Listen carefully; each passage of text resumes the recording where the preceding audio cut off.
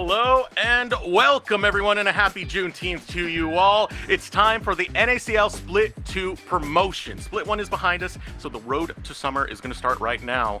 And this time, it's not 2 spots up for grabs, it's 3 to promote into the NACL. So go ahead, strap in. The path to Tier 2 starts now. For the broadcast desk, my name is Eric Desirux Beltran. Hello. It's me, resurrected and ready to cause problems, and my partner in chaos is going to be none other than Ben Hawkins. The Loud Boys are back at it.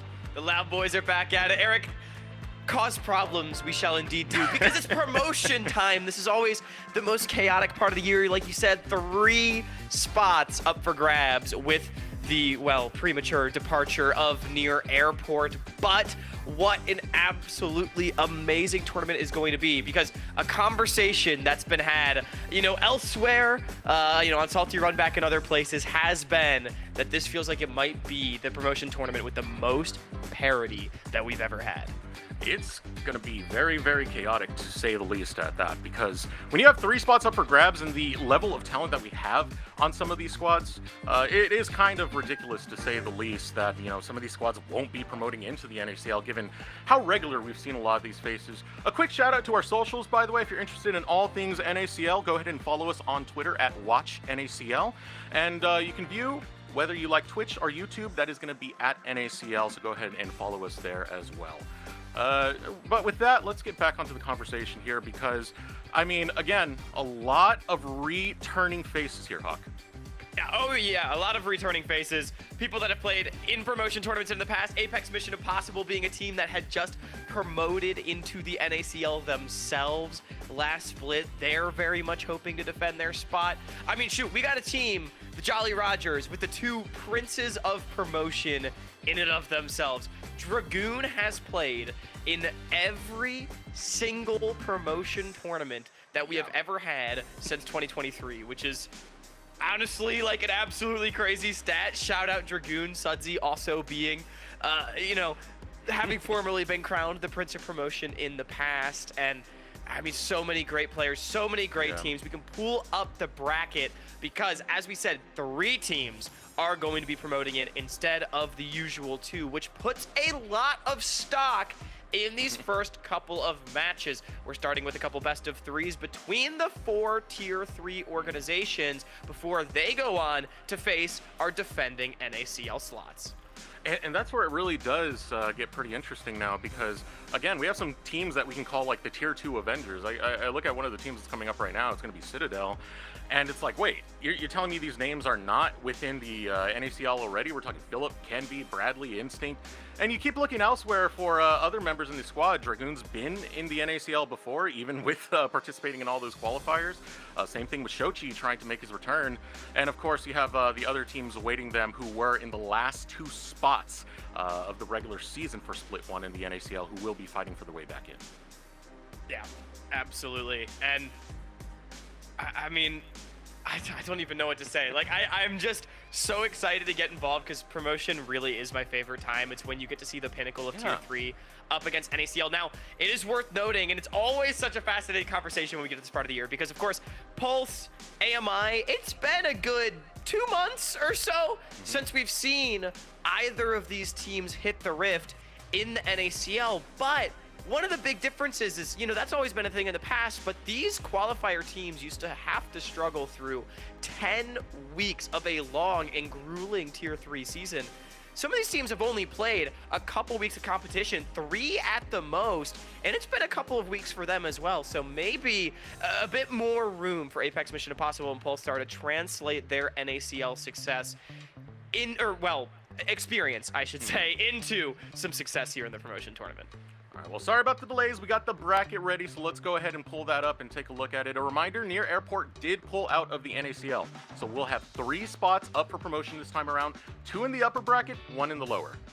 Yeah, and like I said, this first match to me, so incredibly important, because as you can see, AMI and Pulse, they only need to win 1 best of 5 to defend their spot. And you really want to be the team playing in that match if you are one of our Tier 3 representatives, being Citadel, Cupid, Dorado, and Jolly Rogers. You mentioned the Citadel, the team that everybody's looking at. On paper, a team of NACL veterans that should easily promote, yet throughout their run, they failed to promote in the first open qualifier this year. Now they're trying to do it again, but it has been a rocky road for this veteran squad, and so they find themselves with arguably the more difficult route through Apex Mission Impossible, who of course finished 9th place in the NACL regular season. But on the bottom side, Dorado Gaming, one of the big favorites, in my opinion, coming into this tournament. A great couple of players coming over from Europe, Ariana and Badachan, anchoring this roster. They have to go through the easier side of the bracket as well, in theory. Polestar, our 10th place representative. So a lot to look out for. But if you tumble down to the lower bracket, that's when things get more interesting. A best of 3 and a best of 5 stand in your way before claiming that 3rd spot. It's very easy to say that, at least in this promotion, Dorado are going to be heavily favored. They only dropped 1 game during the open qualifiers and pretty much swept through elsewise. So definitely going to be a big potential player in this match. Polestar was our 10th place team, struggled, so that lower bracket is going to be, not lower bracket, but the lower part of the upper bracket is going to be very, very spicy to have to keep a close eye on. And that already gives us what we're pretty much shaping up to be our matchups of the day. We have 2 best of 3s that we want to run through to start off. And immediately after that, we'll be getting into the best of 5s, as you mentioned earlier. But definitely excited for a lot of these matches coming in. And it's going to start off with Citadel versus Cupid Esports. We'll be promoting 2 teams tomorrow, but the people that are going to play them, like you said, Citadel versus Cupid. Cupid barely making it to this point. Both of these teams cleared the University of California at Irvine in 5 games. Both of them. Both of them. And not only that, it was shocking in both ways, because we thought the Citadel would just roll over UCI, but Gorka has a couple of heaters. All of a sudden, everyone's nervous for the Citadel. They managed to get it done, winning games both 4 and 5 back-to-back. But then Cupid, it felt like they were the underdogs going into the match based on how UCI performed. They fall down early in the series, but they do manage to bring it around thanks to the heroics of their upcoming superstar AD carry, Nightstar, in the bottom lane alongside Pika Pika. That is the matchup that we absolutely have to watch, because when the chips were on the floor for the Citadel as well, it was Instinct that stepped up. It kind of puts on the table that UCI is the best team that's not here right now. Everyone taking them to 5 games. Yep. Hell of a banger, but such a shame indeed. Now let's get on to the topic. Citadel versus Cupid Esports. I mean, when I look at this match, it's definitely heavily favored towards Citadel, but you were talking to me before this that they're not performing up to snuff, not up to standard that we expect from them. Yeah, I mean, you look at the names on this roster, and you would think that this is a mid-pack NACL team. I mean, Philip, Instinct, they have a Kenby as well. LCS experience. Bradley has been one of the most highly touted players in this region for a long time. Diamond also bringing LCS experience to the table, but it just has not looked the same for this team in 2025, particularly looking towards the top side of the map. Kenvy has just not been that former most valuable prospect, highest touted player that we once knew him to be. And it feels like in general, early game planning and execution has just not been there for the Citadel this year. Now, to give them some credit, I will say their team fighting is still absolutely sublime, particularly headlined by Bradley and Instinct in the way they are able to maneuver through the team fights. But it just, there's been something missing for this team early on, and it is what allowed UCI to take them to the brink with their collegiate scrappiness. And it's why I don't think that the Citadel is just going to waltz through this tournament. I mean, that's fair enough. You know, sometimes we get these super teams that are put together, and on paper, they seem incredible. Sometimes they just don't get that synergy going. Near airport, excuse me. Moving on to the next squad right now, it's going to be Cupid Esports. Now, this is a bit of a wild card right here. Some of these names we've seen on and off. Nightstar really does pop out to me as being one of the kind of wildest cards of the bunch. You never know if he's going to be that hero or slightly just falter on a little bit too much ambition. Barrick, of course, a staple whenever he's able to get a lot of those tough fighters. So it puts in a tough opponent for Cupid Esports to have to go to. But if we saw Scrappiness work their magic with UCI, perhaps it could work with Cupid. It definitely can. This Cupid roster, I think it's fair to say the weakest of the 6 teams that we have in this promotion tournament, but they have routinely proven throughout this year that they are able to contend with teams that, on paper at least, are above their weight class. Barrick, Lycamaz, Nightstar, they were all a part of the Dog Fans team that went to 5 games against Apex Mission Impossible to potentially promote to the NACL for this previous split. And now they're back with Maddie and Pika Pika, 2 players that I think could be considered upgrades since that Dog Fans roster and very much earning their spot in this promotion tournament. Underdogs against the Citadel, I would definitely say, but like you said, it is absolutely possible. As I already mentioned, Nightstar and Pika Pika are my players to watch in this match. Pika Pika, a phenomenal engaged support player, hits so many great roam timers. And Nightstar, look, he maybe has a bit of a hero ball syndrome, but when it works, it works. This guy can pop off in 1v9 games, just like Gorica did against the Citadel. Nightstar has always been one of the most fun players to watch whenever you're able to catch him in whether it be like Collegiate or the Tier 2 space. So I'm definitely excited for that one, and I'm excited to see how these matchups really do come together, because you want Nightstar to pop off, but you do have a solid bot lane that you're against in Instinct and Diamond. Diamond, he thinks about the game at a very, very deep level and has a lot of flexibility in his champion matchups. He might have the answer for this Nightstar Pika Pika combo. Yeah, and Diamond, I mean, he is just such a consistent player. Both him and Instinct, to me, have been the big performers on this Citadel roster game in and game out. They're frequently able to generate the 2v2 leads that you would expect from players of their caliber, up 10, 15, even 20 CS at 10 minutes against some really, I mean, class bottom lanes by Tier 3 standards. And then also able to transition that into phenomenal team fighting. I want to see Instinct on hyper carries that can just get to the 5v5, because yeah, the Citadel, they've had problems in their early game planning and their decision making around skirmishes, but if they're just able to get to a neutral objective and group up as 5, and Bradley and Instinct have a couple of items, they're probably going to win the game. And it just feels like Instinct and Diamond are the players that are going to put the ball in Cupid's court to have to win the game for themselves and not allow that to happen. Now, I do want to move the topic to another lane matchup. That's going to be the mid lane. I'm very curious as to how this is going to go out, because I know Lycamaz, he likes to really play a lot of those mages and has been leaning into artillery mages. Bradley, we've been questioning his laning as of lately. Yeah. So if Lycamaz is able to take off on something like a Lux or a Hui even, then that's really hard to stop when you start setting up towards neutrals. He could be that big factor that really Citadel can't slow down. It's so interesting, too, because like you said, Bradley, his laning in 2025, it's been fine, you know, but he was dominating people, particularly when I look back in his CCG days in 2024 spring.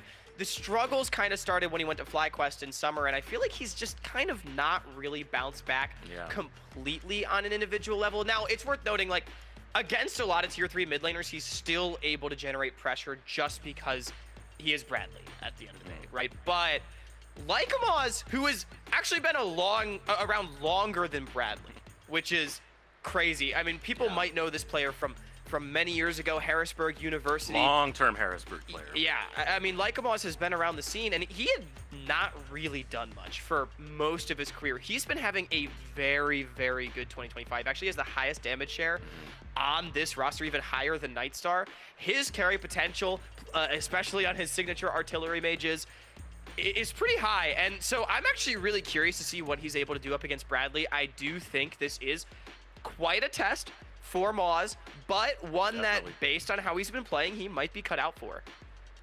Yeah, I want to see how he's going to match up to it. Again, Bradley is still in that transitional period and hasn't quite reached the apex of his mid lane play that we've been waiting for. Because those who do remember him from Team Liquid Academy, Team Liquid Challengers. 2 Chains Bradley, where he's able to double up on NACL/Academy wins, you know, whatever we're calling Tier 2 in the time. But as we have a moment, let's go ahead and throw up the predictions from all of our casters as to who's going to win. And I've kind of seen this already. It's pretty unanimous. The Tier 2 Avengers are heavily favored. Yeah, look, like, it looks unanimous because I think that you look at the players on this roster and you would expect Citadel to be the best team in this tournament. And we know the potential's there. They've had a couple weeks to try to work out the kinks and figure it out, right? But I think for me, the bigger problem is I just don't know if specifically Cupid is going to be cut out for the tournament. It's amazing that they made it to this point. I think players like Barrick and Nightstar absolutely have the NACL in their future. I just don't know if this is their split. And so for that reason, even though I'm a little bit lower on the Citadel, I think they're still favored coming in. Yeah, that's the one thing. A lot about play, and especially when you get into competitive, there's a lot that you learn in the competitive environment that you don't really pick up from solo queue or other environments on top of that. So that experience is very, very valuable. So even given a lot of the flaws that we've been seeing out of Citadel and their play lately, leaving more to be desired, it's still an incredibly strong team and a tough task for Cupid Esports. Yeah, exactly. And especially a Cupid team that usually relies on scaling to latent team fighting. You're gonna try to do that against Instinct and Bradley, man. 07, good luck. It's gonna be a little tricky. I probably got this one as a 2-0 as well, but I would love to be proven wrong. This Cupid Esports team has played some absolutely like cream of the crop tier 3 bangers. So I think they might have it in them if they really are able to come out and play well. But we'll see if the Citadel is able to have a handle on it. Only a couple minutes away from the draft. All right. Hawk, you've been a little bit more in tune with what's been going on in the qualifiers, so I want you to tell the audience right now, who should we watch on Cupid Esports? Who is going to be the one who breaks this team to a victory if they're able to get through? It's so interesting because to me, I look at how the Citadel played, and their biggest thorn in their side against UCI was Gorica being able to just get a ton of gold and team fight really well and actually go toe-to-toe with them in the hands check. But I will say, looking at specifically the Cupid Esports side, I think Nightstar will be able to do that, but we have not talked about this top lane matchup. I already said, I think Barrick has the NACL in his future. I think Barrick is actually a really phenomenal player. And Philip, he's still fine. He's still Philip. He's still doing pretty well, but he's not exactly clapping everybody in the qualifiers right now. I would be really curious to see if Barrick can actually turn himself into an X factor in the top lane, because he can kind of play everything as well. He's got a great Cassante, great tanks, but also things like the signature Barrick Darius. He's another one of those great Noxian executioners that we have here in North America. So I'd be curious to see if he can step up and pull out a win for this team. Yeah, I'm pretty interested in that matchup as well. Normally, Philip, for me, has been one who's very good at stonewalling a lot of people who want to get leads. He's not necessarily going to beat you in lane, but you're not going to win lane either. And then he's able to transfer that into pretty immaculate team fight, Gragas especially when he's on that champion. So if Barrick can break through that wall, it could be huge, but champion select is going to be a big thing. What are we going to have in that matchup? What is Barrick going to put in the chamber to try and break Philip? I mean, Cupid gonna have access to the R5 counter pick for Barrick should they choose to go for it. Maybe Moz as well. But into the picks and bans, I'm immediately looking at Citadel on the blue side. Where are they gonna go with their mid jungle 2 versus 2? A lot of blindable mid laners right now, things like the Rise that have been so incredibly strong on recent patches. You've also got things like Xin Zhao that have just been absolutely phenomenal. And Kenvi, formerly known as a carry player, it's been mostly facilitators for him on the Citadel roster. I honestly could see a Varus or Xin Zhao B1 off rip here for the Citadel should they choose to go for it. With the Trundle ban coming in rather early, this means you are going to be looking for a pretty solid frontliner, something very, very tanky that can't really get stripped away from the Trundle, as well as a lot of jungle bans, top bans that we're seeing going through. Jay Squen not going to be on the rip. Same thing with Vi and Corky. One more ban over on the side of Cupid. Rounded out with that Azir. Going right after Bradley. First pick is going to be Varus. Yeah, Varus, #1 in priority throughout the entire qualifier. It had 62% presence over the 100+ games that were played. Not surprised to see this one come out. It's a really solid pick for Instinct. We talk about the 2v2 being important. That is generally the weakest part of Nightstar's game. Does typically fall down in CS early, has had a propensity to get potentially 2v2 killed as well, especially if Pika Pika is roaming around to try to influence the map. Ziggs coming out early though, a very safe option. Not the typical hyper carry we have come to expect from Nightstar. Of course, could be from Moz. Yeah, you can get a lot of shove on it though, and that could be a good answer to this Varus. Just push it back all the way into lane and try and get tower plates to find your lead there. As the next lock-in is going to be for the side of Cupid Esports. They're going to start building that front line. Sejuani getting locked in, so something to go ahead and hop on that Varus and put it down. Yeah, I like this from Maddie. I mean, also taking advantage of the the Trundle ban as well. So both teams gonna kind of pick up the super tanks. I think Sion makes a lot of sense. No pillar to the face, no subjugate. Just take your guy. I think, like, again, like I'm talking about Xin Zhao as well. Sion Xin Zhao seems like a really obvious lock-in here for me. Just get something that can play the game early on. A really solid front to back. Like, both teams, I think it'd be more than content to just trade power picks in the first phase of this draft. And I want to add something to that. If you take Xin Zhao right now, you deny it from Maddie, who has been playing it a lot in Tier 3 as well as the qualifiers. So could be a good takeaway for the Fearless draft. It's very true. Yeah. Again, we are in True Fearless. This series only a best of 3, so we're not going to have like the crazy 50 champions band, but still could be relevant. Rel is a really interesting pick for me this early on. Diamond reviewing it as the best tank support right now. There had been literally nothing targeted out. Now, I will say, Rel, in my opinion, Pika Pika's best champion, but I feel like with so many things available, I don't know. I'm not impressed. Yeah, we're going kind of tit for tat right here as support tank locked in on one side, support tank locked in on the other side. At least so far, the scaling does benefit Citadel with what they've picked up, given in this early stage. But Cupid Esports, they have some great engage to stop that scaling in its place. I do think both the Sejuani and Leona act as great factors to keep this Varus at threat. I'm really curious where they're going to go for Cupid in either the mid or the AD carry, depending on where the Ziggs goes, because they need damage to come from somewhere in their composition. Like you said, they have great engage, Ziggs, phenomenal follow-up from range on that, but there is already a Sion Rel on the other side. Barrick does have the luxury of getting an R4 counter pick here. You could preserve that Ziggs flex, but I don't think Moz plays too many AD mids, at least not that I can remember. He's a heavy mage player.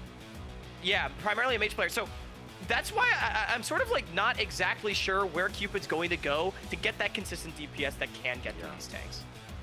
Yeah, that's the big question coming into this one. Where is the damage going to be found? What picks are we looking for here? Right now, the focus for Cupid Esports is take away that Xin Zhao, leaves it on the board for when Cupid are able to get blue sides, potential something they can go for the next game, as well as the Victor banned away from Bradley.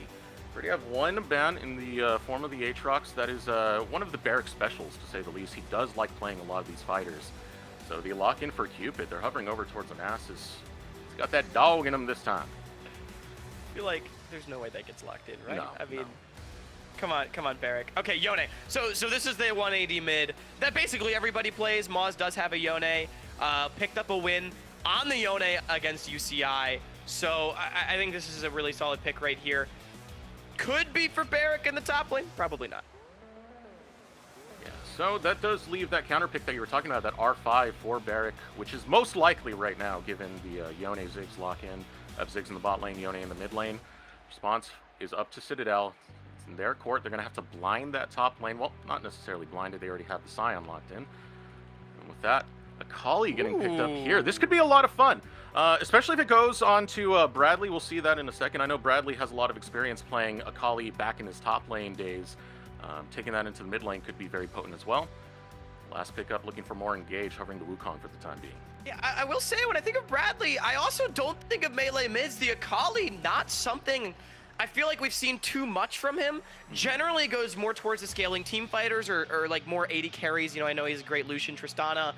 But the Akali, definitely a different look. So we get melee mid showdown, a volatile mid jungle 2v2. Wukong to come through from Kenvi, a champion that absolutely can influence this. It's another great team fighter, strong in the mid game. I'm going to be honest, though, the Citadel, I feel like after 1 or 2 items, their damage does start to fall off somewhat. The Akali and the Wukong, much more hands check oriented. I'm looking at these sort of 2nd, 3rd, 4th dragon fights to be extremely important here for the Citadel to actually be able to convert on any potential advantage that they may or may not be able to get through the mid jungle 2v2, because let's not sleep on the power of Sejuani Yone. So this is the only thing that worries me on the side of Cupid Esports. There's not that much damage that can That's what I'm break thinking through too. a lot of these tanks. I'm looking at that Scion in the late game. There's nothing here that's going to be able to tear through that health bar in an efficient way. If he's able to stay in the front line and Philip holds that wall, that could be it for Citadel. And we're going to have to see what build Instinct goes, right? Is he going to go for the lethality Varus because he doesn't feel like he can hit when getting pressured by a Yone, Ziggs, that kind of stuff? Or does he have to go on hit because there are now 3 tanks on the other side? Honestly, I think both comps are lacking damage. It's a lot of slow burn in this late game team fighting. I like the R5 Cho'Gath quite a bit here, as we're currently showing it's a Moz Cho and a Barrack Yone. We'll see. We'll have to see what happens when we get onto the rift, but that would be a really interesting adaptation. Getting Barrack onto a very strong side laner that can potentially burn through the Scion, and then Moz on a Cho'Gath that can absolutely eat up this Akali. I will say, Yone to Scion is very miserable if you're not able to like get going, get to your Blade of the Ruined King well, because Scion just gets so tanky so quickly. And like we already alluded to, the damage profile on Cupid, I feel like if they're not, especially if they're falling behind, it's gonna be a struggle, because Yone, he does provide consistent DPS, but it's not very safe. So we're ready to head into the game right now. We'll see if this Cho'Gath is able to clutch out in the middle of things. Now, our first game of the day, Citadel versus Cupid Esports. Let us know in Twitch chat who you want to take the dub, who you're rooting for. 3 spots up for grabs in the NACL to promote 2 in Split 2. And it starts right now for the promotion tournament. And look at the deployment, Eric. We are seeing a Cho'Gath run to the mid lane in the first game of the promotion tournament, like a Moz has always sort of played his own game. And we are seeing a beautiful continuation of it. I absolutely love this adaptation. It's a great matchup into the Akali. He's going to try to neutralize Bradley quite well, but so much responsibility in my eyes now onto Barrack, a side laning Yone that needs to be able to survive the engage and free hit and be able to burn through this Scion. And of course, pull a lot of pressure and split this team apart, because Citadel, in a 5v5, especially in the mid game, it's a very potent composition for that team fight. Wukong, Scion work really well together, and you have great team fight engage with the Rel to top it off. So definitely going to be a factor to get Barrack going so he can start to take over some of these team fights and take over the side laning on top of it. I will be watching this mid lane quite a bit, though. It's been interesting seeing Bradley come back to the mid lane, and I want to see just how much he's willing to pull out to try and take down this Cho, because it is, again, favored towards the Cho. A lot of these skill shots, even if you go into that stealth, you can get caught by Rupture, you can get caught by Silence. It can be very deceptive as to what Cho'Gath can do to you.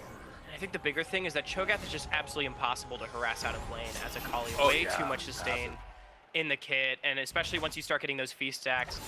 I'm curious to see like what kind of build Moz goes. Last time I saw a Cho'Gath mid in the NACL, I want to say it was Insanity that played it against Near Airport in game 3 of their series, and he went for like the Shirelias. No, it wasn't Shirelias. He went Rocket Belt as Diamond.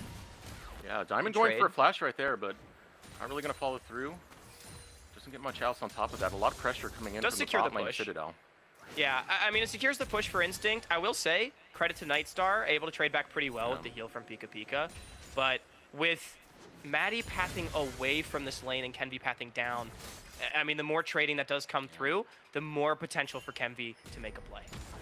And that's the other thing, too, with Citadel's bot lane. I mean, it's okay if Diamond burns the flash, especially if you're looking to be the aggressors. You have Hex Flash. That's something you can utilize, and sometimes it works a little bit better because you can keep teasing them out and making them that much afraid to get towards Fog of War, some of these rushes.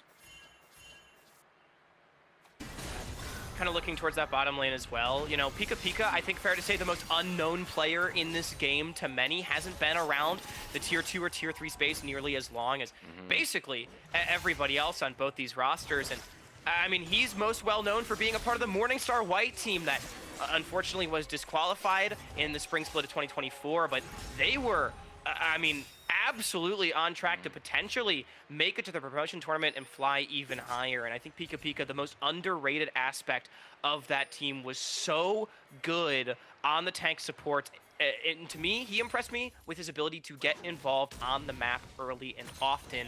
Potentially going to be important with Barrick in the carry matchup this game.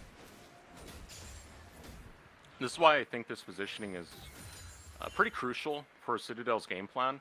If you're able to keep Nightstar locked down over there and constantly under threat, it means Pika can't really roam out. It's a little bit too much of a danger for Nightstar to be alone. So stopping those early roams by just keeping pressure on can work very well for Citadel.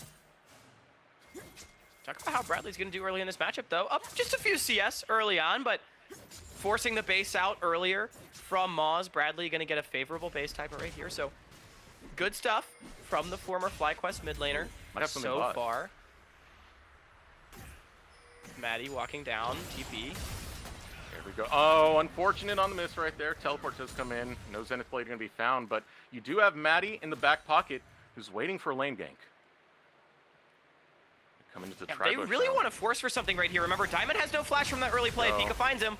Yeah, right onto Diamond. Punish his over-aggression. Diamond's able to hop through, but he's getting caught by Maddie, and first blood will be found by Nightstar. Really nice punish right there from Maddie. Diamond, remember, he expended the flash to try to secure the push, and you think, well, Citadel, they want to be the aggressors, but Maddie off the reset finds his moment, and now they can zone Instinct off the wave as well. Does still have both summoners, making a dive difficult, but well done by Cupid to pick up a kill, and not really any cross map to be had. Kenvi not able to find Barrick on the top side.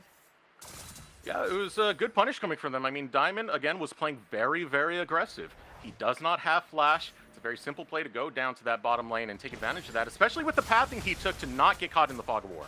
Yeah, I do think pretty well played by Citadel. Instinct blocking the Arctic Assault maybe could have been enough for Diamond to survive, but just the autos coming down from the Leona was enough with the Sejuani E passive. Great pickup, and it's Nightstar that gets it as well, which is exactly what you want if you are a Cupid fan. And I mean, so far the game state pretty even across the board despite the first blood, though. Small CS advantages across the map for the Citadel, as Kenvi was at least able to invade on the top side of the map. You see a bunch of blue wards, so that's the punish that comes through for Maddie going for that gank. A couple of camps advantage for the Wukong. Great to see this out of Maddie. I mean, he has a lot of experience in the Tier 3 space. Now, some of you long-time Tier 2 enjoyers might have seen him when he subbed in for Taco Gaming as well as Wildcard. So, a very experienced player to say the least, and that experience really showing off in that gank. Yeah, see, I always remember Maddie from Supernova Maddie back in 2021. That was a great roster. Made the Proving Grounds. Maddie, a player that I think similar to Moz has been around for a few years now, just has struggled to really find that high-profile success, but I think in 2025 he's been playing quite well. You know, now the jungler for St. Clair College, very highly touted in the collegiate space. All these players are, of course, collegiate players for one university. All right, Maddie looking for another angle. Focuses on to Instinct, but Diamond does not have flash. Turns his attention onto him. Here comes Kenvi. He's level 6. The Cyclone gets popped, and the gank gets turned right on their eyes. Citadel get a double. Oh, and that's a huge play from Kenvi. It looked good from Cupid with the early health advantage, but he had the top camps. He stole Maddie's Krugs and chickens, and so he was able to be 6 for the play. Kenvi picks himself up a double, and a phenomenal counter gank coming through. An excellent play coming out from Kenvi. You can see right now, punishing right on the counter gank. The focus from Pika Pika. Maybe you get Diamond if that engage is on to Diamond, but Instinct still having splash. Kenvi does take advantage of the time bot. What a crucial gank. Just imperfect information. Cupid going forward without knowing exactly where the Wukong was and what his capabilities were. And now that puts Citadel pretty firmly in the lead. I think it's pretty good, too, that Kenvi able to get both these kills because, I mean, it's just going to allow him to go really anywhere and potentially find advantages. Now Moz, very low under his tower. Does have flash and ignite, but potentially diveable. They've roamed Diamond up. And now you have Diamond on the back coming from behind the tower. They haven't engaged just yet. Biding their time carefully as the crowd control goes out. It's another kill for Kenvi. Yeah, all too easy for him. Moz, his team's on Dragon. Just needs to be able to walk away. Kenvi not going to die to the Mega Inferno Bomb. At the very least, Cupid, they do get the dragon for their trouble, but waves being dropped in all 3 lanes. And Eric, you talk about experience. It's Citadel being able to stretch the map like this and find EXP and farm advantages off of the plays that Cupid goes for that makes them so good. Yeah, it's kind of crazy. We're 8 minutes in and it's already a 2K lead. That's not nothing for this early in the game, man. That really does mean the difference right now, as Pika Pika looking for any stragglers that might be in this area. Gonna find Diamond in the brush. Maddie around the corner. Out comes Chain of Corruptions, looking to follow through onto Pika Pika. Health bars in the favor of Citadel, and it's gonna be an execution found. Instinct picks up the kill. Rupture goes out, doesn't catch anyone. Diamond still standing the line. Will go after Moz, has Kenby in his back pocket, but Kenby taking a lot of damage. He's got to be careful though, because you never know when that Devourer is gonna come through, and will clone out from the danger. Just a nice kill. It was Cupid going too far forward. Citadel able to punish. And, I mean, Cupid, they're just struggling a little too much. They're trying to keep up with everything that Citadel's doing. But again, the experience of these players, the way they play around the waves and their pressure, defending the space, never over chasing into the choke point. Bradley, he knew he had the mobility to go deep. Now he's a bit low, but I don't think he's going to fall prey without a Sejuani ult available. Top of there, Diamond there to provide some extra protection just in case. Ping's coming out. A lot of attention is now onto the Grubs, as Bradley's recall was interrupted, so that's going to hurt a little bit. He does have his teleport available, yeah. So if there's going to be a situation at these Grubs, he'll be there. Do you think that might give Cupid a window to go for the Grubs? So he got interrupted again. Now, he has the TP, but he won't be there quite yet. Ooh, this Kenby's is in tough. deep. Moz is there. Devourer is on cooldown though, but they have the crowd control for days, and this is making it hard for Kenby. Kenby looks to turn it around and will take down Maddie. Still bringing the Cyclone into the face of Cupid, but his health bar is running critically low. Here comes Bradley over the wall. The flash is found, but gets chased down by big 2 Chains Bradley.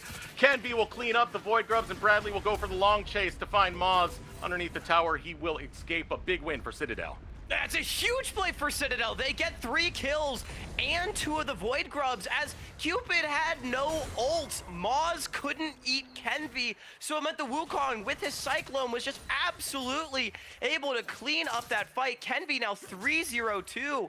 I was very critical of him in the pre-show. I feel like he's been the one on the Citadel that struggled the most this year, especially when compared with expectation, and he is having a fantastic game so far. Kenby, absolutely phenomenal. I mean, the last times we've seen Kenby, it was, what, 4th in Supernova, 4th in St. Thomas. No more 4ths. We're just going to promote train in the NACL. It is the best season to do so. You have that LTA North spot that might be taken later, so hopping on this is going to be pretty nice. But here comes the situation in top lane. Diamond getting pushed away by the Satchel, caught by the Supernova, and that is a support all by his lonesome. Kill going over to Nightstar. In mid though, Bradley and Kenby, they're strong, forcing Moz and Maddie back, no kill. Oh, out comes the ultimate from Maddie. It's enough to get the Devourer to come through. A kill found by Cupid. Just like that, Moz picks it up and chases out Citadel.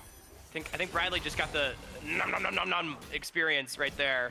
Moz, it's funny too, I was gonna criticize the Cho'Gath pick. I'm like, man, Eric, this was his R5 counter and he's down 20 CS, and I feel like the Cho'Gath hasn't really done anything. Well, Bradley, unfortunately, Icarus flew too close to the sun and catches a Sejuani ult and a Cho'Gath ult right in the mouth.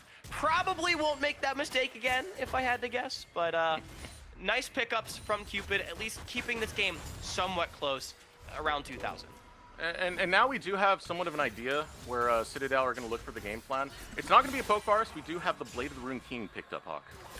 And I think that's correct, because there are a lot of tanks on Cupid's side, but like Amaz, he's not doing Rocket Belt Cho'Gath, he's not doing Shirelius Cho'Gath. It is a Warmog's rush for this Cho, which means somebody's got to be able to burn through those health bars, and I think Instinct alongside Kenby should have the damage, especially with the Son Head Varus. Yeah, you want all that percentage health damage, and you got this big percentage health item currently on your big boy tank. Especially considering those feast stacks are going to add up. It's a lot of HP that you're going to have to burn through, and you got the right build for it, that's for sure. I mean, we talk about Wukong and Varus being the consistent DPS. They're also the ones with all of the gold.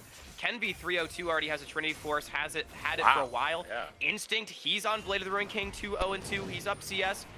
nearly 10 per minute. Like, they're the ones that are having great games, and we said it at the top, Instinct has been the most consistent carry for the Citadel team. It feels like if he's able to get going, he will be able to team fight effectively. Dragon gonna be started up. First Drake was Infernal, that was grabbed by Cupid. This is the second Drake of the game.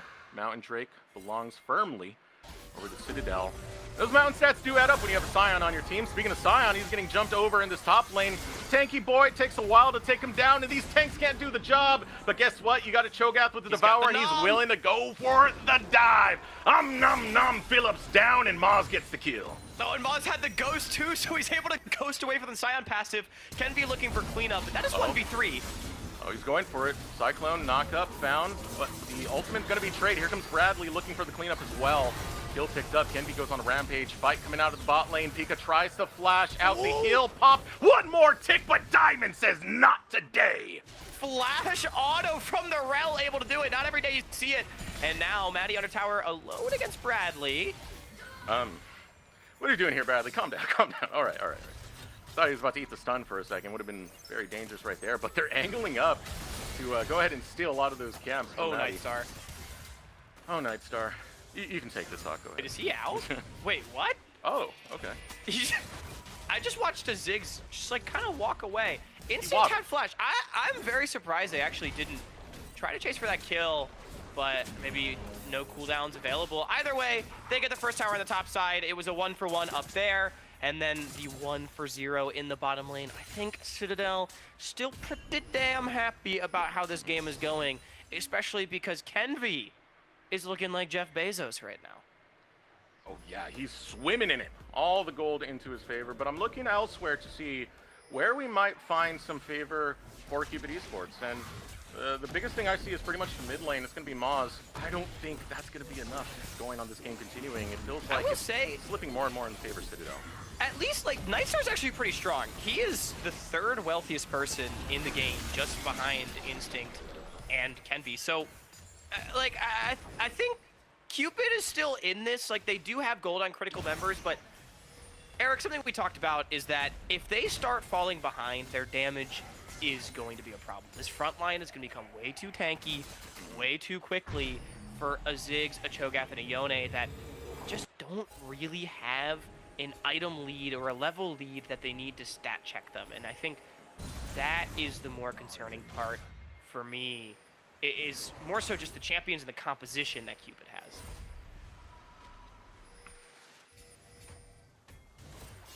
Attention is coming bot lane now. It seems like Cupid are just kind of getting fooled by Citadel at this given moment. They are looking for their own play, potentially onto Instinct, but there's going to be a lot more roaming coming out from Pika Pika. Whoa! Smash goes down, Phillips doesn't find Barrick. This is not looking good for Barrick because he dashed forward. He doesn't have the most clean escape out. He's going to get caught by Kenby, and Phillips smashes him down. Yeah, Barrick just stepping up without the information. Kenby, 7th kill participation of the game. He has just been everywhere. Really great find. Barrick not nearly tanky enough to be able to walk away, and with the Void Grubs, Kenby going to be able to knock down this turret as well, and it's Citadel just continuing to extend their lead.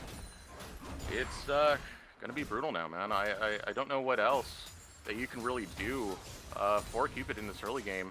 It seems like a lot is falling apart, and I really do worry when Barrick falls behind this early in the game, just because he's on the Yone. He needs to control these side lanes. He needs to give some breathing room to the rest of the squad, and if he keeps getting caught like this in situations like that, I know it's only one death so far, but it still is pretty impactful to that regard, then it gives no other really tools in the box for Cupid. It's also impactful because it's not only just a kill, right, but it's also the tower. Citadel able to take the objective on the back end of the play means that they're always getting more for everything that happens. I mean, Cupid, they've got 4 kills to their name, right? But it's all just isolated, and so that, you know, doesn't really feel too good. Dragon and 50, we talked about the importance of 2nd, 3rd, 4th Dragon fights for both these squads. I think Citadel feeling a lot better about their position approaching this one. 4K lead for Citadel. Still a lot of engage, still a lot of tanks. You know, if you are able to get something snappy on Instinct, he's not a tank. He can blow up in the blink of an eye. That's where that Devour really does come clutch. And yeah, that is going to be a big factor for that. Summoners Flash, Cleanse. There's a lot to protect Instinct. Like, Citadel, they have item advantage and they have cooldown advantage right now. Barrack and Nightstar and Pika do not have access to Flash. You talk about finding a snap engage onto this guy, but, like, how do you even find him if you are Cupid? At the very least, they do have the Rift Herald to try to generate mid-push, but honestly, I would like to see them just walk this one in and not try to approach the river. It feels way too difficult. Can be taking an angle in to go ahead and take down the Rift Herald. It always feels a little bad when Rift Herald being not able to claim a tower. No towers for Cupid right now. There's that knock-up. They're able to find it as they go through. The follow-through takes down Kenby. That's a big shutdown for Moz. Now the follow-through onto Diamond. He will get that disengage. Bradley's still standing on sidelines. Stealth now broken. He has to run away from this one. Will use the belt to create some distance to get away from the Zenith Blade, and it's Cupid who get the snap onto Kenby. What a find from Maddie. I didn't see what happened, but Kenby somehow, I don't know if he didn't have clone or if he just got caught sleeping, eats a Sejuani ult in the face and gets chain CC'd 100-0 down. That is a big blunder from the richest member of the Citadel. Now, Cupid, they did feel like they were too low to go for the dragon, so the objective does not fall. It's just a shutdown going over to Moz, so I think the Citadel kind of getting away with one here. I mean, still though, it's a pretty significant shutdown. That means Riftmaker is now completed. I know it's not onto the carry that you want, but in these early stages, that surprise burst of damage that Devour does can be very off-putting. Dragon now getting started by Citadel Gaming as they'll be the one to get the first step onto the river. Yeah, and Citadel will be able to play in this, not, or critical ults missing on the side of Cupid. Citadel still has everything up, so good find for them. But I mean, again, it's Cupid kind of getting something out of a play where it feels like Citadel should have just been able to do Dragon without incident, right? And also Barrack, with his free time, he's able to get a top lane tier 1, so this side laning Yone that we said cannot fall behind, he gets something back, able to collect an extra wave. The gold gap is closed, and Cupid, scrappiness, keeping things competitive. I want to see a lot more of that from Barrack. That was pretty good to utilize on the map state, take down that tower, and get a nice splash of income going back into his favor. And Cupid's starting to get pretty strong too. Like, that is 2 items on Moz. He's the first one to make it there. Now, neither item is crazy expensive or anything like that, but I'm sure the extra injection of 700 gold he got off of Kenby helps out. And Barrack rapidly approaching 2 items. Nightstar, he's going for more of a scaling build with the Blackfire Torch, understanding that he does need to be able to do consistent team fight damage into 5 members. It's not going to be that, you know, 1000 AP one-shot zigs off the engage. But I mean, again, like, Cupid's keeping things close. And that's been the story of this team. That is every single Nightstar, Barrack, Moz team I've seen over the splits has been, they're surprisingly competitive. They are able to get good finds, and even though, yes, I think it's fair to say they are a little bit individually outclassed by the Citadel, they're not outclassed such that they aren't able to keep things interesting, and this team definitely does have a clutch factor to them. I mean, we've seen, like, a few moments of hubris coming out from Citadel so far. I think Kenby in the mid lane when he was walking from river to No, the it's a lethality Varus. They don't have a hubris, Eric. Or it's on hit. I just ruined my own joke. Well, it's sorry. You're fired. No. All right, here we go. Fight breaking out. Pika's caught. We'll go ahead and use that solar flare, but I think it delays the inevitable. Still the chase coming through from Kenby. We'll be able to clean up the queue. Now the chase on to Maddie. Maddie does have some protection from Moz. Again, Moz, 3 kills, has been getting quite the income going into his favor, so that Cho'Gath can be deadly. Okay, to continue on the actual point you were making, I agree with you that Citadel has shown moments of hubris, which is why I like to see plays like that. They were first to the action with 5 members and able to find a pick onto Pika. Flash is traded between the Square jungler. But equal and opposite play, Newton's Law of League of Legends. What about the chase? TP? Okay, I do like seeing this from Barrack. He's still playing towards the side lane. Barrack, TP. He might have been off more than he can chew this time, and yeah, that's definitely going to be the answer. We'll use his ultimate onto him. Gets a burst of damage on Kenby. Might be able to take him down. What is Barrack doing? He gets a kill before Bradley takes him down. Almost makes it a double. It's a 1-for-1 in the bot lane. Okay, Barrick, I owe you an apology. I was not familiar with your game. Able to turn around the 1 versus 2. Screw TP and L, just flash and take out Kenby. Almost had Bradley as well, missed the Q, had to guess into the Shroud, but doesn't find it. Extremely close play, but okay, Barrick, I see you. That was solid. I asked for some from him, and he keeps giving me more. Chain of Corruption goes out. Mid-Prior are going to be found by Cupid, and they will be the first team to take out all the outer towers. I mean, the gold gap has shrunk to 1.2K. Cupid has been winning for the last 5 minutes or so. Barrick off of that kill, he's 2 items. Night Star's 2 items. Moz is rapidly approaching 3. Like, Citadel is somehow not extending their advantage. And I do think this is kind of what I talked about. Their game always feels a little bit aimless. They're very content to just control the river and try to burger flip neutral objectives, which, look, it's damn good burgers. It's a nice smash burger, hitting a good medium rare, Wagyu A5 beef, but everything else just feels like it's not particularly planned out, and it allows, in this downtime, for a team like Cupid to come back into the game. And I think we might be seeing it again. Moz onto the chase for Bradley. Rupture missing will keep Bradley alive, but this leaves Otacon right open. Yeah, and like I said, this is that good beef right here. Maddie's far, no steal to come through. Maybe could try to force something in the 4v3, but it's a TP behind.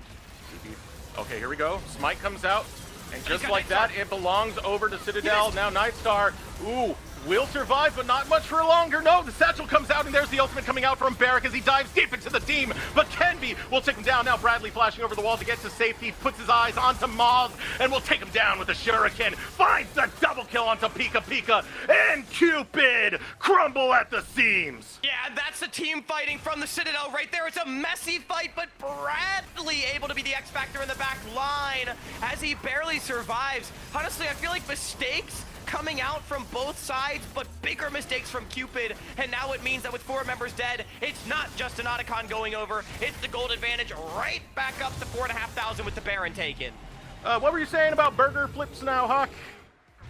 I mean, that was that good Wagyu A5. Look, all I'm saying is they definitely put something on the grill right there, okay? Yeah. Like, you cannot tell me that just ripping Otacon at that moment. I mean, no. Hear me out, but... hear me out. That's not my criticism right now. It's a steak flip, brother. We're no longer in burger territory. They got Otacon and Baron off of that. That's a big lead. I do feel like they just kind of salt bait Summoner's Rift a little bit, as what is my Leona doing right now? What is my Leona doing right now? All right, he's fine. I'm like, I see his entire team is still like walking through the base gates. I think he's very fortunate that the rest of Citadel was just a little bit slower off the reset. He's dead anyway, by the way. I think he's dead. Again, what is my Leona doing? Yeah. Here comes the charge coming through, and yeah, Pika Pika dead to right. Skenby will grab that kill, the 7th of the game, and the charge continues. Now Baron empowered for Citadel. Yeah, I don't think it's been a great game from Pika Pika so far, unfortunately. 0-7-3. The rest of Cupid gonna try to hold the line, though, against the Baron. Not the best siege, but Kenby. Nightstar getting chased on. Kenby goes for the engage, and Instinct goes on a rampage. The Cyclone in the middle of him. Barrick looking to bail as Kenby continues to chase. Ultimate finds nothing, and Kenby will wail away until Yone is gone. An inhibitor tower falls, an inhibitor follows, and Citadel are looking to close out. Yeah, it's only Moz and Pika Pika alive. Citadel, they still have all 5 TP in from Philip. That's gonna do it. And it was so fast, man. I mean, it really was a gourmet steak flip that came out from Citadel around that Otacon, around that Baron. A good fight from Cupid, but Citadel Gaming will take game 1. And a really great game from Kenby as well. I was so critical of his recent performances, but Kenby was able to get the double kill in bottom lane, and he was able to convert that into so many advantages. It felt like wherever he was on the map, it was winning. And despite getting picked around 1 dragon or outplayed by Barrick, I mean, there was never a meaningful fight in which the Citadel lost that Kenby was a part of. And from start to finish, they were able to control the river. They were able to grill up some nice ribeyes for us all. And Citadel, I mean, that is exactly how they've looked for most of the tier 3 split, but it was a pretty clean game, all things considered, from them. Yeah. I gotta echo that sentiment. I mean, there were small blunders here and there, but ultimately it was around the team play. It was around the map play. I want to give credit over to Barrick over on Cupid Esports. I think he played phenomenally to go play those side lanes and try and find a lead back. Problem was, this was going to be a very hard comp to topple in the first place. He didn't have that much damage to bring into it, so you needed that early game lead so badly, and Citadel just wouldn't give it to you. So off of that note, we are going to throw it over to a short break. In return, we'll get into game 2 of Citadel versus Cupid.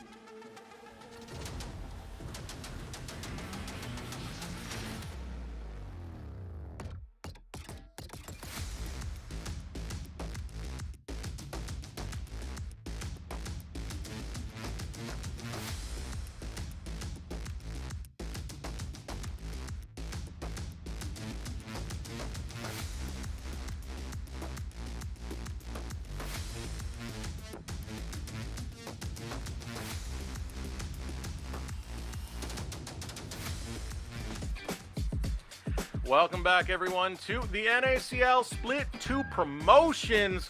Citadel starting off strong, a little bit of back and forth, but ultimately the powerhouse, the Tier 2 Avengers, will get the first dub. I mean, I'll say, you say a little bit of back and forth. I would say maybe a lot of it. That gold lead was barely 1.5 thousand until basically the game ended. Cupid got baited into absolutely the worst fight ever around that Otacon. Loses 4 members, loses the Baron, loses the game. Sometimes that's how it goes, but they kept it competitive for a while. However, as you say, it definitely did feel like the Tier 2 Avengers were on the front foot for most of the match. A lot of it stemming off of a phenomenal counter gank on the bottom side of the map by a early level 6 Kenvi.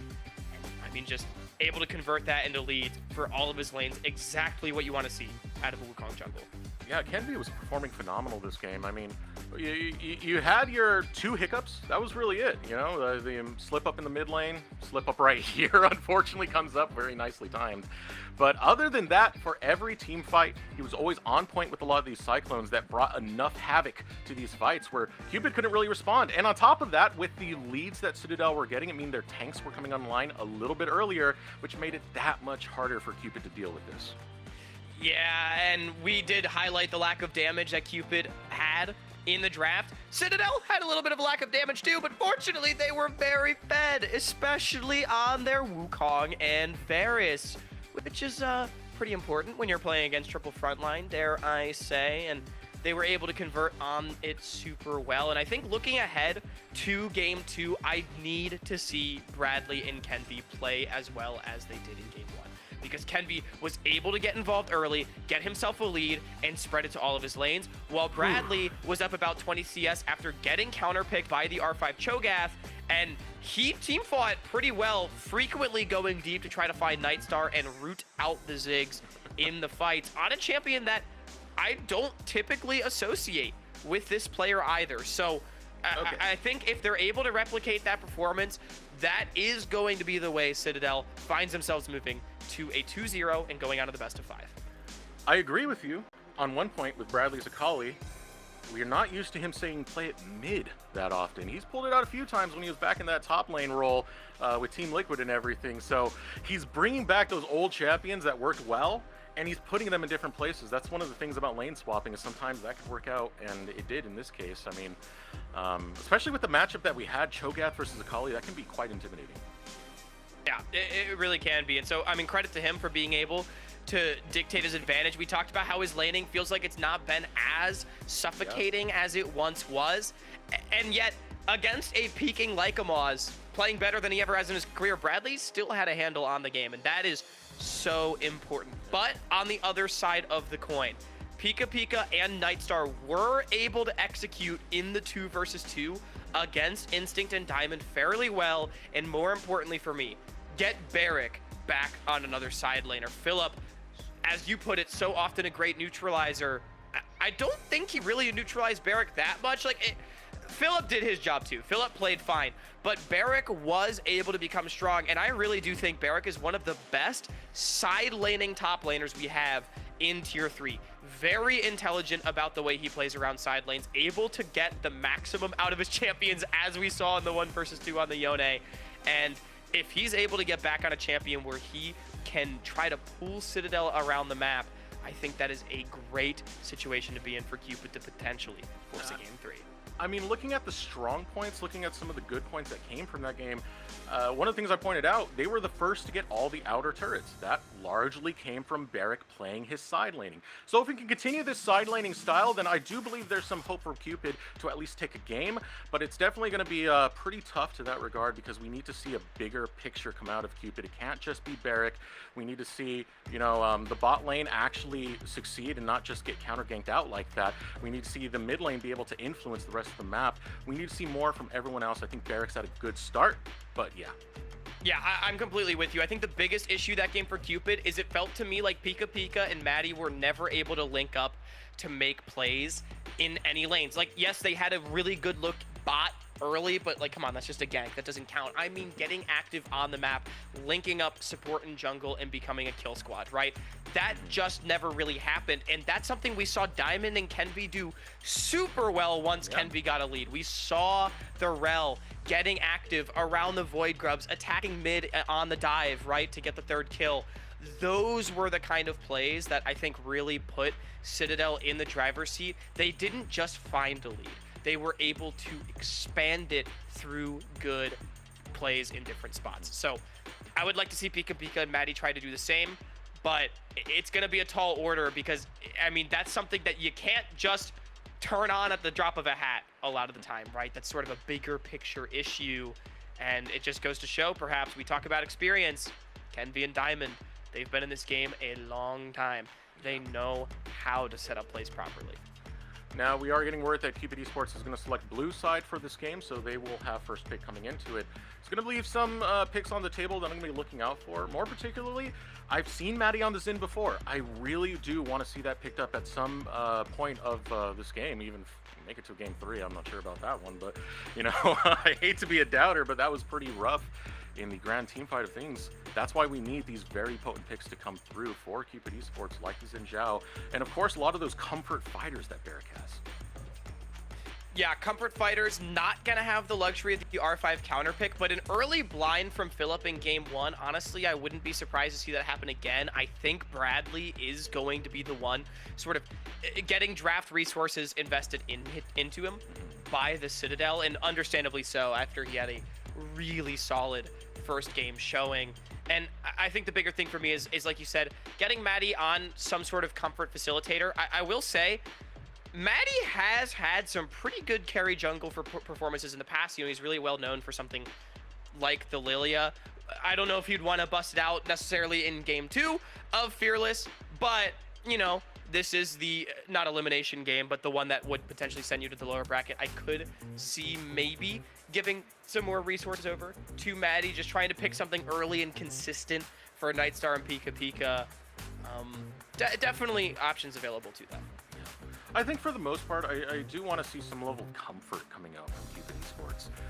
I feel like we didn't get that too much on some of the picks that they had. I mean, I already mentioned the Xin Zhao thing from earlier, and you mentioned some of the carries, but like Lycamos, for example, very, very deep mage pocket, and has some great artillery mages you can pull out and stuff like the Lux and the Way that, you know, is very comfortable towards him. It's a playstyle he's very good at.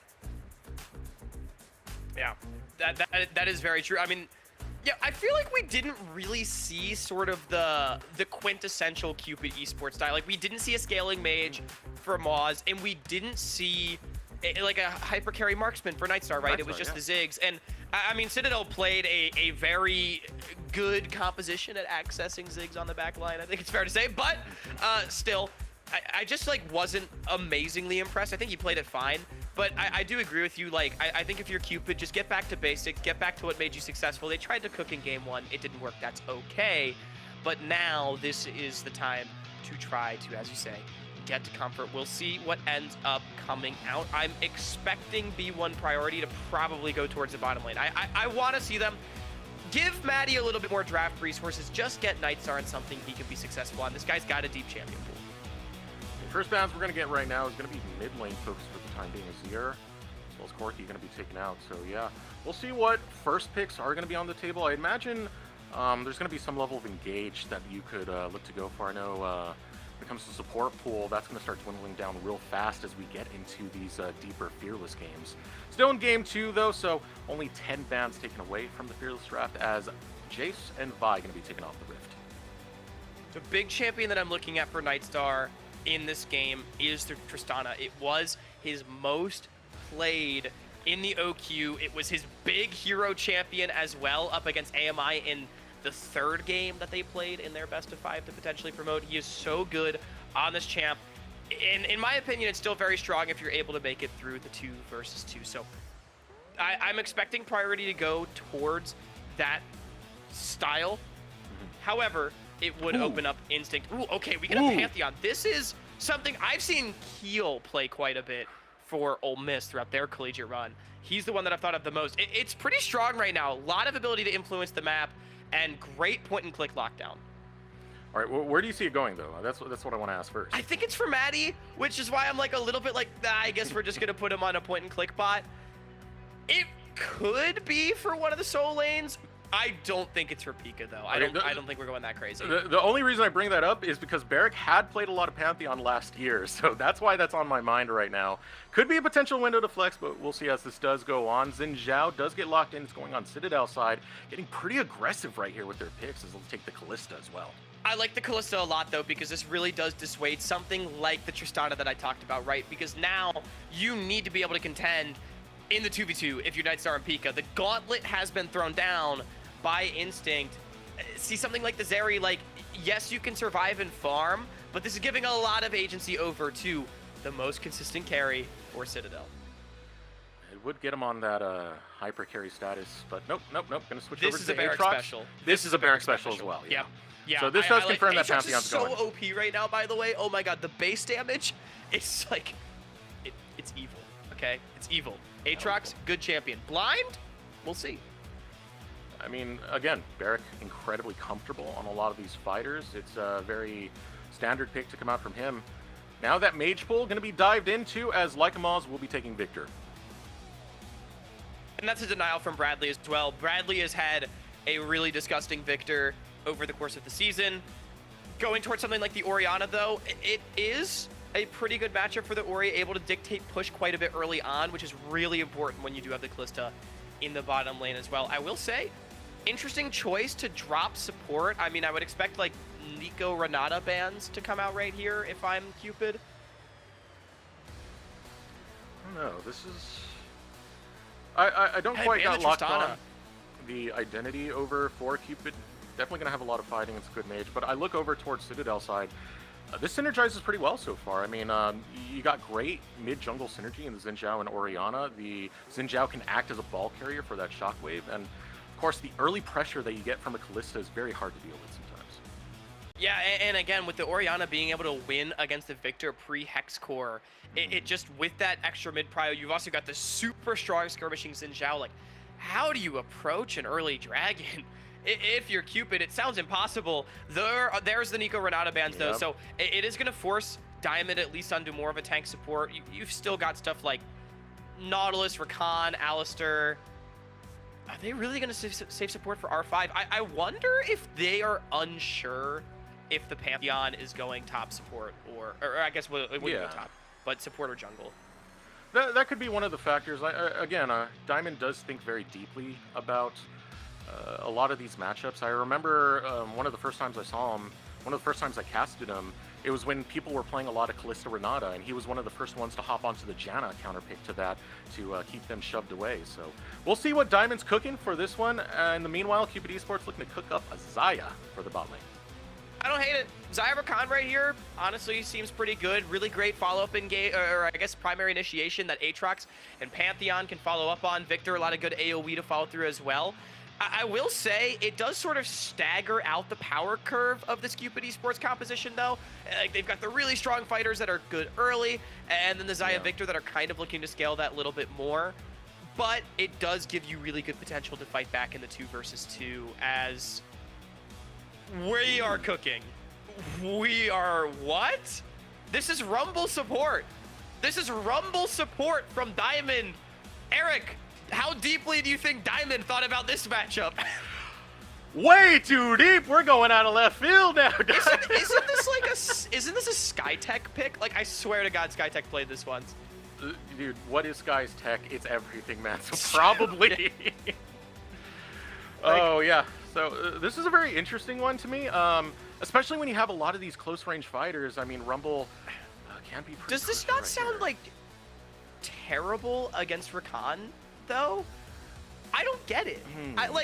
Because Xayah has the Featherstorm to be able to dodge out on a lot of these key ultimates if Nightstar is able to use it properly. Pantheon can block a lot of the damage. Aatrox doesn't really care about the Equalizer. Rakan doesn't really care about the Equalizer. Like, I also just feel like Rumble is liable to potentially getting Chain CC'd pre-6 by the Xayah and Rakan in the early trades. I don't think that's the complete picture right there, because again, it's Callista that you're paired up with here. That's true. And you don't Rumble really brings a lot of damage. Yeah, Rumble brings a lot of damage, and you don't have resources on Rumble other than the heat. So we'll see what Diamond's cooking right now as we get into game number 2. Citadel versus Cupid Esports. Citadel currently 1-up at match point. One more win, and they'll go into the upper bracket finals to promote. Cupid looking to bring it back. Diamond has done something absolutely fascinating here in Game 2. I am really curious to see how this Rumble functions, because I, at first glance, do not understand the pick. But I am also not an LCS experienced support, so maybe Diamond knows something that I don't. I think regardless, this bottom lane matchup absolutely going to be the focal point of this game. With a side order of Barrack against Philip in the top side, I do think Aatrox extremely strong in this game if he's able to get going. A lot of immobility on the side of Citadel, and Aatrox, when he gets ahead, Gnar is going to get boomed in that matchup if Barrack gets going. I want to see some mid-game scraps, man. Especially with Cupid's comp. I This think we could get will. very, very I think scrappy. we will. I mean, you get a lot of zone control from both the Rakan as well as the Victor, but just Pantheon and the Aatrox, the big boys in the front line, able to hop onto what are relatively short-range carries in something like Kalista, for example. That's being played by Instinct. That's a big threat, and it really puts a lot of emphasis on Instinct's positioning to be away from that. Instinct, no cleanse. I'm really surprised against Pantheon, Rakan, Xayah, that Instinct opts for the barrier. There's a lot of chain CC that can come through. On the side of Cupid, with some of it being point and click, he's going to need to position extremely well, as you say, but... Oh, there's already ping spot lane. Yeah, I mean, already, Diamond, he had snuck into that bush, so really trying to control the space and get the push here in the bottom side of the map. I think a well-played level 1 here from the Citadel. Yeah, and look at the pathing from Kenvi. He does have a route that will have him ending towards the spot side. And when you have something like a Kalista, you really want her to get a strong lead and be aggressive in these early stages.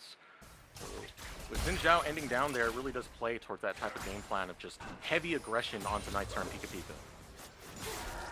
It's our missed experience, too. I didn't see how that happened. I mean, not ultimately going to matter too much because he's under his tower anyway. Maddie is faster coming down. Ooh, and dodges out on the ward. Now, Cupid knows that he's not doing the Raptors, so that is still some information to come through at this point. And Kenvi going to utilize his mid push to try to walk in here. He will be spotted off on a ward. Maddie gets it. Ooh, okay, so good pathing from Maddie. Using, I think they knew that the ward was there already from the Citadel and doesn't end up losing his red. I don't think Kenvi's going to be able to get too much here. Kenvi was hoping the golems would go over towards Maddie, but now he does have that attention that Maddie is there. They're going to jump right onto him. Kenvi still willing to scratch this out. Does have Diamond in the back pocket. Does have that 50% mark where he does get bonus damage from his flamethrower. Still trying to land something. Kenvi's getting low. They're going to engage right onto Kenvi, but Nightstar critically low. First blood found by the swipe of Kenvi. Minions? Now the chase down from Instinct. Kenvi is alive, and Instinct will wail away. Finally going to be taken down by Lycamaz, but this bot lane is too deep in.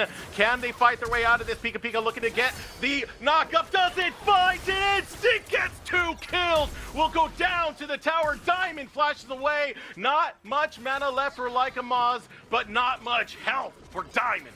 So Moz ends up getting 2 kills at the 3-for-3 across the board, but so many waves missed by Cupid.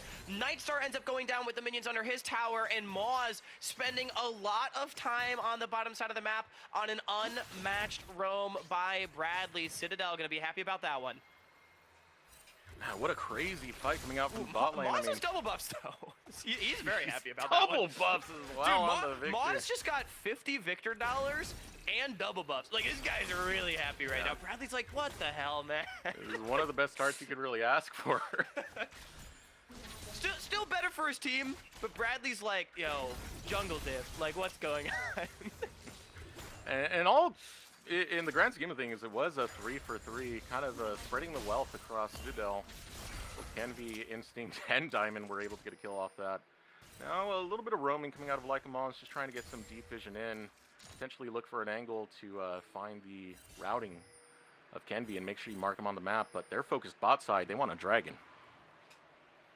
Just using that early priority, I mean, the game plan, incredibly clear from Citadel, and they're executing upon it despite, you know, any sort of blunders in the raucous skirmish that we might have seen in the bottom lane, they are still dictating a nice lead. As I do like the wave management here from Barrick. Yeah. Down, not really any CS against the Gnar early on. So we can get another look. I mean, Maddie just trying to get on a Kenvi, but they weren't able to layer the CC. If I had to guess, the Grand Entrance was not quite up for Pika Pika yet, as we get the close-up of Leica Moz getting them Victor dollars. That's the important part.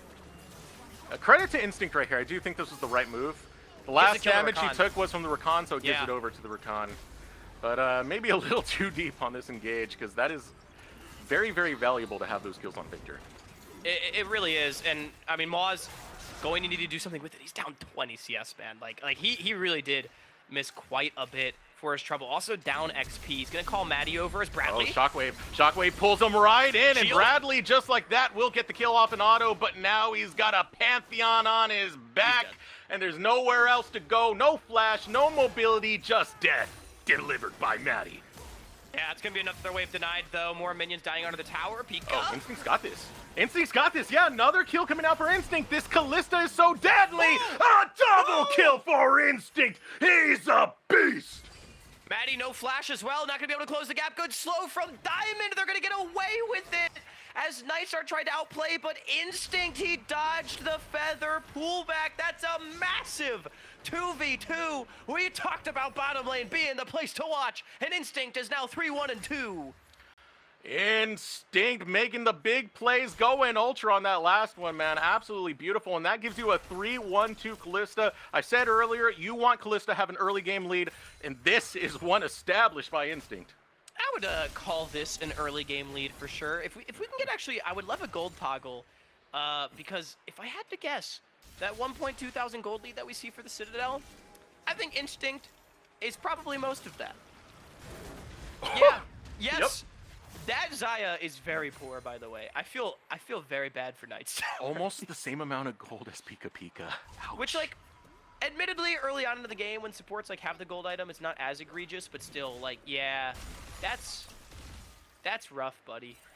It's gonna be rough right there. Now here comes Citadel focused into the mid lane. Lycamos does not have flash. Will we use the So much shockwave right damage, here?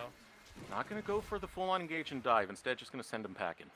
And see, look, Moz is barely ahead of Bradley as well because of how much CS he's down. So despite having the 2 kills, Bradley with the solo bolo of his own and the CS lead, like, Citadel is very comfortable with this game state and with their bot lane winning. I mean, Nightstar, he's a level 5 Xayah. He can't even farm his lane. All right, here we go. Coming in with the man drop, but Wait. a little Maddie too far. just- Fight over. I think Maddie wants that one back. I don't think that ult was correct. Yeah, I don't think that was the happens, you know? idea. Yeah, like, I guess he thought that Kenvi was going to run away towards mid. But unfortunately, as we have just established, Kenvi does not fear the Vestians in the bottom lane. Because they are, as we say in the business, piss weak, Eric. Ooh. All right. A little bit of chip damage there coming out from Diamond. Cost him half his health bar. But nonetheless, we'll at least be here to give some presence over to Bradley. You can see the attention that Cupid are putting towards the side of the map. A lot of this so he can go right over to Kenvi, who's trying to grab those grubs. Yeah, health bars are a little chunked, though, on Bradley. Diamond is not level 6. Good Chaos Storm for Moz. Try to get some damage. Kenvi goes in. He's looking for Moz, but That's he's deep. taking way too much on the response. Might be dead to rights right here. Nope, gonna be able to dodge the spear. Flash forward coming out from Moz. Kenvi's still alive. He survives for so long. Moz almost loses his life to get the kill, but gets the kill nonetheless, and that's kill number 3 for the victor. Nice commit, though, from Cupid, and a good timer for them to go for it. They had push in bottom. They had push in top. Able to rotate more members down, and Barrick still going to be able to catch most of this wave. Instinct in the 1 versus 1, not strong enough to solo dive Nightstar. So, I mean, that's a pickup there from Cupid. And again, still just keeping things interesting in this game. It's another one over to the Victor as well. Yeah, we got a kind of situation right now. It's Victor versus Callista. Who is going to be the most fed when you get towards those team fights? Callista. Callista is more fed. I'm just going to throw that one out there really quick. Because Lycamos has Actually, they have very similar farm. I'm just realizing. Yes. What Night Star or Just because of why CS are we not deficit farming, doesn't bro? mean he's not doing good, man. No, you're right. You know what? Sorry, Eric. I was a hater. I apologize. All right, Kenby, we got to talk my about some of Zinzhao these, is man. Oh, no.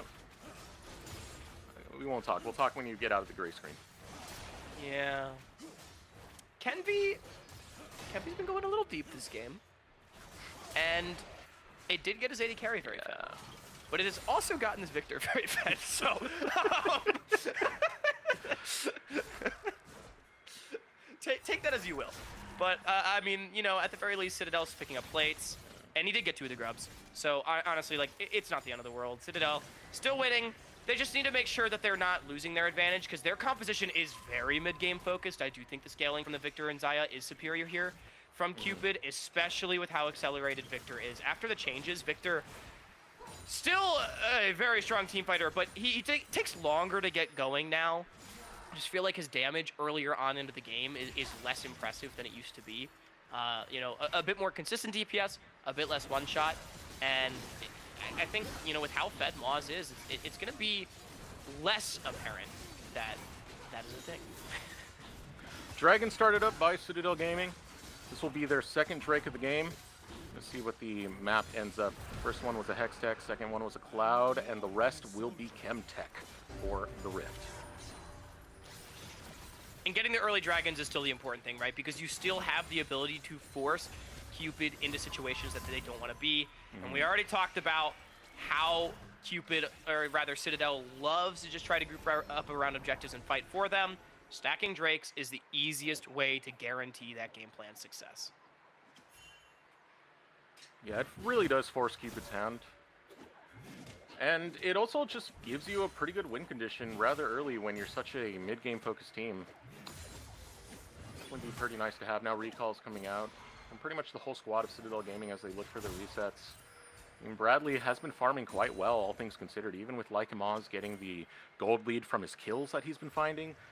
Bradley will be up 30 CS. Speaking of CS advantages, though, Barrick, he's up a level and about 10 CS on Phillips. So, again, a really nice game coming out from the top laner of Cupid as Instinct finds Burn himself a flash, kill. burn flash, burn flash. Ooh, Guardian! Ooh, just barely alive right there. Now Nightstar gonna duke this one out.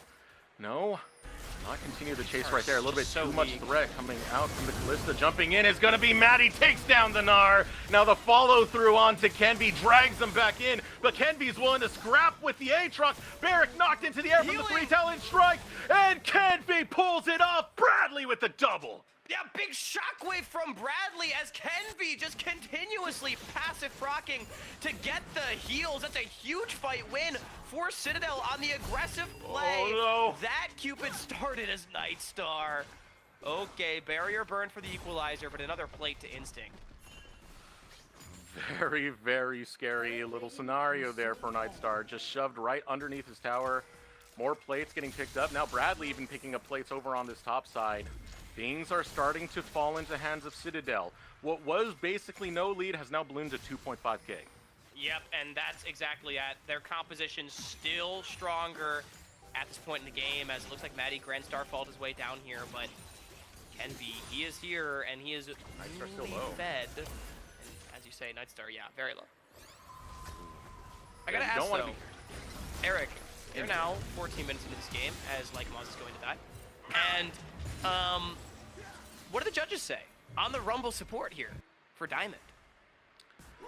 I think the verdict's still a little bit out here. I mean, it worked for Instinct, right? Winstinct, wow, that should be his new name for... I mean, that's he's where he's looking like Winstinct right now. First tower, baby! Yeah, we'll grab that first brick. So, I mean, hey, we're doing results-based analysis here. It works. That is true. Look, if you get your 80 carry fed, like, you're the greatest support of all time, according to my solo queue teammates. So, and you know what? They got first tower, which means that they won lane. There's no other metric that matters.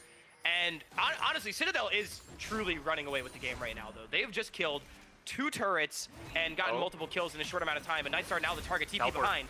Yeah, teleport. They were trying to set up a bait for Maddie, but they don't realize the teleport's coming through. And now Maddie's going to wait over there, waiting for Bradley to come in. Bradley has joined the fray. Bradley burns his flash, looking to bail out, as well as the feather Now Wait a minute, flying they're getting from low. Nightstar. Lower and lower. Wait. Nightstar's being critical. Now Pika will collapse. Kenby still duking it out with Maddie, but it's Barrick who shows up and puts the great sword into his back. Now Lycamaz looking to cut off the rest. Diamond steps up, turns onto Lycamaz. Diamond will burn him down, and now he's looking for his way out of this. Barrick will clean up the final kill, but not before Diamond makes his last stand.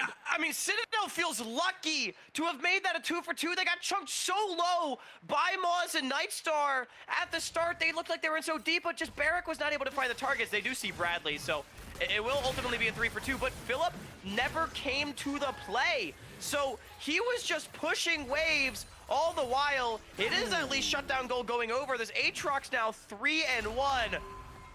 But man, the last thing I gotta say about that, Rumble support is the greatest thing ever. It's the greatest thing ever. No more, it's S tier. It's Play it. so good. Go on Play it in rank. solo queue right now. And if you don't do well, it's at HawkCast. No, On it's Twitter? at. Wait. Like, how about at? It's at CubbyXX. That's his name, right? That's his Twitter handle. Yeah, it's at CubbyXX. Tag him if it doesn't go well. Rift Herald getting started up by Citadel Gaming. Already with all the outer towers taken, they will be able to secure that. Let's review this fight, man, because it was all over the place, Hawk. What's all over the place? I mean, honestly, really good disengage from Cupid, and with how low everyone looks, and Barrick arriving, I really thought this was a winning fight, but Pika just kind of dies too early, and Maddie gets taken so low, he can't really go in. And just the spacing right here from Bradley as he's able to deny Lycamaz with the ball, and Diamond on the greatest support pick of all time just waddles his Yordle way in there and takes him out.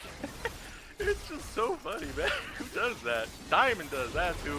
Now T-Fight breaking out. Wait, Here nice comes the double. equalizer. It's right on Nightstar. Crescent Guard doing a lot to prevent that damage on the Kenby, and Instinct will go on a rampage as he takes down Pika Pika. Here comes the charge from Shelly. Oh, slammed into the wall by Philip. The cleanup crew is here for Citadel. Even Shelly's helping out, man.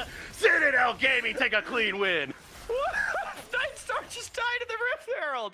I don't think I've ever seen that. There was no one inside. Shelly just plowed through the Zaya. That was brutal. Oh my god. Well, call the referees, man. It's a 6v5. Oh. Yeah, this game's looking a little cooked. It's gonna be third dragon. They're just up too much gold. Xin Zhao is so OP. So first of all, Nightstar doesn't have ult up yet, which is a bit of a problem. And Barrick, he's strong, but Lycamaz cannot contribute because there is a Xin Zhao that he literally cannot hit, and Barrick just gets Chainsy's seed, and then we get the epic replay of Nightstar Featherstorm hit by a boulder, and then that was incredible. That was really good. Man. Dude, The sixth man has and arrived. let's not forget, it was superhuman support Diamond that made that all happen by driving the Herald in the first place. As I feel like every time we come out of replay, Moz is dying. What is that? And he's not Moz! Diamond! What? Dude, Diamond's the guy! Oh Diamond's my God. him! Oh, he's cooking full gasoline, though, man. Oh my goodness, this game's getting off the rails, man. It really is. Cupid has genuinely fought valiantly, but it just feels Alright. cooked. As Maddie All right, just Maddie. flashed W a minion. What are you doing, Maddie? What are we doing here? Oh, this is very much over. Instinct's going to be able to chase that down. Make it a double kill for Instinct. Cupid can do nothing but run with their tails between their legs as this game is no longer in their control. Yeah, I don't think that play would have worked anyway, because it wasn't very close. But I think Maddie W'd a minion, which is a little tough.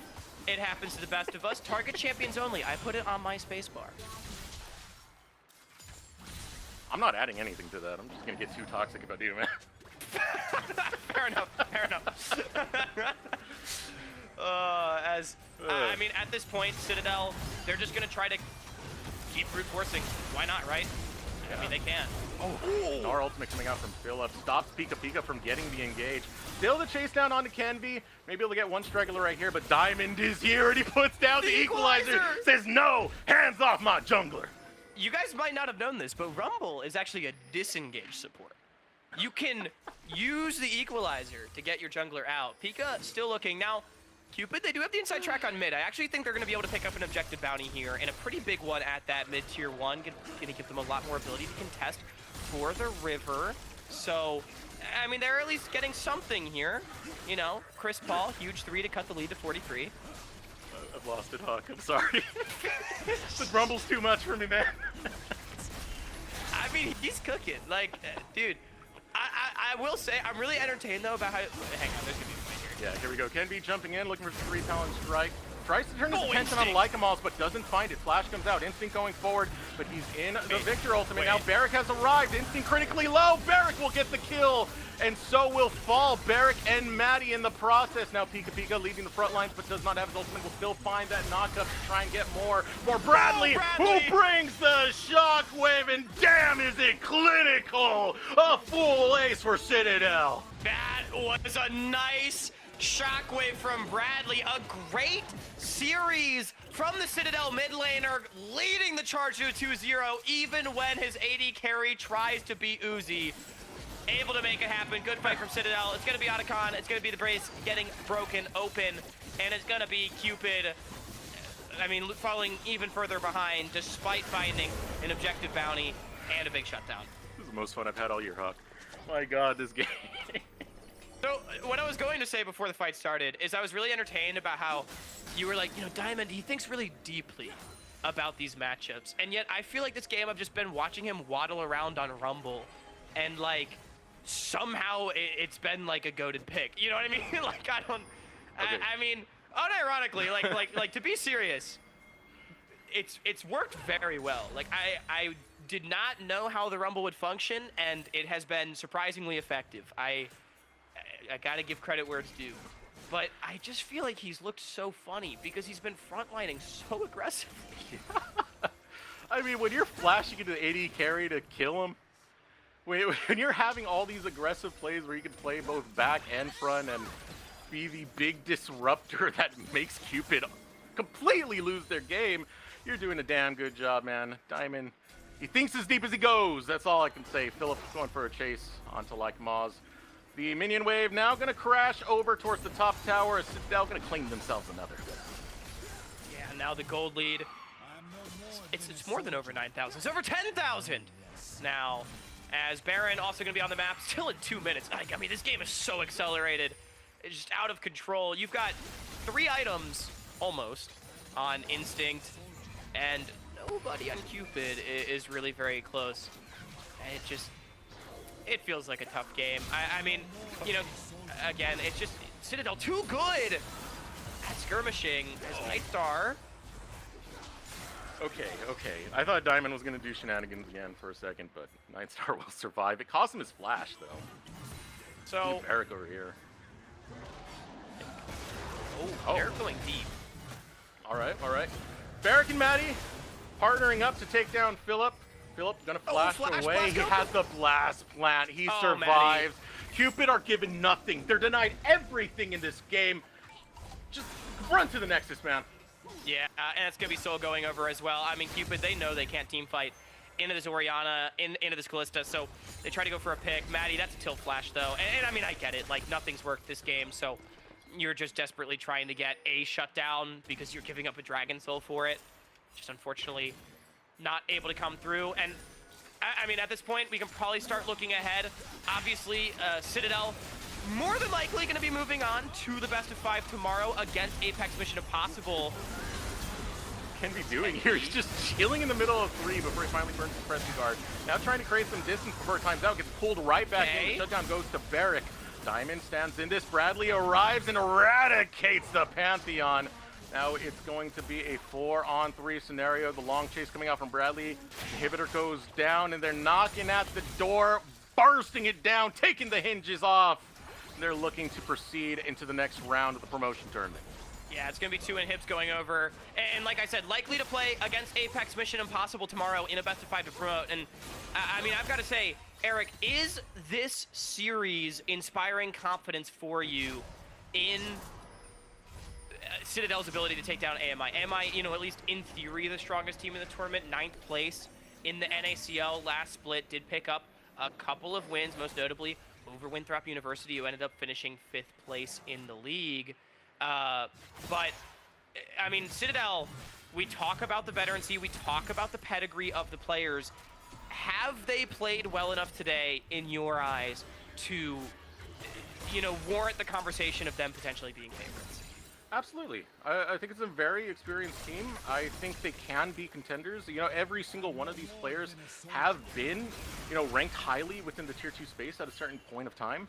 So I do think they can come together. I think they're starting to find the rhythm, find their synergy, and they're looking to clean up this fight on top of it as they'll go for the chase onto Lycamals. Lycamals caught all by himself in the middle. Maddie will try and hop in to protect him. Get down, Mr. President. No, you're going down with Mr. President. Only 3 members remain as they run back to the Nexus. Nightstar's caught off. He doesn't have flash. He is able to snare through, but this is dead to rights. This is done. This is Citadel putting the final nails in the coffin to knock Cupid into the lower bracket.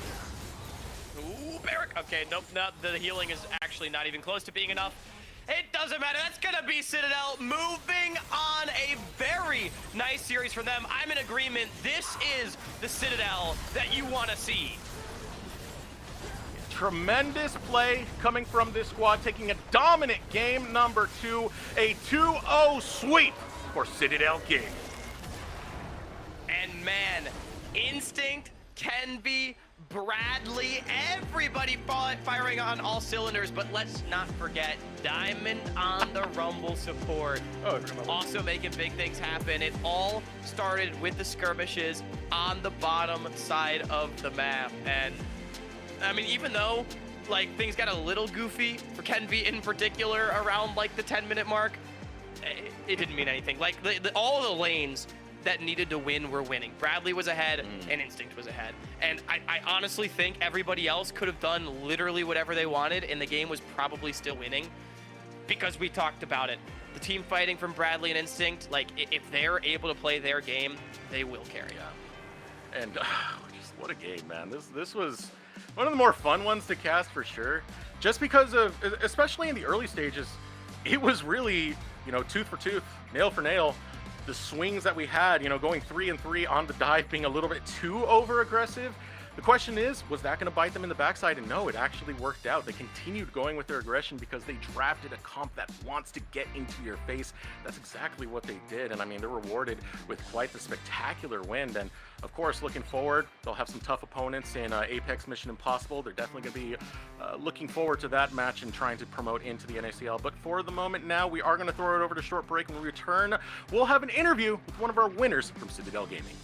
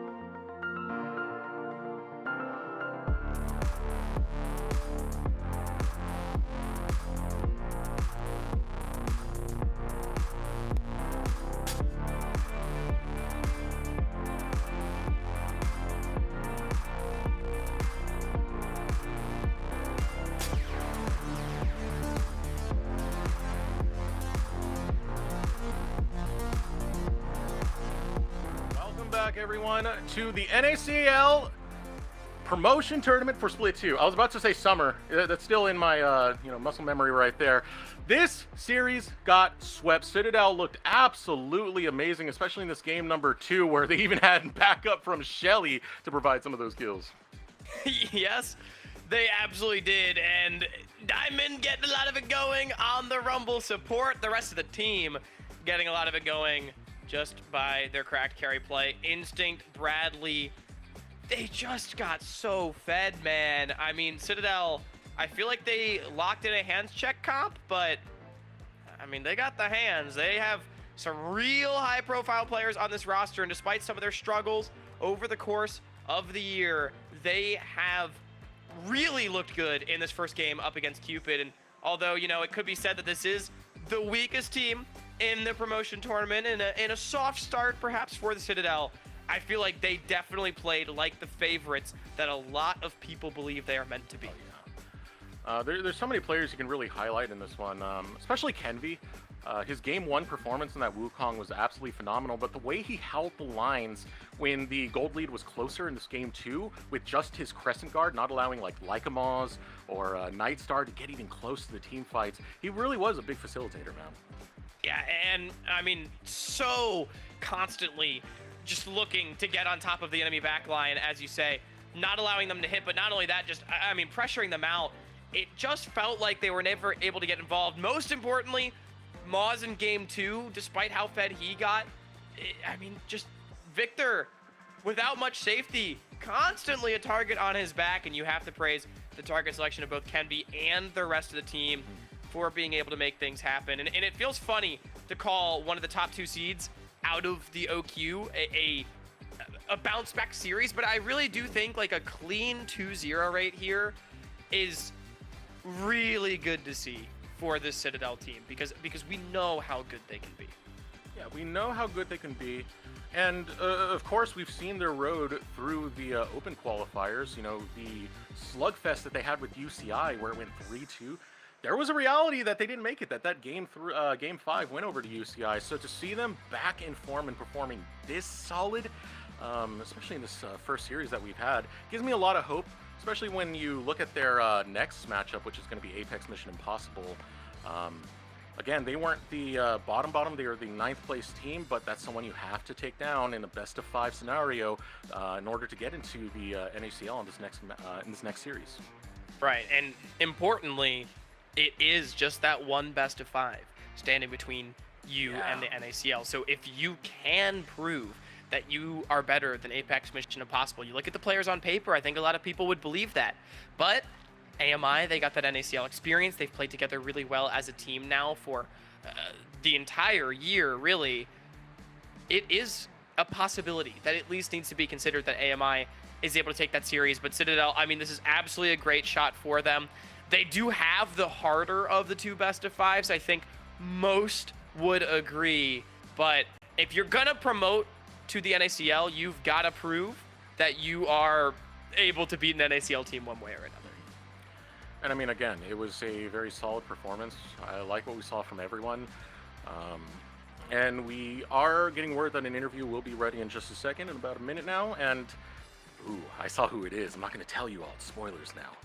But for the most part, I think this was everyone performing to the way that we're used to seeing them perform, right? I think Philip did an okay job in the top lane, maybe not the most tremendous, but still fulfilled his role in a lot of these team fights. Kenvi really did stand out to me in both. I've already spoken enough about that one, but even Bradley on the Orianna played that control mage incredibly well and had phenomenal shockwaves to keep that tempo swing into Citadel's favor. So as a whole picture, I can only talk about, you know, Instinct so much, and I can only talk about Kenvi so much. There really are a really solid squad. Yeah. I'm completely in agreement with you. I mean, at the very least, it looks like on an individual level, Citadel is alive. And that is absolutely what we wanted to see. But, you know, Eric, you've been talking a lot about these carries, but let's not forget, we did have a Rumble support master in game 2, and I do believe that is who we have an interview with right now. Diamond on standby to get in. Wait, but he's sitting right there. Are we ready to pull him up? I'm not 100% sure, but oh, we got it. Let's get Diamond in here. We can tell the people now. It's Diamond. There's my secret. Interview with Diamond. Welcome, man. Congratulations on your win. Thank you. The usual. Yeah, it's always good to see you, man. You know, whenever we have these interviews, you're always very, very informative, and I want you to start dropping some of that information. Talk to me about that Rumble pick, man, because that was very, very spicy. Yeah, it was just a good angle for it. I know Emmy bot lane is not the best player, so I can cook him a little bit. And I mean, it's just a good pick in general, and I've been playing it for fun, so it's not bad, but it's definitely not a S tier pick. But you know, I was just throwing some harpoons and putting some fires in places of the bot lane. But now everyone's got to be afraid of it, right? And so you know, like kind of playing mind games maybe with the rest of the league. It was definitely very terrifying. But I guess kind of like taking a step back and looking holistically at everything. I know you were one of the players that has come in to the Citadel for Split 2 here. What sort of led you to this squad, and how do you feel like it's sort of grown since you've gotten here? What did I change? I mean, for me, I just bring stable, like a stable, just bot lane, like champion pool, and like just I play like the way I play. We'll have like an entity as a team usually, because I can usually get a lead through bot lane, and I can lead my teams in mid late game, and I lead my teams in the review. So I'm mostly a leader. So when I go into a team, usually the team will play better, I would say. I mean, it sounds egotistical, but that's just what I bring to a team from so many years of playing. So our team will get better eventually, slowly but surely. But for us, like we didn't scrim very much until now. Like we just started scrimming like a week ago or something. So a lot of the matches we played before where our team didn't look as good is because we just didn't play. It was literally we just got a team together for fun. So now we're slowly getting to it. You know, I don't even think it's egotistical to know your own strengths, man. You really do bring that for a lot of the squads that you're on.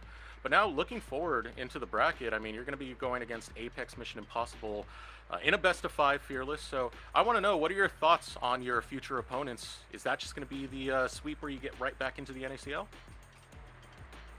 Yeah, I think we're going to fizz those guys. They're pretty boosted. But, I mean, it's not even like a problem of like, we need to beat those guys. It's for me, like, I'm not aiming to beat the 8th best NACL team. I don't think I've ever been 8th place NACL in my whole career. I think my lowest might have been 3rd place, so I'm not going to be aiming for that, unfortunately. So those guys are just a pebble in the way.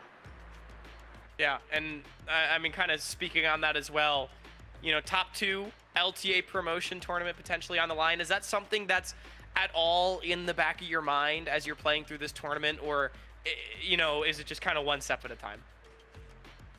I mean, it's cool that like the incentive is there, but for me, like, I'm just trying to get like, I mean, to get into the league first, obviously, right? But for me, like, if I get there because our team plays well and we prove that we can get over there, like, it's just part of it, right? Like, I don't think anyone like looks into playing NACL and I'm like, yes, I'm gonna win Worlds next year. Like, it's a bit. I think you should just focus on what you have in front of you first. And for me, it's a nice thing that it's there now, because that's what the hype of like how it used to be before when I started playing the game, or like when I started really getting to the league. That's what actually got me into playing league, and that's what got a lot of people into league. So for me, I was actually in the first. Like, I'm that old. I was in the first qualifier of the first LCS, so I qualified for it. So I'm that old. So to me, it's really cool that it's back. Yeah, that's awesome to hear, man. I mean, especially with your mindset, you know, going one step at a time. You've always been very phenomenal when we've seen you on the Rift, so we're looking forward to the next games you guys play. And off of that note, do you have any shout-outs that you want to give before we let you go, man? And you guys are really flaming my teammates on your podcast. You guys don't want to start that shit with me. I'm gonna say right now. And We'll beat everyone that you guys think we can't beat. It's gonna be free win. Don't talk about my teammates ever again. Podcast, I see you. Don't talk about my teammates ever again. Keep those guys out of your mouth. And shout out to Zach and my boys from my card games. Shout out to my team, obviously. And that's it. GG, guys. All right, we want to thank you so much. We're going to give Hawk a little bit of time to heal after that one, but thank you, man. Have good luck on the rest of the promotion tournament, brother.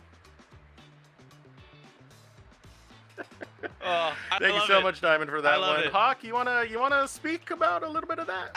You know what? I love it when players clap back, especially when they prove me wrong. Because look, I mean, Diamond even talked about it a little bit in the interview. Like, the team had not looked as good. I do think, you know, still some things that they need to clean up here and there.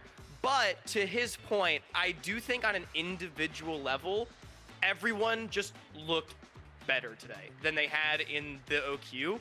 And so, yeah, I mean, I was down on them, and I think they bounced back pretty well. So, I mean, yeah, you know, credit where it's due. He's still in the interview room. Keep glazing, man. Keep glazing. Calling me out for what I say. So he's still in the interview room. Keep glazing, man. Keep glazing. Okay, he's gone now. He's gone now. You're safe. It was funny. He did a quick little dab exit right before he went. But that's Diamond for you. He's such a personality to that regard. And, of course, a very strong strength, as you said. We've seen it time and time again in previous teams that he's been in where he does kind of take that role of leadership and helping the team refine their strengths in order to find success throughout the league. So very awesome to see, and that leaves us up to our next discussion, Hawk. I mean, there's a lot of players who performed very, very well in this game. Who performed the wellest? I don't know, because I feel like it really was a team effort. Kenby had a bit of a suspect game too. I think I'm feeling either Bradley or Instinct, maybe. Kenby was really good on game one though. Like, I want to give that shout out. Like, the Wukong in game one was definitely the biggest X Factor performance to me. But let's pull up the MVP. Let's see who it is.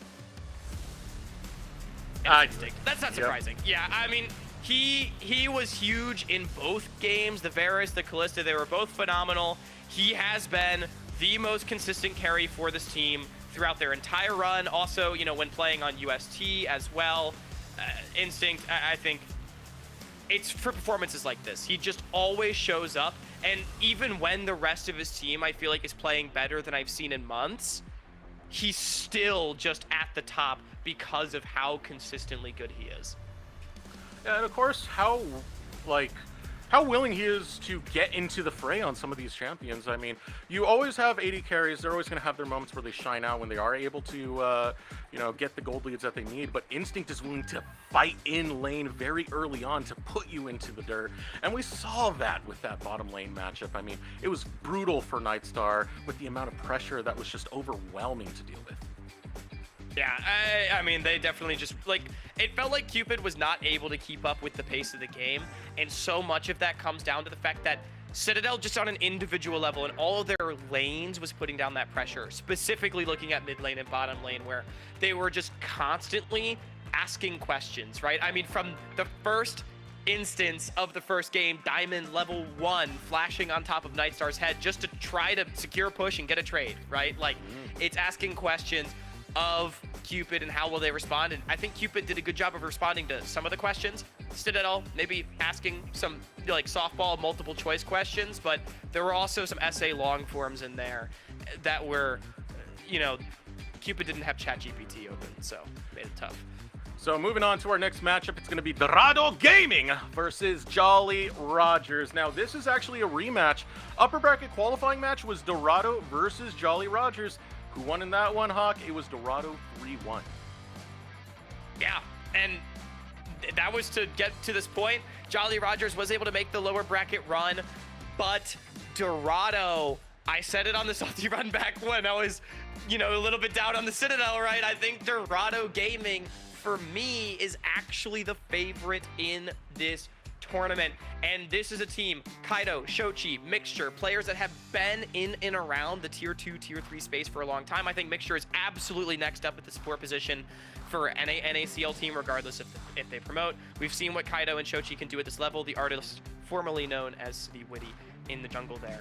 But the headliners on this team, Ariana and Fadachan, 2 players coming over from Europe. It's Poland and Turkey, respectively, both playing here in North America while they get their degrees at Grandview in Illinois State, and they are absolutely phenomenal. Fadachan, 30% of his team's damage, and Ariana was able to pass the Dragoon test with flying colors the first time these two teams met. Dragoon's played in every single promotion tournament. He is known for the Dragoon Smash. Ariana skillfully avoiding it. Will Sudsy also experienced on the top side of the map. With Zevin Nukes in the bottom lane, a bit more unknown. They've spent a lot of time in Tier 3, but Eric, they have been quite good. Yeah, I'm personally excited to see them. I definitely haven't watched too much of their tape, but when it comes to top side of the map, very familiar with Will. Used to be our sweet summer child, Sudsy. You know, been in so many promotions alongside Dragoon, as you said earlier. So there is a lot of potential there from the caliber of player we had, but for a lot of them, it always feels like it's 2.5, not quite 2 yet. And now they're looking to get through to that, as we do get information that Dorado Gaming are looking to be on the blue side on this draft for Game 1. Not surprising to see that one come out. Dorado, I mean, just going to try to put together a solid front-to-back team fighting composition like they do so well. And I kind of mentioned as Zevin Nukes, they've been playing well. Fadachan, 30% of his team's damage. He is the guy to give the rock to. This bottom lane matchup is going to be so important. It felt like it basically decided everything the last time these two teams played each other. You know, we can sit here and talk about how Dragoon's not had an amazing 2025 and how Ariana was able to beat him, or how Shochi dies a lot in side lanes and Sudsy was able to take advantage of that. But it just feels to me like Dorado has that extra little bit of sauce to them. And if Fadachan and Mix are able to play out the 2v2 as well as they did last time these two teams faced, it will probably be another win for them. So predictions are very heavily on the side of Dorado Gaming. And yeah, I mean, for me personally, it's the recency bias that kind of got me onto this one. Looking at the recent game, the fact that Dorado were able to take it in a 3-1, I don't think that takes Jolly Rogers completely out. I do think this is a little bit more of an even matchup in that regard. I mean, Will, Sudsy, Dragoon, again, very experienced players, but now we are heading into the draft, so we'll see if Jolly can actually keep up with Dorado. Yeah, and the biggest thing for me is you need to get Dragoon in a position where he can play, right? And you have the R5 counter pick to be able to do that. But I just feel like we've not seen the same caliber of performance. Watch, I'm going to get dragged for this in the interview too. Just like Diamond did to me, right? Like, you know, his time on South Florida was not the most impressive. Like, people would think he'd be the carry on that team, and he just wasn't, right? And so, like, I do think that matchup is going to be really important, specifically looking at the draft. Dragoon has always been, you know, one to kind of play his champions, Dr. Mundo, Mordekaiser, Alawi, Darius. Those are the kind of things that I think of when I think of Dragoon. But early on in the draft, at least, I'm expecting bottom lane focus. I'm very surprised to see them so heavily targeting out Kaido's pool. Yeah. City Witty, now known as Kaido, is very potent when he's able to get a lot of these carry junglers. And yeah, Kha'Zix is something he played a lot in the open qualifiers. Kindred is his bread and butter. So they have done their homework, and they want to take away those carry champions and maybe get some discomfort for Kaido. First pick is going to be Azir. The bounce back very fast in the team fight department, as well as the side laning. That's going to be Yone and Sejuani. I mean, I will say, like, Will has always been just sort of a facilitator jungler, play for his lanes, play for team fights. And Sudsy has a great Yone, one of the best that we've had in Tier 3. Honestly, criminal that we've not gotten to see it in Tier 2 with how good he's been at this level of play for so long. But, I mean, we get Kaido, Wukong Rakan, I think a great answer. Kaido played the Wukong extremely well throughout the OQs. That's why I was surprised to see so much focus towards the Kindred Kha'Zix. Like, look, he's nuts on those champions, and those are some of his signatures, absolutely. But it does feel like I've been seeing more of, like, the hybrid bruiser carries for Kaido throughout the OQs, as opposed to, you know, the Karthuses that we've seen him have success on in the past. I'm very interested in this draft so far. I mean, Dorado have such a good 5v5 to start. The team fight engage from your two picks into the Rakan as well as the Wukong, it's going to do so much to begin fights on a snap. And if you get engaged on, it means you have the counter engage with the Shurima Shuffle, excuse me, the Emperor's Divide. When you shuffle, you got to dash too. But if you have that divide, that means, hey, it's going to be a much difficult task to get onto that bot and to get onto the backside. Yeah, that is very true. And you can see they're banning out some of the safer AD carries for Fadachan as well. So I think understanding kind of coming through here from Jolly Rogers towards that end. Senna is a really good pick, I'm realizing, for the Jolly Rogers, especially with the kind of champions that Dragoon likes to play. So good at facilitating melee carries and divers, people that want to be out in front of the fight. But again, understanding the assignment, banning out some of the safe AD carries, Fadachan gonna go towards sort of the last remaining one, and Senna not exactly the champion to punish Kaisa in the laning phase. Like, you've got Kaisa Rakan against Nautilus Senna, pretty solid 2v2 here coming out for the bottom side, and I like this Gwen think blind as well, because Dragoon does not exactly play the champions to beat it. You will be hopping on the Jax for this one as the response to it, but now we got our compositions really put together. I like how Fadachan, such a quick draft. it was a step away from the safer carries and saying, okay, no safety, I'm just going full dive onto your backline, excuse me. As how do you feel about the identity over on the side of Jolly Rogers so far, Hawk? I mean, Jolly Rogers, they have a lot of survivability, and they have a lot of ability to get into the enemy backline and try to cause chaos. But as we already pointed out, so much safety, so much mobility on the side of Dorado, that's going to make it difficult to lock down those targets. I will say, for auto attackers against the Jax, I think if Dragoon can get going, this is a really good angle for him. But I don't know. I just feel like the scaling damage on the side of Dorado might just be too much if Jolly Rogers is not able to find some good mid-game fights around the Sejuani Yone. Dorado Gaming versus Jolly Rogers. It starts off right now. Winner of this one will be going against Pulse, the 10th place team, last split in NACL. Starting off with the junglers that will be starting on the bottom side. Kaido will be able to path up there. It does put an interesting question as to how the top lane is going to go, especially when you have a Sejuani, because Sejuani works really well when you have a lot of these melee top laners and you just get in their face and stack that permafrost real fast. Yeah, I mean, the early topside 3v3 here is really quite good for Jolly Rogers. And again, I would love to see them get their soul lanes going, because it just feels like a requirement. Bot lane, very non-volatile. This is maybe a solo kill. Okay, Dragoon just going hard right now. He's going for the flash. Yeah. He wants the solo kill. He gets it. Will it cost him his life? No, he survives Dragoon with first blood solo kill in the first 2 minutes. I mean, that was a huge mistake from Ariana. He walked up to the wave after using the skip and slash. Dragoon hits level 2, has the counter strike. That's a no flash Gwen. Just easy takedown. Ariana, I mean, he's gonna want that one back. We just talked about the importance of these soul lanes getting going. All right, Hawk, you've cursed everyone now. I truly have. Like, it's honestly amazing. I'm like, man, Dragoon's really not been great in 2025 so far. Yeah, you know, level 2 solo kills. Citadel haven't been performing the best. 2-0 sweep. Yeah, you know, we just gotta, for Twitch chat, just vote against Hawk, man. Guys, I promise I know ball, okay? Like, yeah, not great, but I mean, credit to Dragoon. Now both junglers making their way up here. Summoners down on both sides, but the wave bouncing away from Ariana.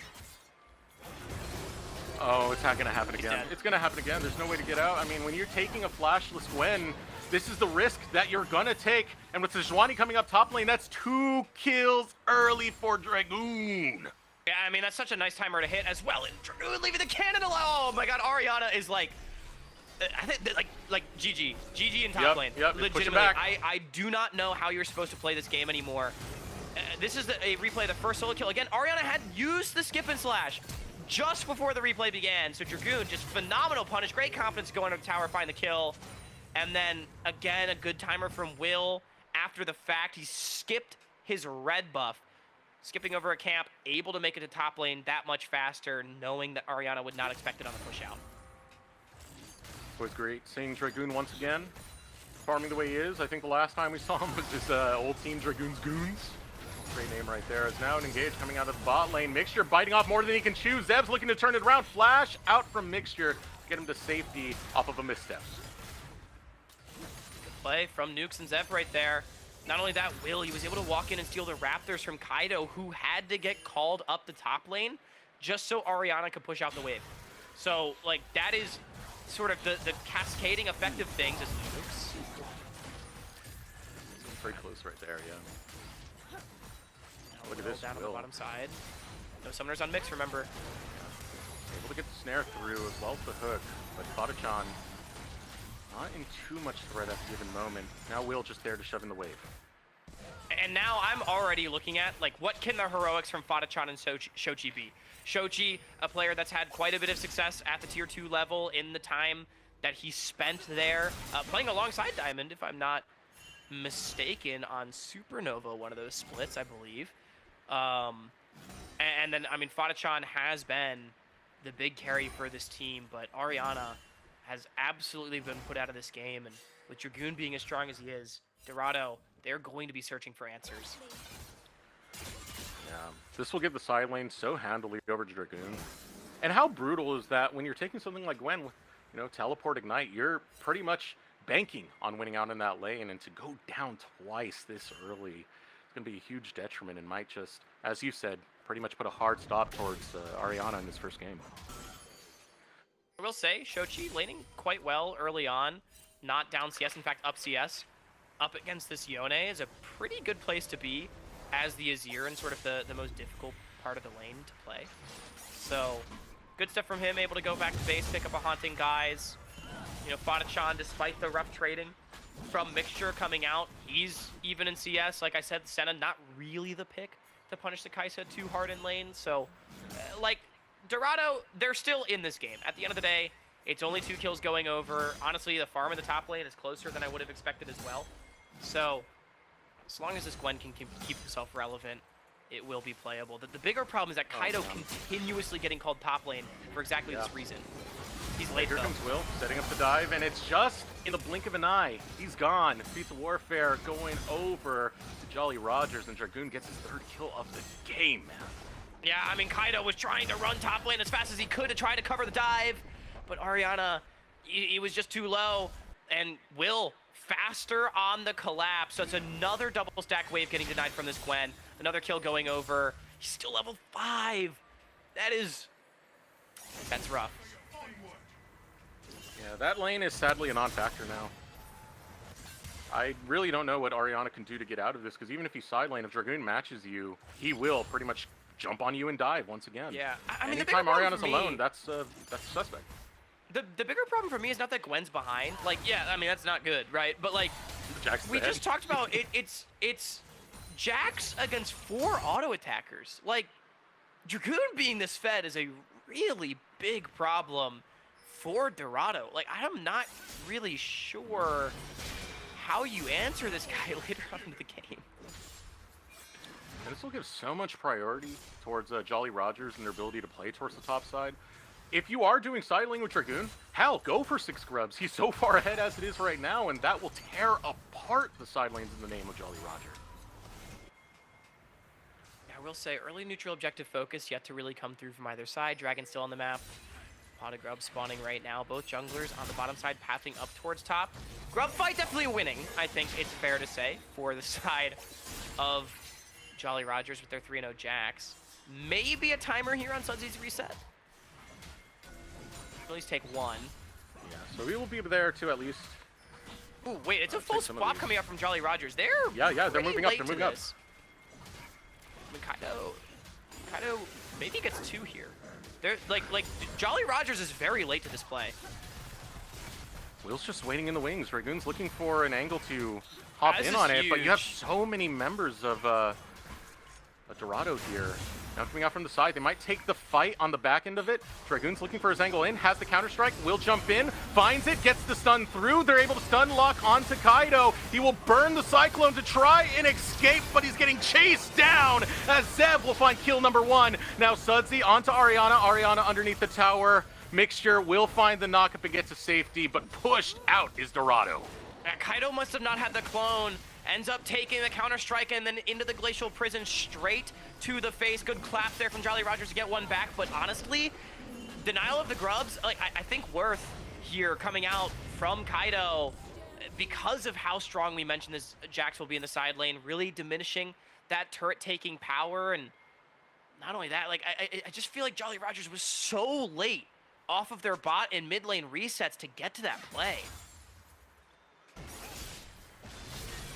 I really would have liked the value of the grubs on the side of Jolly Rogers, but Ooh, you know what? Shochi. We're gonna have another fight as Sudsy's finding the outplay, will not get caught by the Emperor's Divide. Tension for Jolly Rogers now shifts towards the bottom side. Dragon is currently available, and the Scuttle will be spawning soon. I think this one should be a give here from Dorado, especially now that they use the Emperor's Divide. They don't really have any sort of cooldown advantage. Nukes, he's close to level 6. He's going to have his ultimate coming up pretty soon, so I think this one should go over. So Jolly Rogers still nursing a really nice gold advantage despite losing the grubs. It is a late first dragon, but better late than never. Fair enough. Jolly Rogers will be able to start it up. It'll be a Hex Dragon that they're going to grab right now. But it does commit a lot of resources, gives at least a little bit of time for Dorado to try and find themselves on this map. Now you'll start getting those resets in. And whenever I see a reset, that's when I start worrying about Ariana. Never know when Will's going to end up back up there. Will does have a lot of camps to farm, so I think the Sejuani just wants to full clear towards the top side of the map. Shouldn't be any sort of play coming down at the moment. I do think importantly, Mixture can be fine. Maybe dive in the bottom side. Kaido's top, they know it. Get out of there. Fata-chan will be the target. Does have Killer Instinct. Uses it beautifully to slip and slide right past Will. But now with the ultimate being burnt on the Mixture and a great hook coming out from Nukes. But still, it's not enough to get the kills onto the bot lane of Fata-chan and Mixture. Wow, great escape coming out from Dorado, but they still lose so much. It's Summoners off of Fata-chan. It's another double stacked wave, and it's tower plates. Kaido, he's going for a red buff, but he's getting clapped on right now by the solo laners. Looking through right now. Teleport coming into the mid lane. The Kaido did grab not really anything. I think you got he the was only able to chickens. grab one of the small... Okay, he got the chickens at least there. So still overstaying his welcome a little bit. He's looking for more angles in. Yeah, I mean, the a lot of push that protection from Dragoon has Dorado, had, though. the push that Dragoon has had, they've had wards in Kaido's topside jungle the entire game. So Will's just been playing with perfect information, which has allowed him to look for advantages like that aggressive play in the bottom side so consistently. And, I mean, it's just kind of, again, the cascading effect of this solo kill and the lead that Dragoon's been able to generate. Knock up found by Sudsy. A bit of chip damage going through. Looking at where the attention is, I mean, right now Will is clearing out his jungle camps. Looking towards Kaido to potentially find something else on this map that can get at least Dorado some way into this game, because it has been very lackluster so far. 2K lead for Jolly Rogers.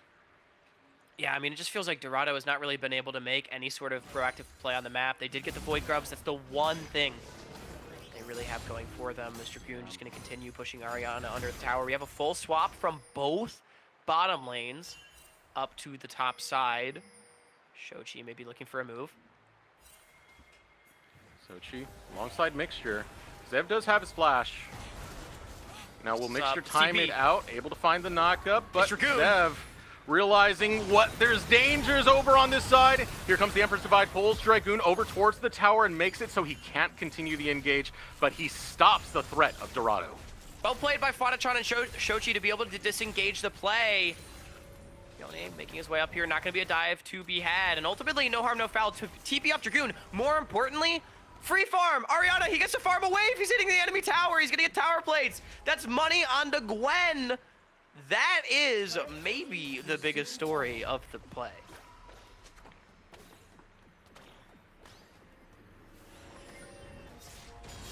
"13 minutes into this one, all the kills pretty firmly belonging over towards Jolly Rogers. Especially considering that side laning we were talking about earlier. I want to see the next scrubs go over to Jolly Rogers so they can continue to do side laning threats. Especially if you have these duo lanes matching with each other. Be a while before we get that spawn. Next spawn is going to be the Ocean Drake. That should be the next objective on the map. And Dragoon, so much stronger than his opposite number. Zev, likewise, he's got a bounty on his head. You know, that extra farm and tower plates that he got as well as the kill. So, I mean, that 2,000 gold advantage, it's not huge, but Jolly Rogers has just been slowly but surely growing it. And they've done a really great job linking up together. Again, continuously placing vision, not allowing Dorado to find any sort of sneaky proactive play in their own right. And I think that's the biggest thing for me is you know, securing the first tower for Dragoon, securing his push, but also just not allowing Dorado to get anything back. Kind of, I think, in contrast to really what we saw last series. Jolly Rogers are now moving upwards as they see a fight breaking out in the top lane. Kaido's looking to escape, but gets caught by the depth charge. The follow-through now from Sudsy will put the ultimate right onto his back, and he gets chased down. Nukes will grab the kill. Now Shochi's in a bad way as he looks for his way out of this one. He's far from home, and even with the Emperor's Divide, Sudsy will cut him in half. And the chase still continues. There's more members, more Trey Dorado Gaming members now taken out by Jolly Rogers. Yeah, I mean, Kaido feels like the only thing he can do is counter jungle to try to get something back in this game, but like he's just way too far forward. He doesn't have push anywhere. And a great collapse comes through from Jolly Rogers. Flash is way too late as we can take another look. It's simply Nukes being first to the play. On the bottom side of the fight, Botachon and Mixture, they were zoned out of the river, not able to connect with the team. And I mean, in this long chase, the Azir is never going to get away. Great buffer from Sudsy over the Emperor's Divide with the Q. Ariana, yeah, this is not a good GP. Like, this is not the fight we want to sell out for. This has been an incredibly rough performance for Ariana. You know, I was joking a little bit. Him up. Like, I just look like a fool right now. No. I was joking about it earlier, but we've seen Ariana play. We've seen some of the performances that Dorado has gotten out of Ariana. They've been immaculate, and this is one of those where we're like, whoa, that's completely flipped on its head. And it's all because of that first blood. Dragoon has been pushing that advantage and not allowing Ariana to play. I just don't really know how Dorado gets back into this game. Like, the 3 kills on the top side into the Herald, and with Tower starting to die as well, like, this gold lead has really quickly gotten out of control. And, I mean, sure, on 3 items, this composition for Dorado cooks, but they don't even have 1 on their Gwen right now. There's 5 members mid. So another hook coming in. They're just going straight for the dive on the Fodachon. We'll put the depth charge onto a Mixture there to provide some protection. Power goes down. Here comes the Cyclone coming through from Kaido. Able to get the knockup, finding some crucial members, especially Dragoon right there. But Sudsy's tearing apart Shochi. And look at the Rift Herald in the middle of it all. Now Dragoon hops in, finds the counter-strike. Kaido's down. And Jolly Rogers are running this town. I mean, Jolly Rogers, this is almost a perfect game. 9-0 in kills, 3-0. Going to be 4-0 in turrets and 2-0 in dragons. It's only the Void Grubs keeping the Dorado Gaming squad even remotely in this game. But I mean, you can see the look. Kaido, Shochi, they feel like they got the AoE, but who is supposed to actually kill anyone? You have a Leandry's Azir, you have a Kraken Slayer Kaisa, and a Gwen that wasn't even in the fight. There is no damage anywhere on this team, especially against an accelerated Jax and Sejuani. Hawk, grab a piece of paper. We need to start writing our formal apologies to Jolly Rogers' team. Because they are slaughtering Dorado Gaming right now. This isn't even close. There's bounties on every single member, Hawk. Yeah. I mean, at this point, you're like begging for picks, but I want to give some credit to Nukes in this game, actually. I think he's done a really great job of shadowing a lot of the plays that Dorado would want to go for, being first to a lot of the stuff. It was really only the Void Grubs where I felt like he was late. So, I mean, this Nautilus, so much ability to disengage, and especially with Zev on the map, both summoners up, you need a lot of extra damage to chew through those health bars. It's not even just that. You get a team fight going, you want to double it up on the nuke, so look at his itemization. He's got a locket, which means he can block a lot of that team fight damage that comes on the initial from Dorado. So it's pretty much Jolly Rogers having an answer for everything that Dorado have in this game one. With a 7K lead, this is looking done and dusted rather early. Yeah, I think the important thing for Dorado is honestly, like, dust yourself off and say, like, okay, I completely threw the game on the top side. We're gonna just, like, shake it off. Because I really do think everything that has gone wrong, as Shochi, good buffer. Man, Sudsy is... He's on top of it. Sudsy is schmoovin' this game. Got the movements, sliding left and right. Just like He that, is, another escape. He's always been very slippery. Maybe living up to his name a little bit, you know? Sudsy's, he's a soapy guy. Yeah, you know, slides around a lot. Good escapes coming out from him. There's a really great LeBlanc play that he had last year that was like one of the most disgusting things I've ever seen. You should go watch the clip if you ever have a chance. He was like on 1 HP and kited it out in Olaf. But regardless, I think kind of going back to what I was saying, I think if you're Dorado, like, you just chalk this one up to like, okay, we let things get out of control early on, shake it off, go back and play our game.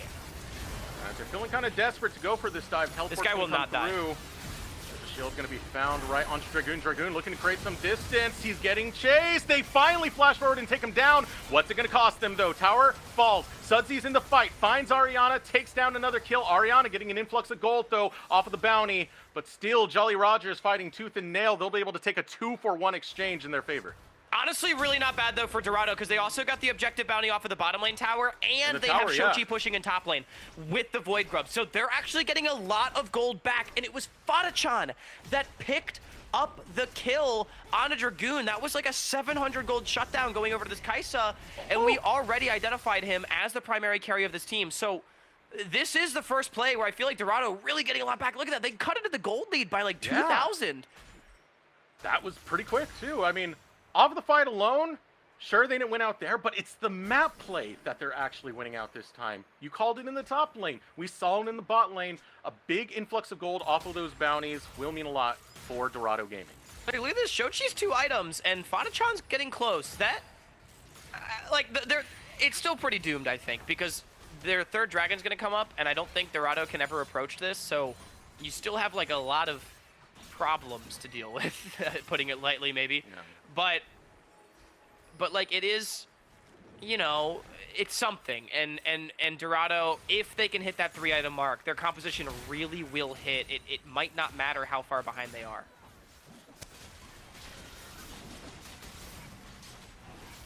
Dragon getting started up by Jolly Rogers. Mixture over the wall, looking for some type of cheesy steal. Will not be able to find it. Almost cost him his life in the process. I respect it. He had the but good Spellbook Smite. Yeah, like, that delays the game by 5 minutes. Honestly, I think if you get that as Dorado, like, it's huge, because we talk about trying to get to 3 items. I don't know if they get there in the next 3 minutes. I don't think they do, at least not on Ariana. But this is aggressive. This is a gambit, all right. They have a lot of DPS. Oh, man. All right, 4K health remains. Will is within the area. Will, same level. Even Smite. Will steals it away. Says, this is mine. Thank you. Nice leash. This belongs to me now, and we'll go for the long haul on top of it as Will is looking for an engage. Puts his eyes over towards Fadachan, but gets charmed up by Mixture. Still, he's a tanky boy as Mixture's destroyed. Zav will chase down the monkey, and even with the Cyclone, it's not enough distance created. A double kill picked up by Zav. Wait, I don't understand that play from Dorado at all. Shochi TP'd bottom to defend the tier 2 and Ariana as this team went in. Why? Like, yes, he picks up an 1,000 gold shutdown, but I feel like Kaido and Mix did not have to die there. And so Jolly Rogers not really losing out on the play at all. End up getting 2 kills and the tower for themselves. That was weird. But most of all, they're living up to their name. They played like pirates. They plundered that Otacon back into their name, which was a very desperate play coming from Dorado Gaming. You know, I don't really blame it when you're losing control of, you know, this match. I do think what you were saying, the mishap from Shochi was the bigger fault there. But now, like, your last desperate play was made. Is there really anything left in the tank here, Hawk? Like, I mean, again, if you could get to 3 items, it sounds like a broken record, but like we're way too far away. You know what I mean? Like that is like the mega cope. Maybe it's winnable, but also you have to start just looking at how big the gold advantage is. It's like, okay, yes, your 3-item spike is massive as Dorado, but it's not like Jolly Rogers doesn't scale. They still have a Jax against 4 auto attackers. You know what I mean? Like it's not really like it's not the end all be all. I mean, if you're a Dorado Gaming fan, you basically just have to keep waiting for Jolly Rogers to make mistakes, but they have not really made any. Ariana getting into the face of Sudsy. There's 3 members there, but Sudsy is willing to take that fight any day, looking to throw down. The ultimate gets charmed in the process. Now has to create some distance before Fadachan takes him down. Ariana will pick up the kill instead. Teleport coming through. Dragoon has arrived to the fray. Will get picked off by a missile. Now Fadachan looking for an escape out. Does the killer instinct to flash over the wall to get away from Dragoon. A nice little play right there to find safety. Honestly, that was nice from Fadachan right there, diverting the attention of Jolly Rogers with the killer instinct, and then knowing he has the flash to be able to make the escape. Heads up play from the AD carry of Dorado, and they get the 1 for 0. Now it was quite an investment. It was both summoners off of Ariana and Fadachan, and Sudsy was no longer a shutdown after Shochi picked it up on the bottom side. So debatably worth, but it looked cool. Baron has now spawned, and that means things are going to get rather spicy now. We still have a minute 30 seconds before we get our Dragon Soul that Jolly Rogers have been slowly building up to. There's not much map control really afforded over to Dorado. Jolly Rogers can have their way with this map and dance around any objective, pulling Dorado their way. And I gotta say, Eric, we talk about 3 items. How about Zev? He's got the Static Shiv, Black Cleaver, Rapid Fire Cannon, and the upgraded Swifties all in inventory on this Senna. Again, a player that's been around the tier 3 space for a little bit, and I've never really personally thought too highly of, but I think him and Nukes have been having a great, split tournament so far. They're doing fantastic work. I mean, wasn't exactly a lane advantage that came through, but just really nice team fighting coming out. Dragoon's by his lonesome. Dorado are looking to punish, but not able to get the knock-up onto him. Dragoon does create some distance. 5k health remains onto the Baron. What? Dragoon goes golden. All right, it does pull away Fadachan, though, and now Dragoon's going to hop right onto Fadachan. Ooh, this shuffle pulls him away, and Fadachan will survive now going in with the Cyclone as Kaido trying to tear apart Jolly Rogers. The fight is found by the Pirates as they will push back onto Dorado. Another kill found by Zev, and it's going to be an ace for Jolly Rogers. Yeah, Dragoon, he understood the assignment. I just need to be big on the flank. Doesn't matter if I break my stopwatch for no reason. Doesn't matter if I die instantly, because the rest of the group is way too hard to bring down. Zev, 6-0-9 on the Senna. He's keeping everybody alive and doing the damage to boot. As Dorado, I mean, they just got slapped by the wallets of Jolly Rogers. You want to get to Zev, you have to get through the wall that Jolly Rogers have built. That is a solid front line. Watch Will in any fight. His health bar doesn't really move, man, because Shochi can't afford to focus onto someone like Will. It puts a hard task to take down this front line and allows for Dragoon, allows for Zev, it allows for Sudsy to do as they please in these team fights. Yeah, I mean, it's just too hard, especially now with Cloud Soul going over. It's going to give Jolly Rogers all that extra maneuverability as well. I mean, Yone, Sejuani, Nautilus, Jax, all champions that would love the extra movement speed to be able to create even more space and get on top of these Dorado carries. This game, it's been looking pretty done and dusted for a while. Eric, I think we're beyond the but Shochi is 3 items cope. I don't think it's going to matter. What's kind of sad is some of these team fights, the way they're being played out is in the right way by Dorado, but they're just so far behind that it doesn't make a difference. Look how long Kaido had that Cyclone in the middle of Jolly Rogers. Now Jolly Rogers is just looking to close out. Cyclone comes out, puts Kaido in a bad way. He has to use his clone to find his escape. A nice hook comes out from Nukes, and it catches the support. The cleanup crew is here. Towers are being demolished. The chase coming out from Dragoon. Shochi will put on one more shuffle, but it'll cost him his life as Jolly Rogers plunder the base of Dorado Gaming, and they'll be taking game number 1.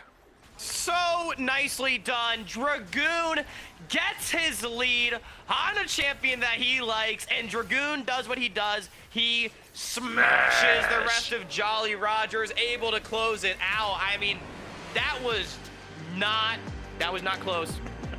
It was not close. Oh, it's not. Exactly how we expected the matchup to go. Right, Hawk? Right? Yeah.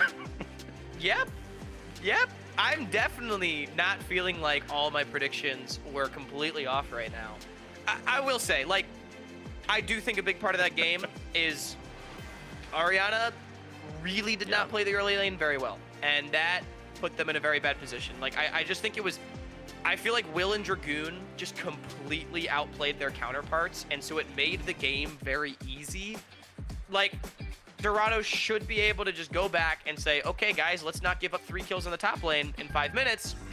Maybe something will go better, right? Because, and I think a lot of credit to Will for me is he was able to help Dragoon snowball that lead, and then he was able to also take that pressure and vision control that he had on the top side and convert it into objectives and kills and advantages everywhere else. And that, to me, is just the mark of a great jungler. And so it was a great game from Will. It was a great game from Dragoon. It was a great game from Zev. It's a great game from really everybody. Back to the drawing board from Dorado, but man, I mean, that just goes to show that Jolly Rogers, they may have old man hands, but, you know, they still hit. Yeah, they still hit very hard indeed. What a phenomenal game coming out from them. We are going to throw it to a short break. When we return, we'll see if Dorado can snap back.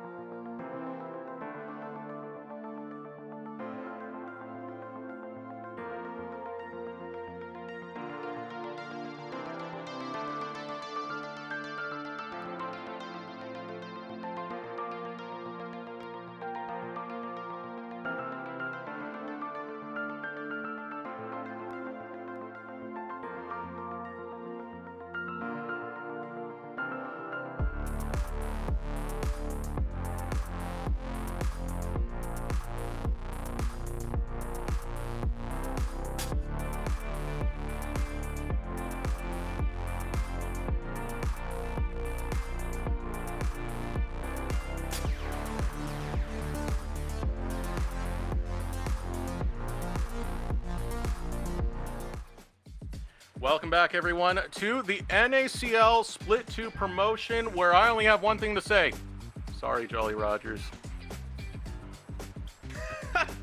Yeah. I shouldn't have doubted. Apparently, I wasn't familiar with your game.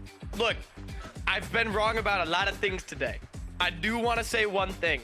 I said to Grapes on Salty Runback last night, I was like, what if we are underestimating the power of Dragoon and Sudsy being on the same team in the promotion In a tournament? promo, yeah. And they actually just like 5-0 the tournament.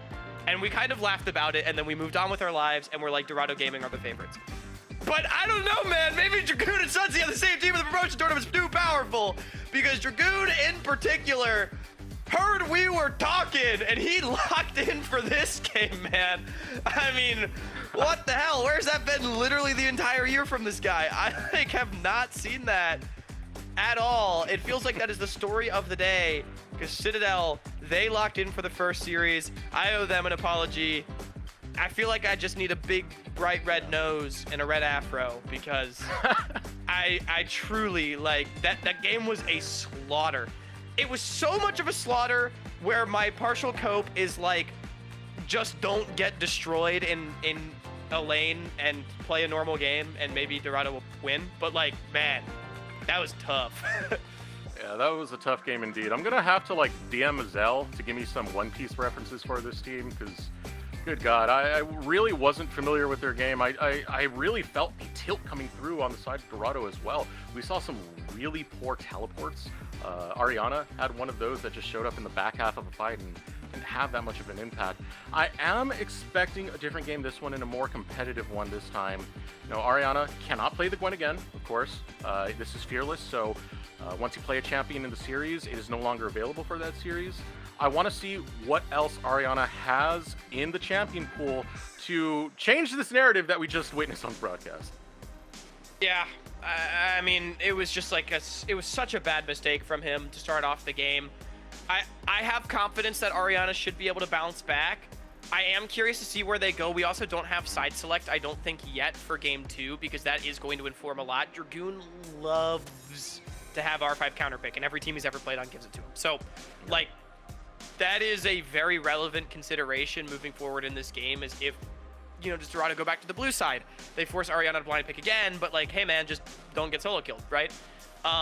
Or, you know, do we go over to the red side, maybe allow Jolly Rogers to pick up some of those counter pick, some of those prio picks, but we're able to get counter pick in a favorable matchup in the most important carry. All right. Looks like it's gonna be the former, so Dorado sticking to the game plan. Just don't get boomed this time. It does give a slight advantage over to Jolly Rogers on top of that, because when you do win that first match, it means you have side selection if we go to a game 3. But it appears that, you know, Dorado are very happy onto that blue side. As you said, just don't get boomed again. And hopefully just let that tilt wind down. Yeah, I think that's an important thing as well, because not only, you know, you talk about like the bad teleport from Ariana, I feel like Kaido was overreaching and getting caught trying to counter jungle, just like trying to do something because the whole map's falling apart. But like, I don't know. I feel like, you know, try to create a situation in which you're able to make a play, but he was on full vision. Counter jungling was not working. He gave over a couple of kills that way. And I think that was like part of what let the game get even further out of hand. And now coming into this game, again, I do think it's going to be a more competitive matchup. When these two went at it, it was a 3-1 that would go in favor of Dorado. So we do have a history of Dorado being able to take this team to the limit, and that's what I want to see before this next one, man. I really want to see some of these imports start to shine out. You hyped up Ariana. I do feel like Fadichan in that last game was one of the bright points over on the side of Dorado. I mean, that escape that we had with the Killer Instinct Flash, as well as some decent positioning. You know, you still managed a 3-2-3 record on a game where you're basically getting slaughtered. Yeah, I feel like both Fadichan and Shochi played completely fine. Yeah, Shochi like missed some picks on a Sudsy, but like Sudsy I felt like was outplaying as well. Like good movement on the Yone, right? Generally, I felt like the two of them were fighting pretty well. The rest of the team though really did struggle, and I do think, you know, you're talking about the mental aspect. An important thing is that, you know, Jolly Rogers, the only team that's taken a game off of Dorado the entire split, and the last time they did it, it was in that 3-1, but it was in game 3. So Dorado was already up 2-0.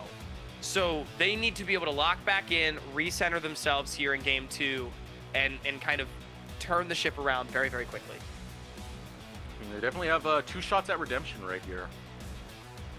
At least to continue your path forward, hitting that upper bracket, the second upper bracket promotion match. That is another team that awaits you right now. As we look at some of the bands coming through, draft now starting on screen. Poppy will be taken away, as well as Vi and Talia on the side of Dorado Gaming. Going after some of these spicy carries that we know Kaido to play. Yeah. They're still going to stick with that band strategy. I believe these are exactly the same bands we saw in the last game. Lucian first pick would be also a much more lane-focused style. Hey, let's get Fata-chan into the game early. It's not the crazy 1v5 team fight pick, but I'm going to be honest, I think Lucian right now scales better than he ever has. So I like this pick a lot from Fata-chan. It was really high priority in CLOL, which is where we've seen him play in North America so far. So, yeah, I'm okay with this as a B1. Yeah, it's a solid B1. It spikes rather early on top of that. And there's a lot of pairings you can really do with. You know, some of the historical ones were the Braum Lucian, that's kind of faded off with time, but Nami Lucian, that was also a big one. Just stuff that can really pair well with his attack combos, the fact that you get that passive on the double up. But now the response coming out of Jolly Rogers, that's Zeri going to be locked in for Zev. Followed up with the Skarner here. Okay, So, now we're getting a little spicy. Yeah, Will still really wants to just influence these lanes. Like, he was able to find so many successful ganks last game. So why not try to do it again, right? It's a champion that is so good at attacking lanes from any angle, and it's a great facilitator pick. I will say the Zeri answer for Zev into the Lucian does kind of play into Lucian's hands a little bit. You can get bullied out on the mid wave pretty hard. You don't really have a range advantage. You know, something like a Zeri Lulu against Lucian Nami, Lucian Milio, it's a pretty difficult lane to play. Like, early on, when you have the polymorph, it can be good, if that's the option, you know, that Nuke ends up going for. But we do get the Lucian Nami. So it's sort of the classic pick. And also for Kaido, we're going to Maokai. Funnily enough, this is the champion that he lost on against Jolly Rogers in the best of 5. So we'll see. Enchanter supports across the board. We're going to get a Lulu to try and defend and raise this puppy that is the Zeri to be tremendous in the late game. This puts a very spicy pairing into the bottom lane. I really like this the way this is going so far. I do favor Dorado a little bit in the first phases of this draft, mostly because one of the things that frustrates you is trying to lock down a Zeri. That's what you have the Maokai for. Yeah, definitely. And I will say, too, just to add a little bit more spice to this bottom lane, I feel like Mix struggled quite a bit in game 1. Like, not great trading in the bottom side of the map, and then also, you know, just some of the engages and disengages I think weren't quite the best. So, you know, we'll see how he's able to do better. Nami, obviously, a much easier champion to execute upon, but it will be interesting. Regardless, R5 expected to go the way of Dragoon, so what's the pick going to be for Sudsy? A lot of mages still available. You know, Talia, Azir, really the 2 safest picks that are off the board, but you still have things like Victor, Syndra, Ori, Rise. We've surprisingly seen absent from the picks and bans today entirely.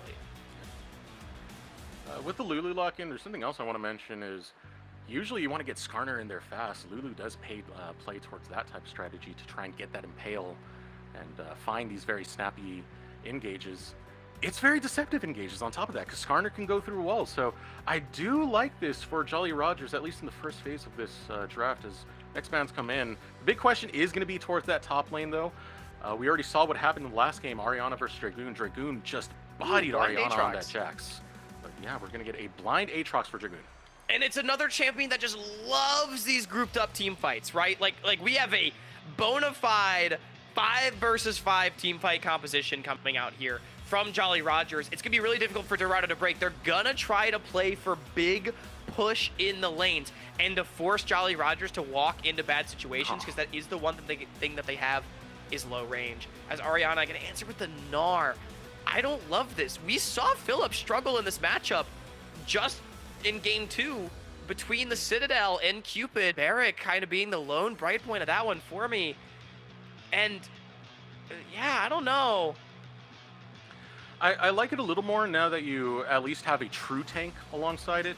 But we'll see what this final pick is going to be. Shochi has been known to flex around a lot of champions. Tristana is one of the champions he's better at, so being able to lock that in, it's going to give him a lot of comfort and a lot of presence. Double marksman comp for Dorado. Ooh, this is a hard matchup for Sudsy too. Silas into Tristana can be pretty volatile early on, but I feel like Tristana gets a lot of agency in the trades. Silas really needs to be able to find the outplays. Now, in the 2 versus 2, Skarner are going to offer quite a bit to that side of the map. I still think Jolly Rogers, the game plan's exactly the same as game 1.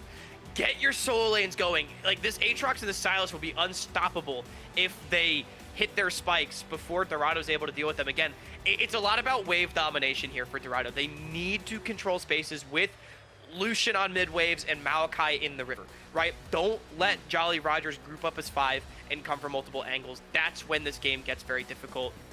Eyes on Ariana to be able to play out the top lane matchup better than game 1. Eyes on Shochi to be able to dictate this matchup in the mid lane. But if he's not able to do it, I think Jolly Rogers has a very easy composition. Everybody press R and go. And speaking of ultimates, man, look at how many subs you can really get here.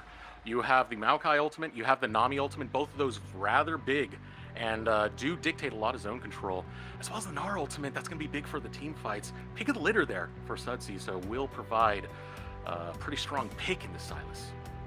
Yeah, I completely agree. We'll see if Dorado can bounce back, because I think it really does just come down to execution. That was what it was all about in game 1. We didn't even get to see how the compositions were supposed to function. This time around, though, it's Jolly Rogers with quite a bit of scaling and team fighting. It's Dorado looking to dominate in the mid game.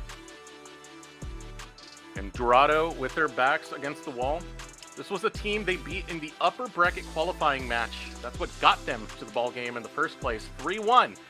Now Jolly Rogers have something to say about that as they look for vengeance, taking the first game of this best-of-3 series.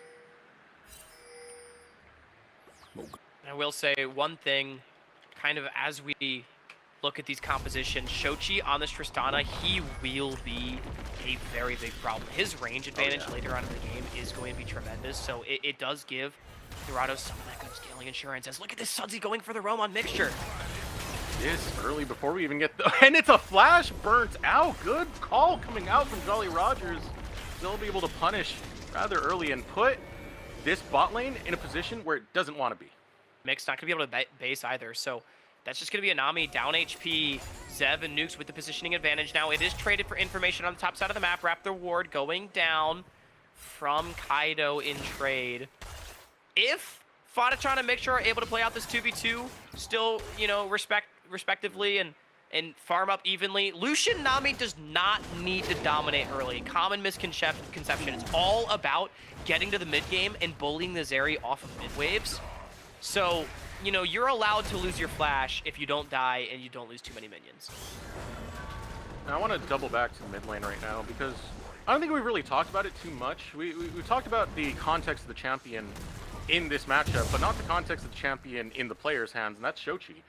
When he plays this Tristana, it's one of his best champions. 73% win rate across all his competitive with it, and usually has real standout performances. It's something he pulled out many times when he was on the Fear roster, and it really did reap havoc on NACL and Tier 2 in the whole.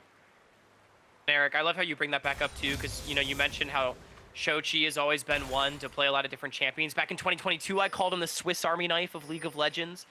the Taysom Hill, if you will, in the mid lane here. As, I mean, he's just been so good at really doing whatever his team needs him to do over the years. And in this game, it's to be, I think, the biggest carry on his team with this Tristana pick. And we talked about needing to lane well early. I love seeing the early trading and push that he has against Shochi using the range advantage. I think one of the worries that you're going to come across for Dorado is just they don't have that much magic damage in the grand scheme of things. Sure, you're going to get some from Kaido on his Maokai, throwing out some of the saplings. And Maokai does like to grab a splash of AP. But you have double marksman, which means he has to perform pretty decently well to make sure that the tanks aren't going to gear up. And now here comes Shochi looking for that performance with the double jump onto Sudsy. One more auto gets him first blood. That was really well played from Shochi right there. The way he positioned in the minions, so much extra damage taken from Sudsy, and then the rocket jump reset. That was beautiful. And this is why I called out that champion, man. Flashbacks to when he was on Fear. He looks great when he's on it. He can punish you at any given time. Beautiful use of the double jump. Now looking for the angle as Dorado starts to open up the map and bully away Jolly Rogers. Ooh. And remember, too, Fadachan and Mix just don't fall behind in the lane. How about get Oh, ahead? it keeps going. Oh, it keeps going. This is Shochi's game, man. He's looking for more, waiting for the pop. But nope, will find his way right through that wall. And so much pressure in this early game from Dorado. Yeah, Flash is traded from both junglers. One more Shochi would have done it. Not quite able to get it. Now he's in danger, actually. Uh-oh. Uh-oh. Well, yeah, this is also part of Shochi. I'm just going to say, Live by the sword, die by the sword. Will fall in the mid lane. Sudsy gets his vengeance and gets a kill back. That's really bad for Shochi, too. Look at how big that wave is that he's going to lose. Sudsy is, like, totally back. Now we got to dive in bottom, though. No teleport here for Shochi. And now look at this. A dive coming out from Dorado. Smash! Oh, they reset the aggro. Kaido grabs the kill. They get the aggro reset and they go for the next dive. Zev will fall, but so will Kaido. No, he does it with the twisted advance. He drops aggro. That was so well played by Kaido and Co on the bottom side of the map. Massive double kill. Now Zev, he is really far behind. They're going to be able to crash this wave as well. And it's a kill for Fadachan. It's a kill for the Maokai. We get another look. This is the first blood. Again, Shochi, the way he positioned in the wave was just so beautiful. Great double rocket jump reset. Even with the flash, not able to get away. But as we know, Sudsy was at least able to trade one back. The mid matchup is actually pretty much back to even. So that is like the one saving grace right now in this early game for Jolly Rogers, where they're otherwise getting, I mean, pretty well destroyed. As Dorado, they look angry. This is one of the funnest matchups for me. Fuck. Just this mid lane in particular from the names themselves. I mean, Shochi, did carry a lot of... Two guys are so fun to watch. Yeah. They've carried a lot of story, both in their own careers. I mean, Shochi was kind of that upstart that we got from here, but don't forget Sudsy's been a grinder in the tier 3 space for years and years and years now. I mean, a lot of people, myself included, felt like Sudsy has kind of gotten shafted in the past. He's promoted to the NACL multiple times, but never gotten that starting spot, despite, in my opinion, being more than worthy of it. And, that's just sort of been how the cookie crumbles, right? But I think he's once again showing his mettle in this series here today. There's a reason why he has been called the Prince of Promotion in the past. It's because, I mean, he is, at the very least at that tier 2.5 level, but in my opinion, higher. Oh, here comes Sudsy looking for a play. Will not follow through. Just a bit of chip damage. Does have the Buster Shot on call. A chunk of damage. Can't find a disengage on top of that. So now things just going even once again as resets are called on the map. Everything going to calm down. I think the biggest story right now is that, I said that Lucian Nami, they don't need to win the lane that hard early, but they are winning it. It's pretty brutal. I mean, Fadachan is up a lot of CS over Zev right now, and obviously has the kills. And that's just going to accelerate this game so much. Remember, this was counter picks coming out from Sudsy, Zev, and Nukes. The Zeri, Lulu, and Silas were all picked after their opposite numbers, but it's just pure comfort that came out for Dorado, and kills across the board as a result. Pretty nice from Sudsy so far. In the range versus melee matchup, he is getting himself rather even in the CS so far, and has been able to keep up with Sudsy, especially getting that kill earlier to even it out. I am going to be watching Sudsy for a lot of these fights, because I do think that Silasar is the most impactful thing for the team fights outside of a Skarner running at you. Definitely will be. We do have the full swap coming up before the Grubs. I do think it's quite interesting that despite all the pressure that Kaido's had from his bottom lane, we see another deprioritization of early dragons. This one not getting picked up by either side. I feel like Kaido could have had the window to go for it, but he's just been power farming on this Maokai, and I mean, that is something we see quite a bit from Kaido. He prioritizes farm more than I feel like most junglers do, regardless of who he's playing. It's sort of that carry mentality that he does have, but regardless, it's going to be Void Grubs going over. It's going to be a pretty big objective for the double AD carry composition. Means once they get on those towers, they will go ever so slightly faster when the Twitch chatters start bopping at them. Looking over here in the top lane, it's just Dragoon trying to clear out the wave, as we still have a little bit of time that's pushed over by Fadachan and Mixture to clean up the Grubs. And the more surprising thing is it's this late that we finally see the ping onto the Dragon from Jolly Rogers. But now with the grubs down, it does give Dorado Kaido a can chance match to the get towards swap. there. Yeah, Yeah, exactly. Dorado can match the swap right now. They're recalling Fadachan and Ariana. They're going to swap back to try to contest this, and they absolutely should. Kaido is doing the grubs on Will's reset. I mean, shoot, we talk about power farming on a tank. Same thing as make sure he's going to have to flash here. Flash over the wall, Dragoon will not follow. The big All delayed that being reset, said, though. attention right back over towards that Dragon. You do have Will now in the Dragon Pit. Yeah, I mean, Mixture is going to be so late to this objective because Dragoon was able to find him. That's a really big stop, and I think it means that this Dragon should go over to Will as a result. A little late on the trigger, but getting the delayed recall is good enough to make sure that they will be the ones to secure this. Just shy of 10 minutes, Dragon belongs over to Jolly Rogers. And I will say, 10 minutes in, Ariana, A+. Much better. Up 5 CS, hasn't died. Like, look, it happens. We've all played top lane, and we've gotten, like, bonked a couple of times, and we're like, well, I messed up. I feel like a similar experience for Ariana kind of coming out. And I mean, I'm just glad to see that he is bouncing back, making for a much more competitive game, too, so far. 2,000 gold over to Dorado, as maybe some action brewing on the bottom side of the map. With Will hovering over there, I mean, the main objective is just grab the Scuttle Crab. They're looking to open up this map and with as much vision and control the map as you can, especially in this bottom side. Because you don't want the influence of Will to stop the Fadachan Mixture combo from scaling the way it is Will so feels far. like he needs to cover a dive here. Yeah, he's hovering over. He does see Kaido just slightly popping out with that sapling being thrown through. Nuke's taking a huge jump. Yeah, I think that damage would make Phil Swift blush. As Fadachan, he's doing a great job. I mean, I'm loving the way he's playing this Lucian. He's threaded so many of the piercing lights onto Zev, just finding the health chunks and then the culling to keep them low. Will knows he's forced to cover.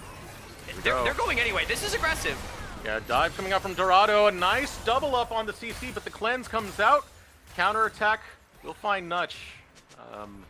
Jolly Rogers will be able to survive the attack.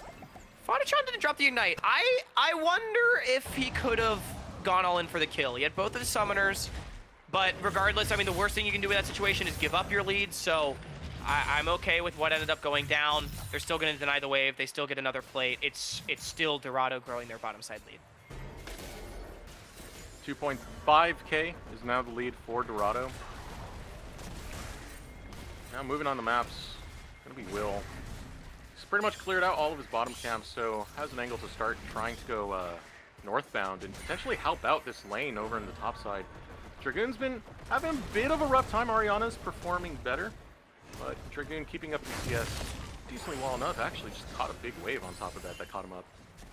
Yeah, I do think Ariana having a better time than Philip had in this matchup, or maybe Dragoon having a worse time than Barrick. I mean, it's still like pretty even across the board, but not really any meaningful advantage for this Aatrox. Is pretty big, because I do think Aatrox could be quite a home wrecker in these fights against double 80 carries, those style of compositions. It can be really difficult to deal with an Aatrox just running at you and sort of demanding an immediate response.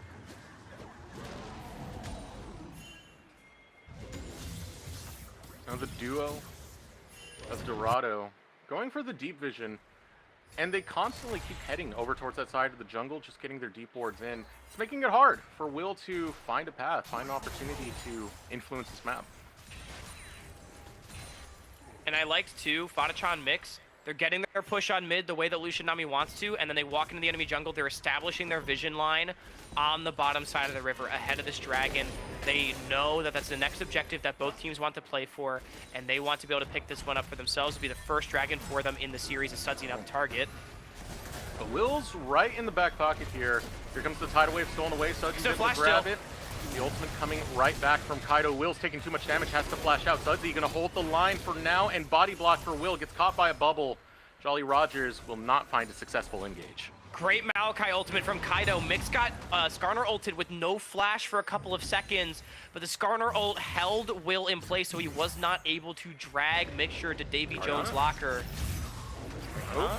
Missed the ultimate now underneath the tower. I think Dragoon can possibly look to fight this one out. Going forward onto Ariana. Ariana goes into the ranged mode and just needs to throw the Q, spaces it out. Yeah, Ariana, that was... The ult miss was rough, but, I mean, great spacing, understanding that he still has the damage to be able to play it out. And that's a big solo kill pickup. Dragoon, he ends up going down. This time around, Ariana, he is passing the Dragoon test. Yeah, with flying colors so far. And fortunate timing as well. Did shrink back to the so far ahead. Mininar. Jeez, Fadachawn is 1.2K. up. Yeah.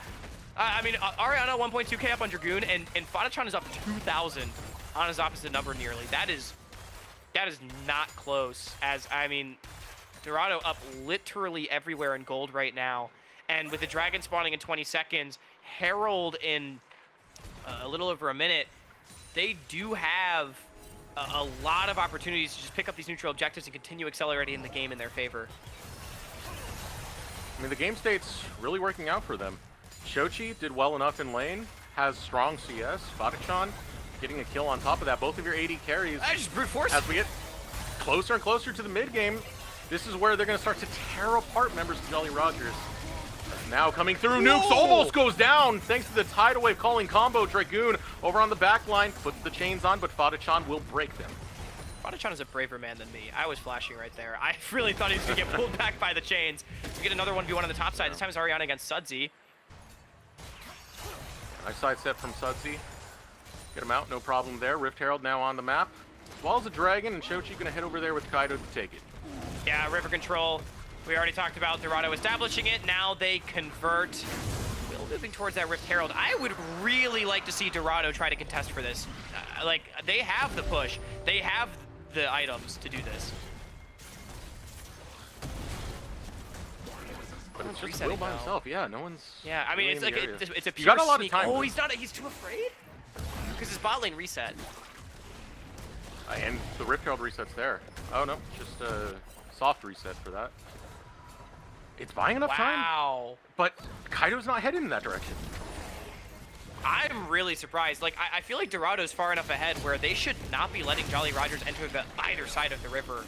I feel like a bit of a plunder coming out from the Jolly Rogers here. And it didn't even end up being the Cursed Cortez gold. They will live. Will's looking for an angle. This is looking very dangerous for Ariana, but Ariana does have flash available. Gets pulled right back. Polymorphed as part of the process. So much crowd control. It's all layered on top. But Ariana will just push them out of the way. But Kaido's here. Ult coming in. They want to re-engage this. Here comes the bottom lane as well. Maokai ult able to get the snare. Ariana still stepping up, but doesn't have the healthiest situation to go through here. Tidal wave found. Fadachan steps up and puts them down. And now the rest of Jolly Rogers run away. Oh, what a turnaround from Ariana in this second game, somehow surviving in the 1 versus 3, just with the tankiness of the Mega Gnar alone, despite the chain CC and a great collapse from the rest of Dorado. They don't even drop a wave for their trouble, as Shochi had pre-pushed bottom lane, able to make the shift into mid off of his bottom lane's reset. Fantastic map play. Dorado up 6,000. Eric, I think we are going to a game 3. And what a turnaround for Ariana. On top of that, someone we hyped up very much, had a disastrous game number 1, pulls off plays like that to clutch through. Be very critical right now as he's going to fight it out with Dragoon, but there's more attention over here. Flashes right through it. Ariana's going to survive. Dragoon wants to change depths, but has to bite his own lip. It's a bitter taste as Ariana gets away. I didn't even realize that Ariana didn't flash in the 1v3. Like, that's crazy to me. I thought he didn't have it available, but just able to walk away. Oh, Fadachan just murders Zev. It's disaster across the rip for Jolly Rogers. Yeah, I mean, you can't do that as Zev. Like contesting a mid wave when you don't have your Lulu, like, you just can't. I mean, Fadachan probably bullies him off of it anyways. So, pretty big blunder coming out right there from the AD carry of Jolly Rogers, but I don't think it does much to change the outcome of this game. Dorado, they want to transition, take away all the jungle camps, put all the vision down. Dragon in 2 minutes should absolutely be theirs. Look to start pressuring these tier 2s as well. This is a complete flip of what we saw from game number 1. And more of the performance we're expecting out of Ariana. Yeah, back-to-back stomps.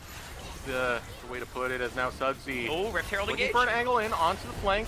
But Dorado are able to pull back. Now Sudsy using that Silas ultimate.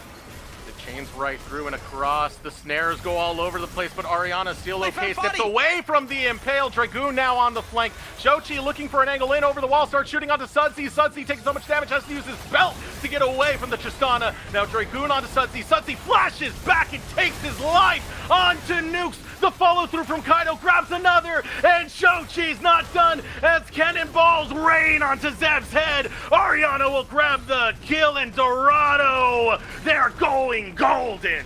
Great position from the AD carries of Dorado as they use their spells expertly to bait Jolly Rogers into the choke, and Ariana and Kaido are there to hold the line. 8,000 gold now is the lead. Dorado Gaming absolutely running away with this one. We wanted to see how they looked in a game that starts from even footing. And it's a solo kill from Shochi. It's a dive in the bottom side. And it's Dorado just taking over the map from there. A painful loss. Shake it off and bring that hate into game number 2. Excellent from Dorado Gaming so far. 8K lead. There's not much of a fight to really be found from Jolly Rogers. I mean, really, when you get this level of comfort, especially onto Shochi, when you get this level of play coming out from Ariana, who's not denied, you see what Dorado are really about. You know, I feel like kind of looking at the series holistically, first we can take a look at this replay. I mean, I get it. You have to chase in. You do have a cooldown advantage. Great TP flank from Dragoon to find Fadi, but look at the sidesteps coming out right here. Kaido also does a really great job trying to body block. Fadi waits till the last possible moment to flash away. Now Shochi looks like he could be a target. He's got the flash to reposition, and Ariana is just in the front line, full HP all the while, able to do a ton of damage in his own right on the Gnar. And as I was gonna say, looking at the series holistically, you've got Ariana and Dragoon, Kaido and Will. I feel like they've sort of split the series one game apiece in their performances. Shochi and Sudsy, let's call it a draw. But to me, Fada-chan has been the big difference maker. Not to discount Zeb's performance in game 1, it was fantastic.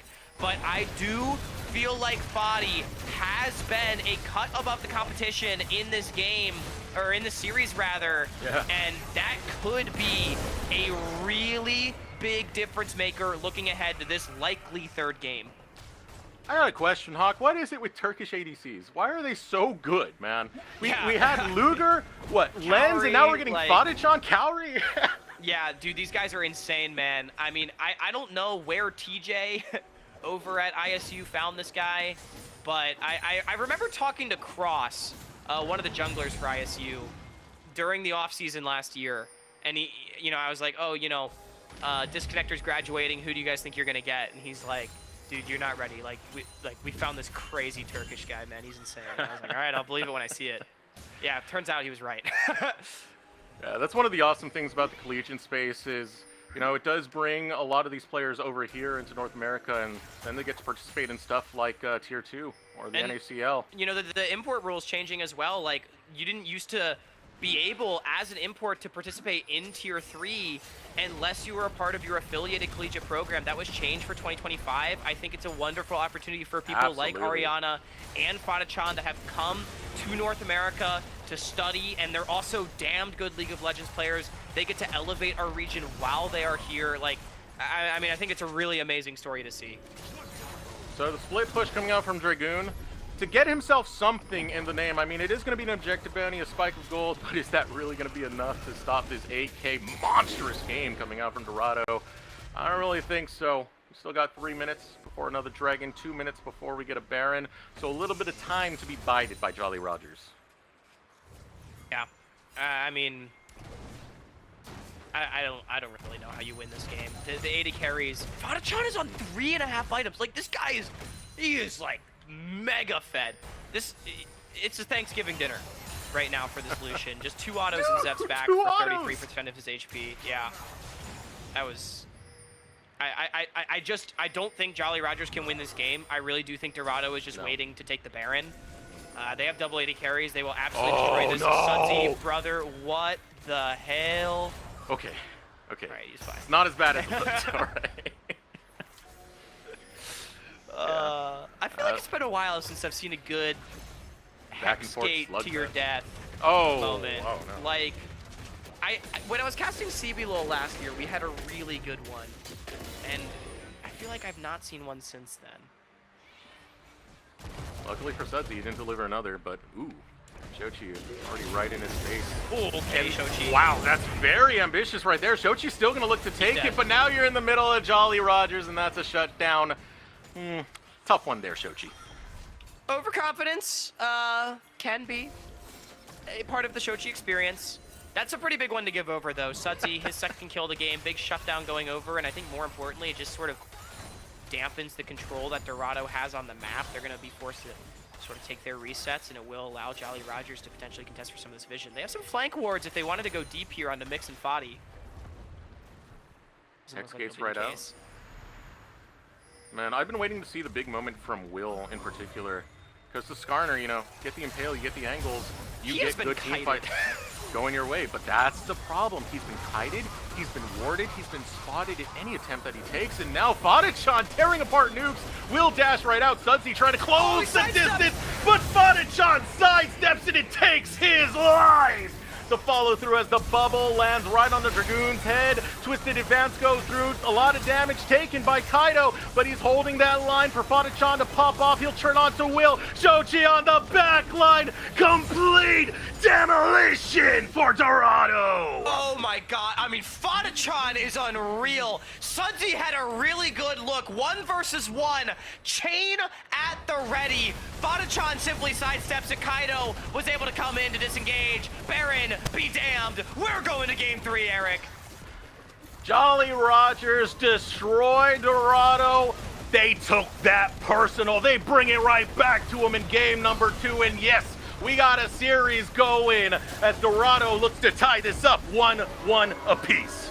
I mean, back-to-back turbo stops. I don't think either of these games has gone longer than like 27 minutes as a very misleading victory screen as it is Dorado. 25 minutes. Baron had barely even had a chance to slink his way on the Summoner's Rift.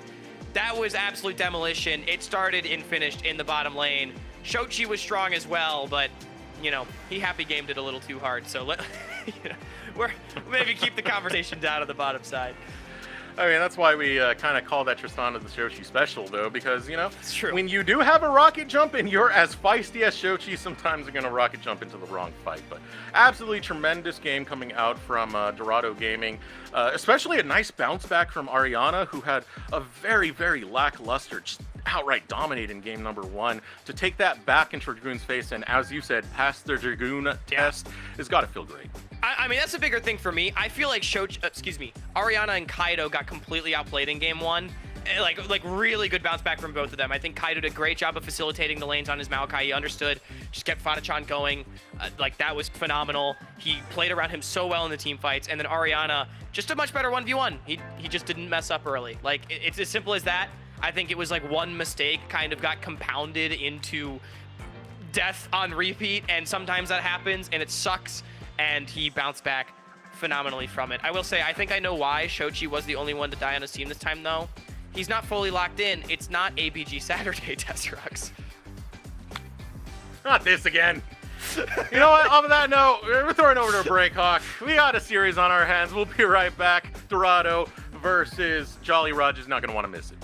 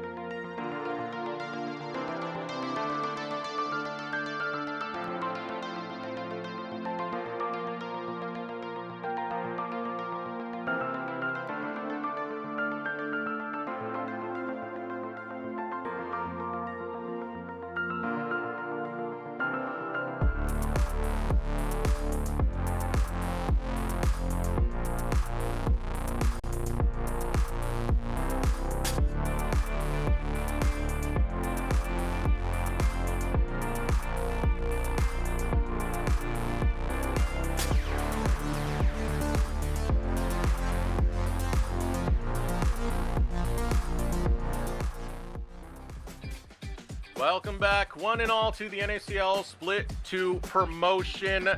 Snap back coming out from Dorado Gaming, and with authority. Game 1, a stomp. Jolly Rogers got a game 2. Dorado get a stomp of their own, Hawk.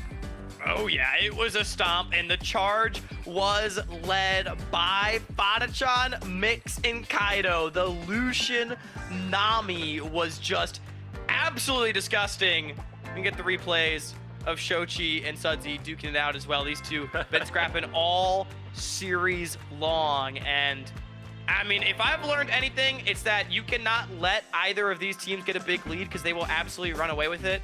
But if I've learned another thing, it's that Fadachan is a big problem in this series because he, to me, is the only one on really either side that has been consistently excellent in both games so far. Yeah, I mean, his ability to analyze the risk that he's taking live in the fight and play on the absolute limits of it is incredible, man. He dashes out from a lot of skill shots that are coming through. I remember Sudsy was trying to hold him down. Guess what? A simple sidestep. It's very hard to lock this man down. He's very good at spacing. He's very good at maximizing damage. I am thoroughly impressed with his performance. I mean, he has just been so good. I feel like understanding also the win conditions of his champions extremely well. You know, in game 1 on the Kaisa, avoiding dying and farming up very well. Can't be said for a lot of the rest of his team, right? So, you know, like, yeah, it's a great place to be. And look, I don't think we should sleep on Seven Nukes. They had an amazing first game, and they're absolutely capable of doing that again. But I just feel like Fadachan might be the difference maker in this series, and especially if Ariana, Kaido, and Shochi are able to have the performances that they had in game 2, it might just be enough. But we've seen what Jolly Rogers can do. They're not without their own scrappiness, and we know how good these players have been also in the past. But man, it does really leave the big question as to how this final game is going to go. Jolly Rogers, they have their chance at redemption, but they just ate a brutal loss. The question is, how well do they bounce back from situations like this? Because it can be very, very tilting. I mean, Dorado just did it, right? And that's the answer. It's like, look, we got boomed. Back to the drawing board. I don't think the draft did them too many favors. They picked Silas in a melee versus range matchup, and I really don't like the Zeri Lulu answer into the Lucian Nami. Like, Seven Nukes just were not able to keep up. It's too passive for me, and especially in tier 3. Like, I don't like obscenely passive drafts. It has not really worked for either team because it was also in game 1 that Dorado had the much more like scaling marksman oriented composition, right? So I think both these teams going to sort of advantageous lane matchups is going to be a really big deal. Dorado with the side select, Jolly Rogers with the side select. We'll get word on where they decide to go pretty soon. My expectation is that they go back to red side. I think counterpick is very important for Dragoon. Honestly, I would like to see them go back to it. I feel like Sudsy and Shochi have been so evenly matched in the series. Like, you can blind pick a mage, I think, for Sudsy and be completely fine. I'm curious how else. Oh, we did just get selection. Wow. Okay, we are changing it up this time. They went for blue really side. Surprising. That's very surprising. Interesting. Yeah, okay, that does change things up quite a bit, and it does allow Jolly Rogers a potential to try and play around the draft to see if they can maybe sneak one of those carries that they've been so desperately wanting to get onto. I'm sorry, I'm getting it backwards right now. Sneak one of those picks that they so desperately want to get on Will. Yeah, we'll see what they do. I wonder if they have a specific pick that they really want to prioritize right now. Like, remember, it's only game 3 of Fearless. You know, it's going to start to get more pinched, but it's generally not until the best of 5s where it really comes to fruition. But this is the decider right here. And I want to remind everyone of the stakes back home, because if you win this series here today, you move on to a best of 5 tomorrow against Polestar, the formerly winless team in the NACL. And although I think we did see a lot of growth from Polestar throughout the split, to their credit, I feel like Dorado and Jolly Rogers both see that roster as one that they can beat, especially when you look at the names on these teams. So I think a lot on the line right here for these two squads. You do not want to go down to the lower bracket at this point, and we'll see who's able to bring it out. It's still carry junglers being focused out, despite Kaido looking really good on a facilitator tank. I think Kaido's been doing a pretty good job of flexing around the way the draft has been pushing him. Definitely didn't see the same from Will in that last game. Skarner left so much to be desired, and a lot of that came down to just being able to scope out the pathing he was taking and really stopping a lot of those engages right in their tracks. With the Trundle banned away, we're expecting to see some tanks start to be locked in on the side of Jolly Rogers. One more ban on the side of Dorado game. Trundle ends up getting banned out. That really signals to me that we want like a... We don't have Sejuani, dude, right? It's been fearless banned. So, like a Xin Zhao Scion draft seems like it would make a lot of sense here for Jolly Rogers because Trundle also eats up the Xin Zhao pretty well. So I think B1 Xin Zhao. Just do it. Like, no, oh, okay, they ban it. That's a good ban. Good ban here from Dorado. But here's the thing, though. Like, do we expect like a Scion early pick to come out from Dragoon? It's not in character. It's not, and it's not really the playstyle that Dragoon tends to go for. I mean, if you were to have it my way, I would just take Darius, man. Let's just do it. This is how we go. We go out in a blaze of fire, man. Game but 3, no. yeah, screw it. I feel like Orianna's good enough to not fall victim to that. I mean, surely that's where we go with R5 counterpick as well if we are Dorado, or at the very least, we're going to try to counterpick Dragoon, I would think. We do get Corki Varus, though. This has been, I feel like, falling out of favor a little bit more at, like, the top levels of play, but in Tier 3, like, Corki Varus has been the handshake, so not really surprised to see this one come through. Don't mind that Nami. It was already picked earlier. This is Fearless Draft, a reminder, so cannot take a champion twice in a series. Ooh, Nico. It's going to be Nico that's taken It's instead. more lane focus here from Mix and Fadachan. The Corki is the lane advantage champion in the matchup, and then obviously you have the double range. So I like this a lot. We just saw how effective Dorado was when their bot lane could just play how they wanted to, and so I think it makes a lot of sense to go back to this. And it's very sneaky as well. I mean, there's so many ways you can get that pop blossom in. I don't like that Leona. Especially considering there's always that one little cheesy thing where you can do one of the minions and you don't show up on the minimap. We got Leona now locked in over on the side of Jolly Rogers. What about it? Don't you like, Hawk? I'm curious. I just feel like you lose lane really hard now. Like, I don't know. I just feel like you're sacking everything. And I don't know how Nukes is going to get active on the map. The other problem that I have as well is you have a mobile Corki with a Nico that has a great disengage ult, right? So we're looking at a lot of dive right here for Jolly Rogers with, I'm presuming, like a poke Varus, but I feel like Dorado can just pick, like, what's a jungler that could disengage really? I mean, like, oh, they banned the Xin Zhao. I don't know. I'm not loving it. Bessa, counter dive, pretty good. Gonna make Zev's life hell. I was just looking back for a second. From the history of Will, I don't remember him being too much of a J4 player, and yeah, that is going to be the case for this one. So, I don't know. I'm starting to favor Dorado the more and more this draft starts to shape up. Poppy, as we get into the second phase, is going to be banned away as well as Renekton, so now focusing over towards that top side and taking away so we can set up for a potential R5 over on Dorado. Ambassador Prime is really interesting. That Poppy ban is a really good ban. I think I would have liked if Dorado had picked it on 3. I think that was the jungler that maybe I was looking for in my brain. But regardless, we're going to get the Ambessa. It's a protected Ambessa. Double top lane bans coming through. So, I mean, Orianna going to get in a matchup where hopefully he feels pretty comfortable, which was a major win condition in the second game of this series. I'm expecting a pick to come out here for Kaido on 4. Again, I would like something disengage oriented. I know you don't really have the best primary engage, like Ambessa, Nico, they have great follow-up, but I feel like it is such a dive comp right now for Jolly Rogers. We'll see. Nocturne, more counter dive. Same with the Fury.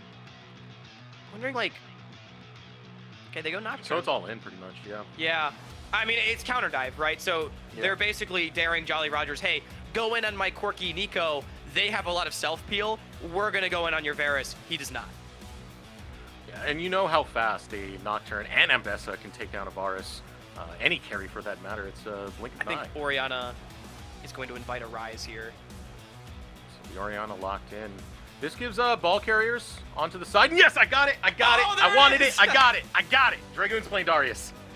I don't know how this matchup goes either. I've not seen it. So I'm really interested to learn. Ambessa early on can be stat checked. So I think Dragoon going to be pretty happy about this one, but I feel like it's really hard to play Darius later on into the game here. I don't know if I like Galio. Galio feels a little low damage right now for me for Dorado. I think I would have preferred something like a Rise. But regardless, we're going to get the Galio. It's a great matchup into the Orianna. And again, it's not really attackable. Like, there are 0 champions that I feel like this J4 Leona can really look to attack. And that is a big issue that I have right now with Jolly Roger's composition. I think they're relying a lot on the advantageous lane matchup that they have for Dragoon. Like, they need a Dragoon smash because Sudsy is not going to win lane. Zev and Nukes are not going to win lane. And I don't feel like Jarvan does anything here unless he can find, like, big ganks early on. So I think a ton of topside focus needs to come through here from the Jolly Rogers. Like, just path top, try to dive that Ambessa, and flip the game on it. But I think the composition here is better for Dorado, especially if they don't fall behind. Their damage won't fall off. So we're ready to head into the game right now. What is going to be our last game of the day. Dorado and Jolly Rogers going at it slugfest back and forth. Both games being stomps both ways. Now we got a winner to decide. Hawk, let us know in Twitch chat who you want to take the dub. Will it be Dorado Gaming or Jolly Rogers? On to the Rift. All eyes for me on the top side of the map. Dragoon with his signature pick. He was the big X factor in game 1. Convert his massive advantage into a team win. Teleport though on this Darius. Interesting. Already am like, that makes me nervous. It feels like it's not confident here from Dragoon. I really am not familiar with this matchup too. Like, I don't know the break points between these two champions. I just haven't seen it. So we're gonna learn personally together. For me, when it comes to champions like Darius or even Olaf for that matter, I really like having Ghost. They're champions that are great at really running you down.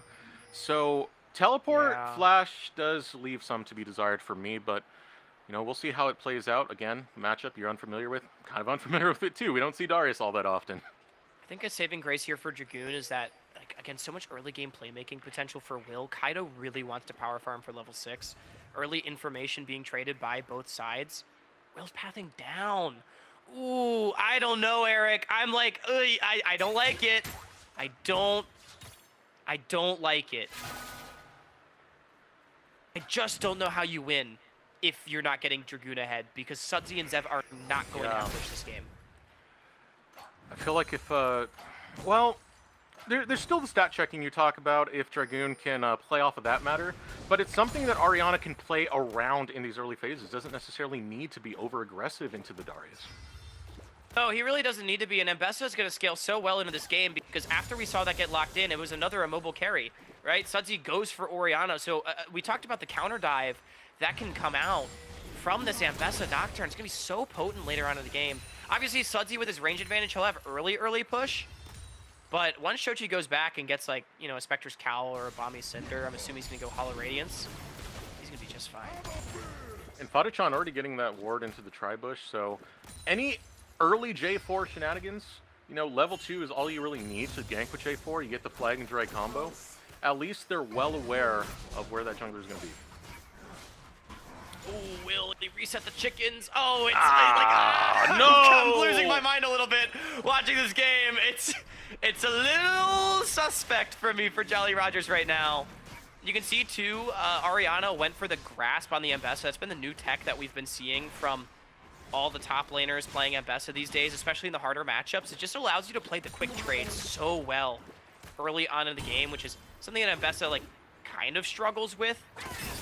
But you get that extra range on the auto attack, and like you just get that extra healing, a little bit of sustain. Helps the pre-6 so much. And there's that ward immediately coming into play. The gank that be called right now as Nukes goes forward with the Zenith Blade, but coming out from the sidelines is Kaido. Will find the Duskbringer onto Will, but doesn't continue the chase. Only looking for the counter gank. Spell Shield comes out, gets blocked away. Will chased right out. Sudsy is first on the roam, walked down into the river.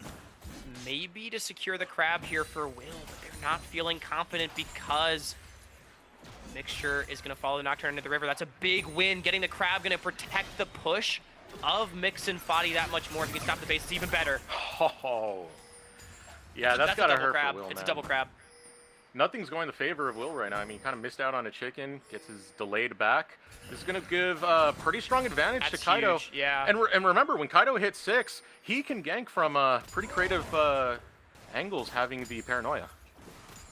And not only that, too, like, that was kind of the play that Will really wants to make work because it is his big point of power over the Nocturne.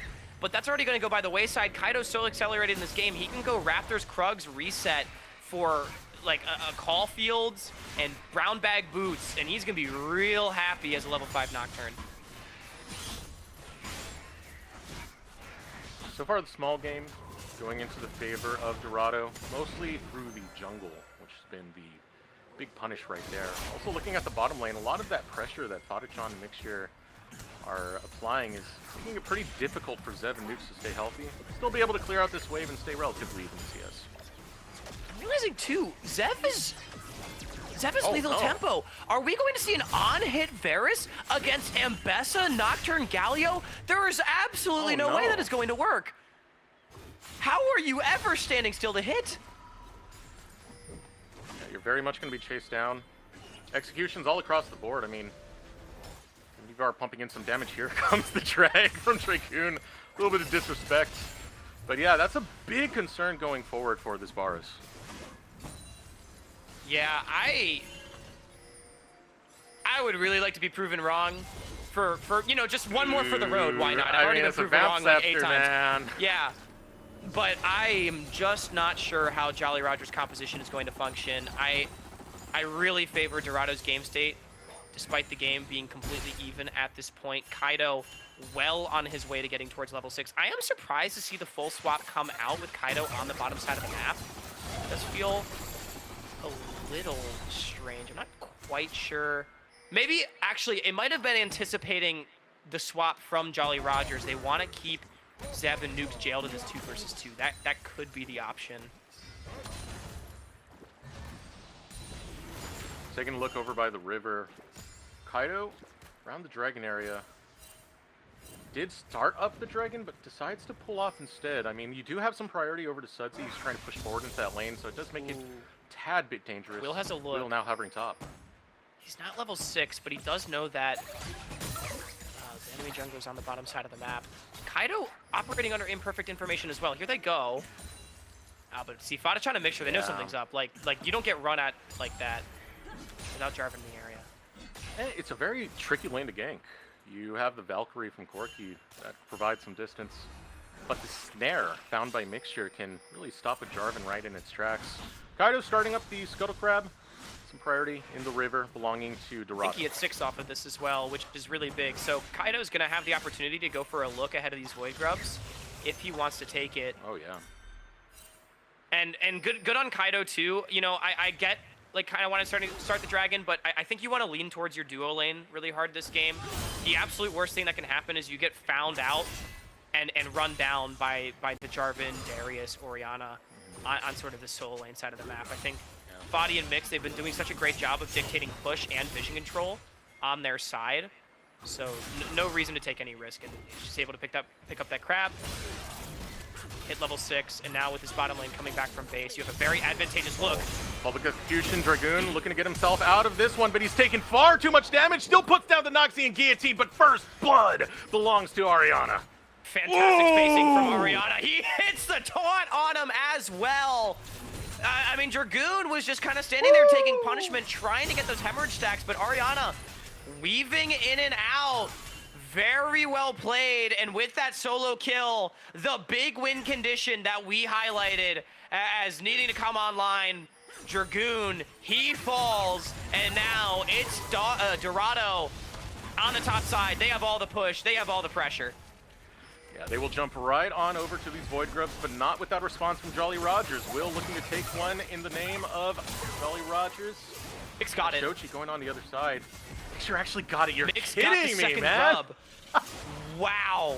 Nico Q And it looks like Dorado just happy to trade 2 for 1. They don't feel the need to team fight into this level 6 Jarvan Ori, and honestly, I don't blame them. Why take the risk?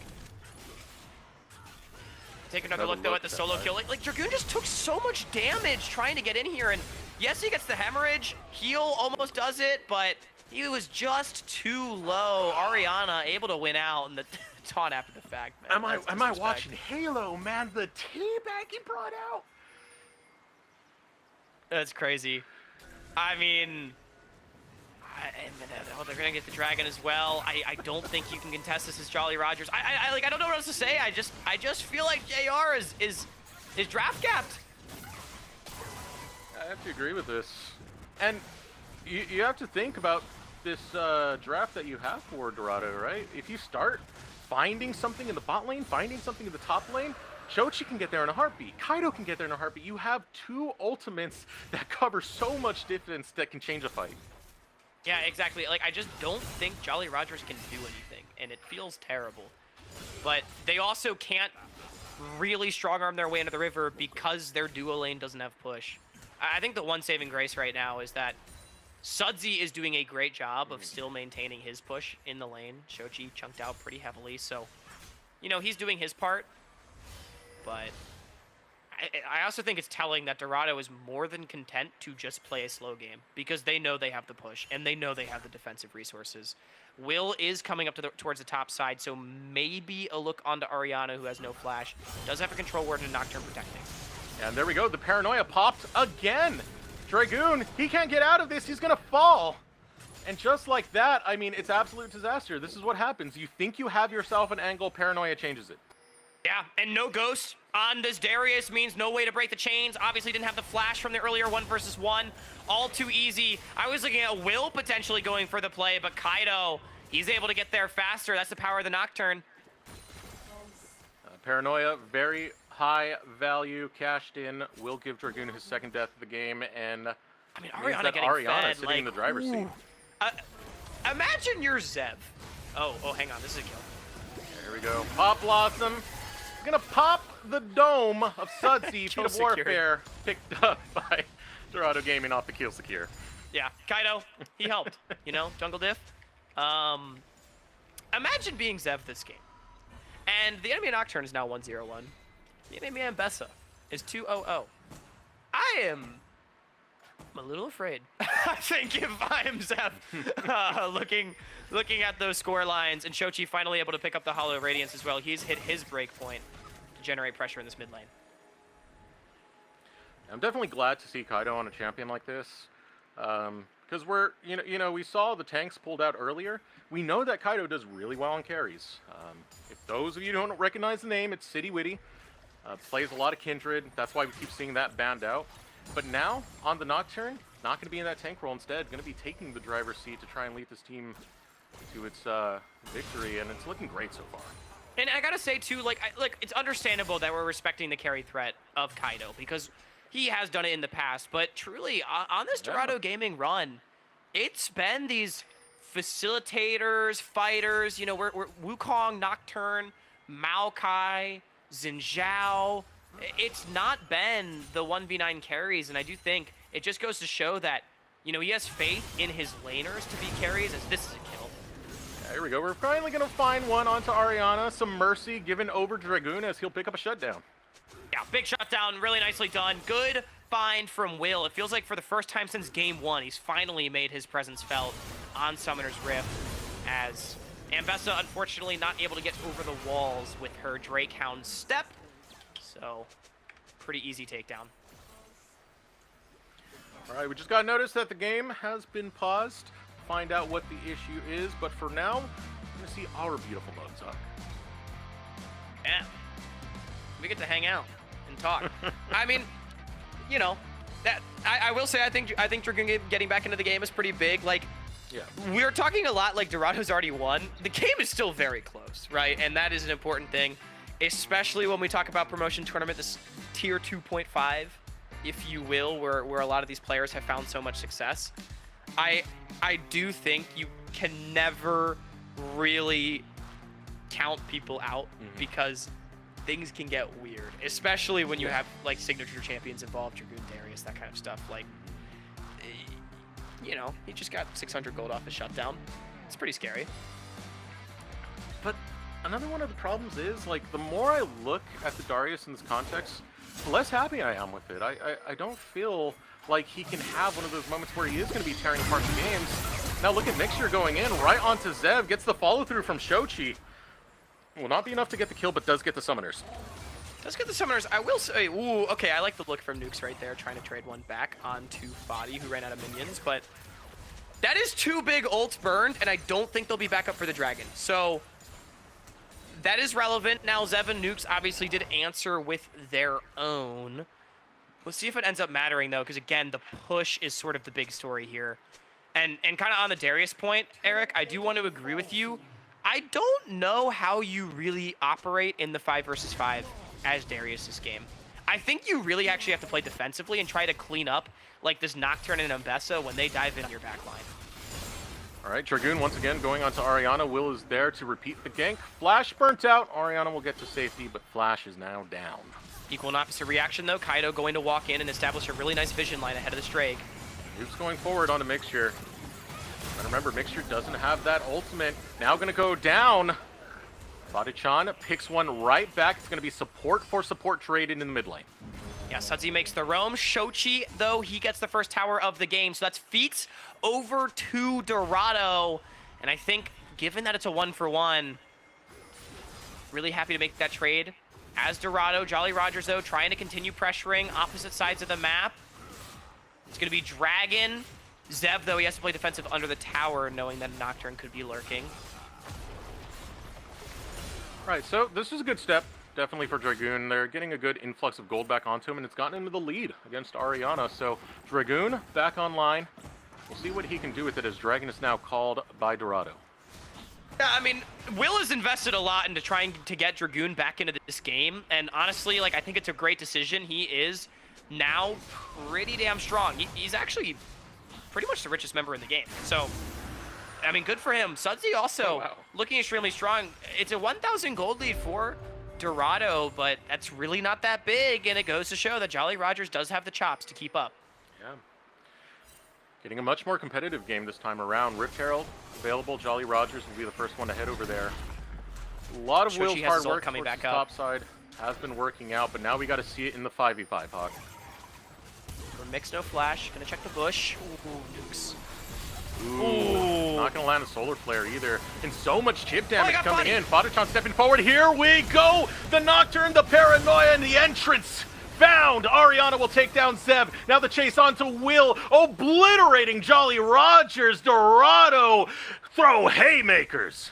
Yeah, Dorado, they just got a dogpile composition. You cannot get away from Nocturne, Galio, Mbessa, Nico all diving in, and Fadichan self-sufficient on the back line. I mean, it's really just a case of Nukes. He missed the engage, and sometimes that's just how it goes. And, I mean, really great punish coming out from Dorado. Dragoon tries to go for the cheese. He just ends up giving over a delayed ace. Bad goes to worse. Now 3,000 gold in the lead. Herald picked up as well. All the engage is missing, Hawk. All the engage is missing. They just needed one to land, but they didn't find it where they needed to. And all that poke damage that came out from Fadichan before the Paranoia was even pulled was tremendous, and now it gives Dorado the position they needed. I mean, I just think the drafts in the bottom lane have been better. Mixture and Fadichan with the double range, they've done such a great job of not getting engaged upon. And I mean, the punish that came out was so heavy. As you mentioned, Shochi able to work down this tower as well. It's now 4,000 gold lead. This game has absolutely exploded in favor of Dorado. I feel like that's been basically every game we've watched today, where it's like kind of even for a little while, and then there's one big mid-game team fight, and the game just ends. Yep. At some point, it just gets explosive, and here we are, you know? Happened 2 games in a row. Now it looks like Dorado trying to make this another case for Game 3. Control the jungle belonging over to Dorado Gaming. Let's start clearing out some of these wards. Sweeper going to come through. We have Dragon spawning 2 minutes 30 seconds. So not really too much to find here other than forward pressure with the vision. Now the target for Dorado almost certainly going to be this mid lane tier 1, using their push to try to secure their flanks. And then what I would like to see them do is push out both their side lanes, rotate their solo lanes in towards mid, and just 5-stack, let Fadachan step up and hit that tower. Now, it is pretty high HP, making it a little bit more difficult. But should be the obvious next place to go. Also, Dragon stacking in their favor.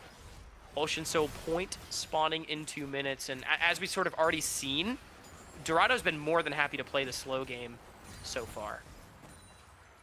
I mean, I've been thoroughly impressed by Fadachan through and through. This is pretty much my first sampler of this player, and it's been exciting to see. The Lucian game was incredible, seeing the spacing and risk analysis that this player is able to do, and now following through with the Corki play. The potential on this player really does feel tremendous. I will say, too, it's funny, I think Fadachan and Ariana, both on, high-profile collegiate teams with long-standing stories, Grandview and Illinois State. Rest in peace, the Redbirds. And, both of them actually had disappointing CeeLo runs. It was Weber State upsetting Grandview in their match, and then, of course, Illinois State, they ran into the brick wall that was UHSP. That ended up going on a big top 8 run as the 25 seed in the tournament. So it's been great to see Fadachan and Ariana in this context. Pop Blossom goes in. They need to take down the turret, though. Otherwise, it's going to wail on them. Nukes will grab one on a mixture. Turret finally goes down. Fadachan plays well, backs up from Dragoon, but Dragoon will take your teammate instead. 2 fall for the tower. Looking for more as Will jumps in with the Cataclysm. Ariana pulled in by the Apprehend, trying to create distance. The dashes are not enough to get away from the Noxian guillotine. But here comes Will, too far in. Okay, the tower's locked onto him, and Kaido will take him down. Both of these teams swinging for the fences. Yeah, I mean, Dorado, they get the mid lane tier 1, but the disengage from Jolly Rogers was able to come through. They actually absorb the dive, and then Dorado just gets run down. That's the power of the Jarvan, and the Darius is in the long play. Will, he goes way too far forward, ends up giving over his life on the backside of the fight, but ultimately, it's a big fight win. Jolly Rogers, they just cut the gold lead in half. Yeah, so many bounties that were picked up off of that one. It gives them a new breath of life that they've been desperately needing. Now, all that being said, it's still gold lead to Dorado, and this was a misplay coming out from Dorado. They dived very deep. It took them too long to take down the tower, and they corralled it too close to allow Dragoon that play. It's still a breath of life, though, that they can go ahead and know that this game ain't over yet. Getting the soul point is big, but they did exactly what I asked, right? Collapse your solo lanes in towards mid and try to get the mid lane tier 1, but they just went too deep on the dive. I don't think we need to go this far forward. I understand you want to dive to try to zone them away from the tower, but there is a lot of CC on this Jolly Rogers composition, so if you use everything offensively as Dorado, especially when Fadachan is not able to follow up with his damage because he needs to hit the tower, it is too deep. Zev and Nukes are able to layer the CC in on the divers, and Dragoon and Zev doing the damage over top. And so that does keep this game very competitive. As you mentioned, though, I do think the soul point is a big story. Dorado, they are still on the front foot in this game. Yes. They get one ill-fated engage. We'll see if Jolly Rogers can make it too. Clone going forward, spots out where Nukes is. I'm still going to be watching that Dragon Timer the deeper we get into this, because that's going to be where they start to dictate the pace of the game. The question is, can Jolly Rogers get into prime position in time to actually respond with that Dragon and fight it through?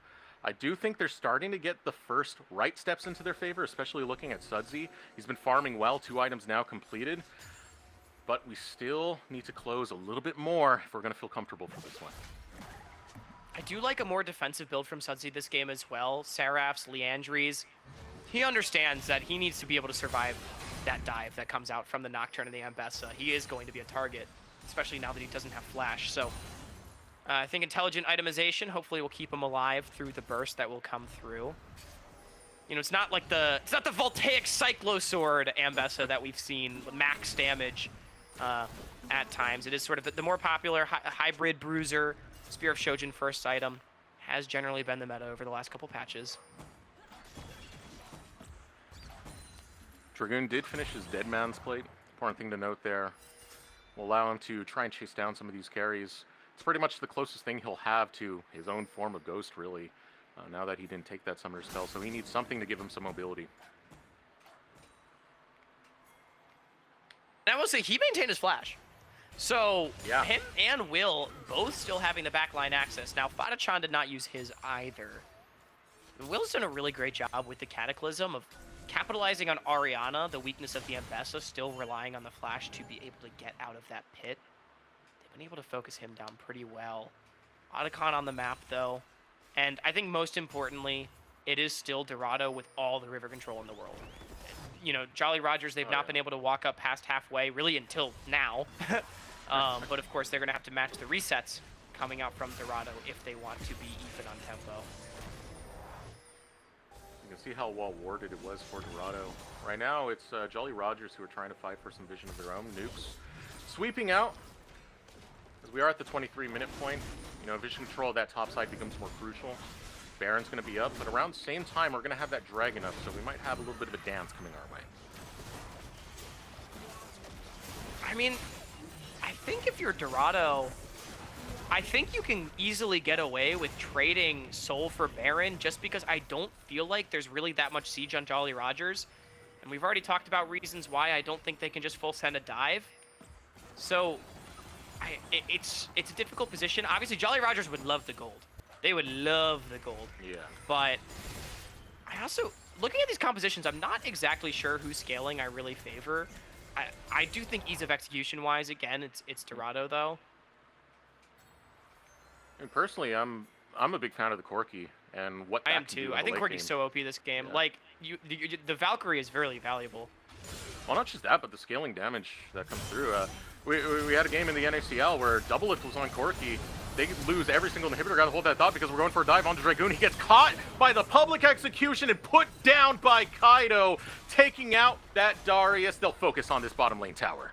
Unfortunately, a long-standing story of Dragoon is having a lot of people show up to kill him because they know it is possible. Dragoon, he sort of lives and dies by the aggression, had used the apprehend, and a great dive comes through. Shochi TPing to defend the push. Maybe a bit of an overreaction here from Dorado.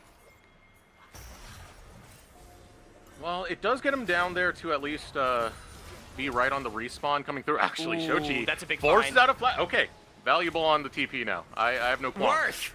Yeah. Results-based analysis says it's the greatest TP of all time.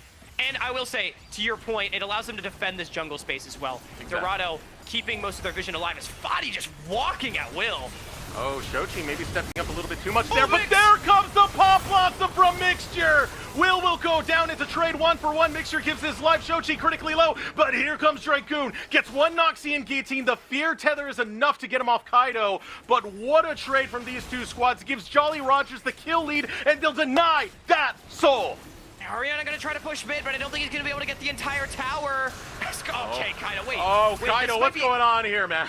If he dies, they could lose Baron. Yeah, that's a big risk. He tried to get the steal. It was way too late. Now he's a out. big tempo advantage to Jolly Rogers. Kaido's still trying to escape. He's getting cut off, man. Yes, a dead man's. Look at that, and the command dissonance. Oh, Kaido! He's caught. Did they just throw? Yeah, still the he's chase dead. coming through. Dragon's right on the flank right there. All you got left is really what? A spell shield that's already burnt away. Kaido's gonna go down. That's a delayed death timer on top of it. A really delayed death timer. 900 No gold. jungler. That's 900 gold as well that Sudsy just picked up. Now it is still 4v5 on the map. You have to be careful about starting Baron. Oh, here we go. A nice trap set by Dorado, but it's not gonna be enough. Fadachan has to back off. He's trying to kite. He's trying to provide space. Ariana's going to be the first one to fall into no this. damage. No, providing the spacing, but still the chase through from the flag and drag. Now Fadachan has a lot of damage he can bring. He's still deceptively powerful, but with Dragoon in his face, you need a pill, you need a hill, but Dragoon will kill, and Shochi will follow him to the grave. Mixture trying to defend, but there's nothing left to protect as Jolly Rogers even up the gold. But they cannot do any objectives. Kaido on respawn. Dorado, they bought enough time. But Eric, something I'm starting to see here, and maybe I misjudge about these compositions, is going back to the dragon fight, there is not really much damage. It's all on Fadachan for Dorado here. And so in the counter dive, Sudsy and Zev are not dying. Nukes, they can't burn him down fast enough. And Fadachan, when he's forced to backstep like this, no one is able to follow through and really burn down this front line. Dorado got that dog in him. Jolly Rogers is looking to euthanize it. What a tremendous engage to fight back. Again, off of that long chase onto Kaido. They punished the misstep of Shochi, which started this whole thing. He stepped too far forward without committing to an engage, and Mixture is the one to say, no, you're taking this fight now. And with that, Jolly Rogers, they're going after Otacon, and they're going to get it easily enough. Yeah, instead the focus just on this mid lane tier 2 here from Kaido. Shochi forced to catch top lane. Should be able to get the tower. Honestly, not the worst trade in the world coming out for Dorado, but still definitely favorable for the Jolly Rogers. As the gold now dead even. I mean, this is the game 3 we wanted. After back-to-back stomps, we are in it for the long haul. Baron on the map. More importantly, though, that Ocean Soul once again spawning in 2 minutes. Jolly Rogers gonna need another big team fight. What an intense game it's been so far. I mean, you still put a lot of the pressure onto Fadachan. He is the damage of this squad. You have to protect him. You have to find engages that benefit his positioning. For Jolly Rogers, they just got to keep it up, man, because if you end up in the death ball, that is what Dragoon wants. That Darius 5-4-4 now. Yeah, I mean, against so little damage, apparently this Darius doesn't even need Ghost. He's just able to really walk through and soak up everything that Dorado is throwing at him. I mean, like, CC be damned. And now he's level 16. He's got the unlocked Noxian Guillotine. Sudsy also level 16. The Shockwave going to be critical. This game couldn't be any more tense. My heart is beating right now, Hawk. Oh, man. How you feeling? How's the heart rate? What do you got? I'm elevated right now as well, I would say. But it looks like the call from Dorado is trying to go. This is so aggro. Yeah, going far and deep on the back line, but it's gonna work out. Sev gets dropped. Shochi grabs the kill. Pop Blossom goes out, and everything that Jolly Rogers have fought for is crumbling. Can Dragoon turn it around? Flashes out, pulls them all with the upper head. First Noxian Guillotine. Second doesn't kill. Dragoon falls. Fadachan fights, but he will drop. And now Shochi, Mixture on the retreat as Sudsy looks to hunt them down. Shochi putting in the taunt. Going gold. It's going to be Sudsy on the offside. Sudsy fighting against the world, the weight of the world on his shoulders. But with the fear tether, the ace is found by Dorado Gaming.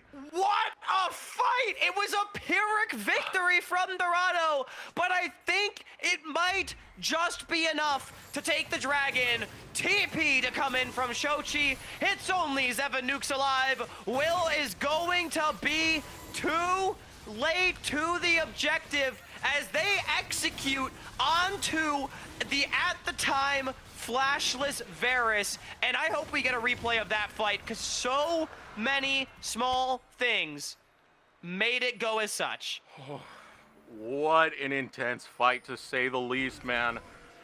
Oh, goodness.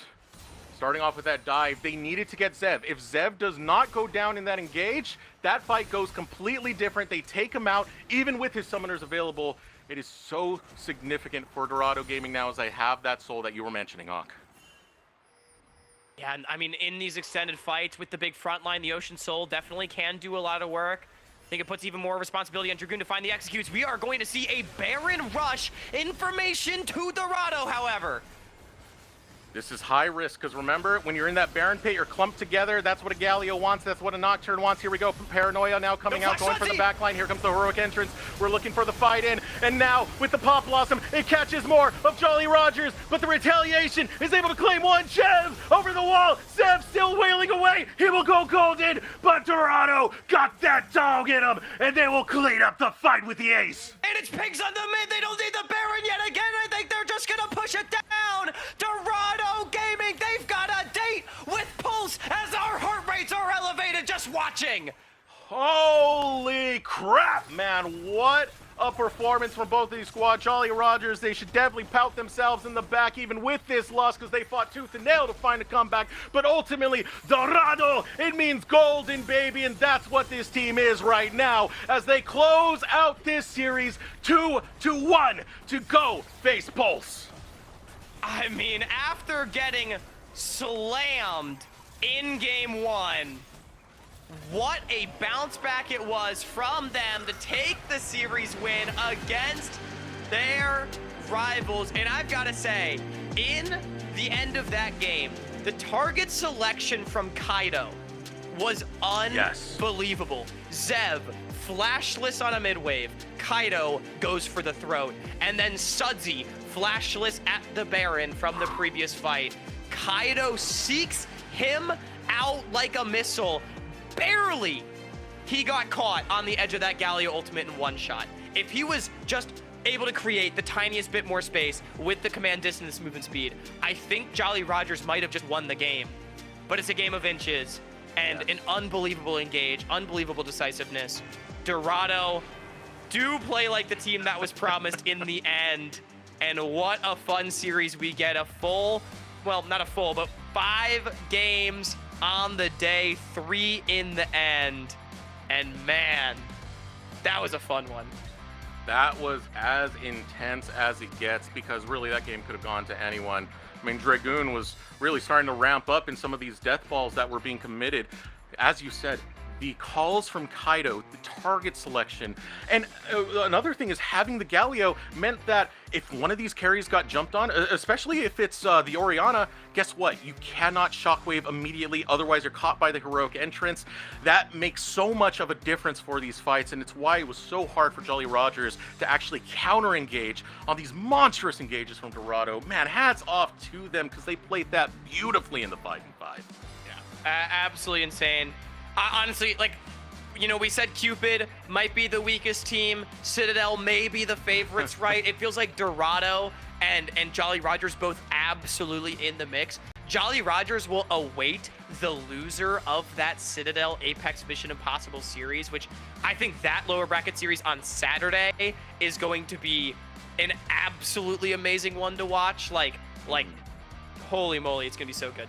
And we can get the replays from the series as well, as it started, remember, with Dragoon getting put down on the top side of the map, and yet later on it felt like he was the biggest threat.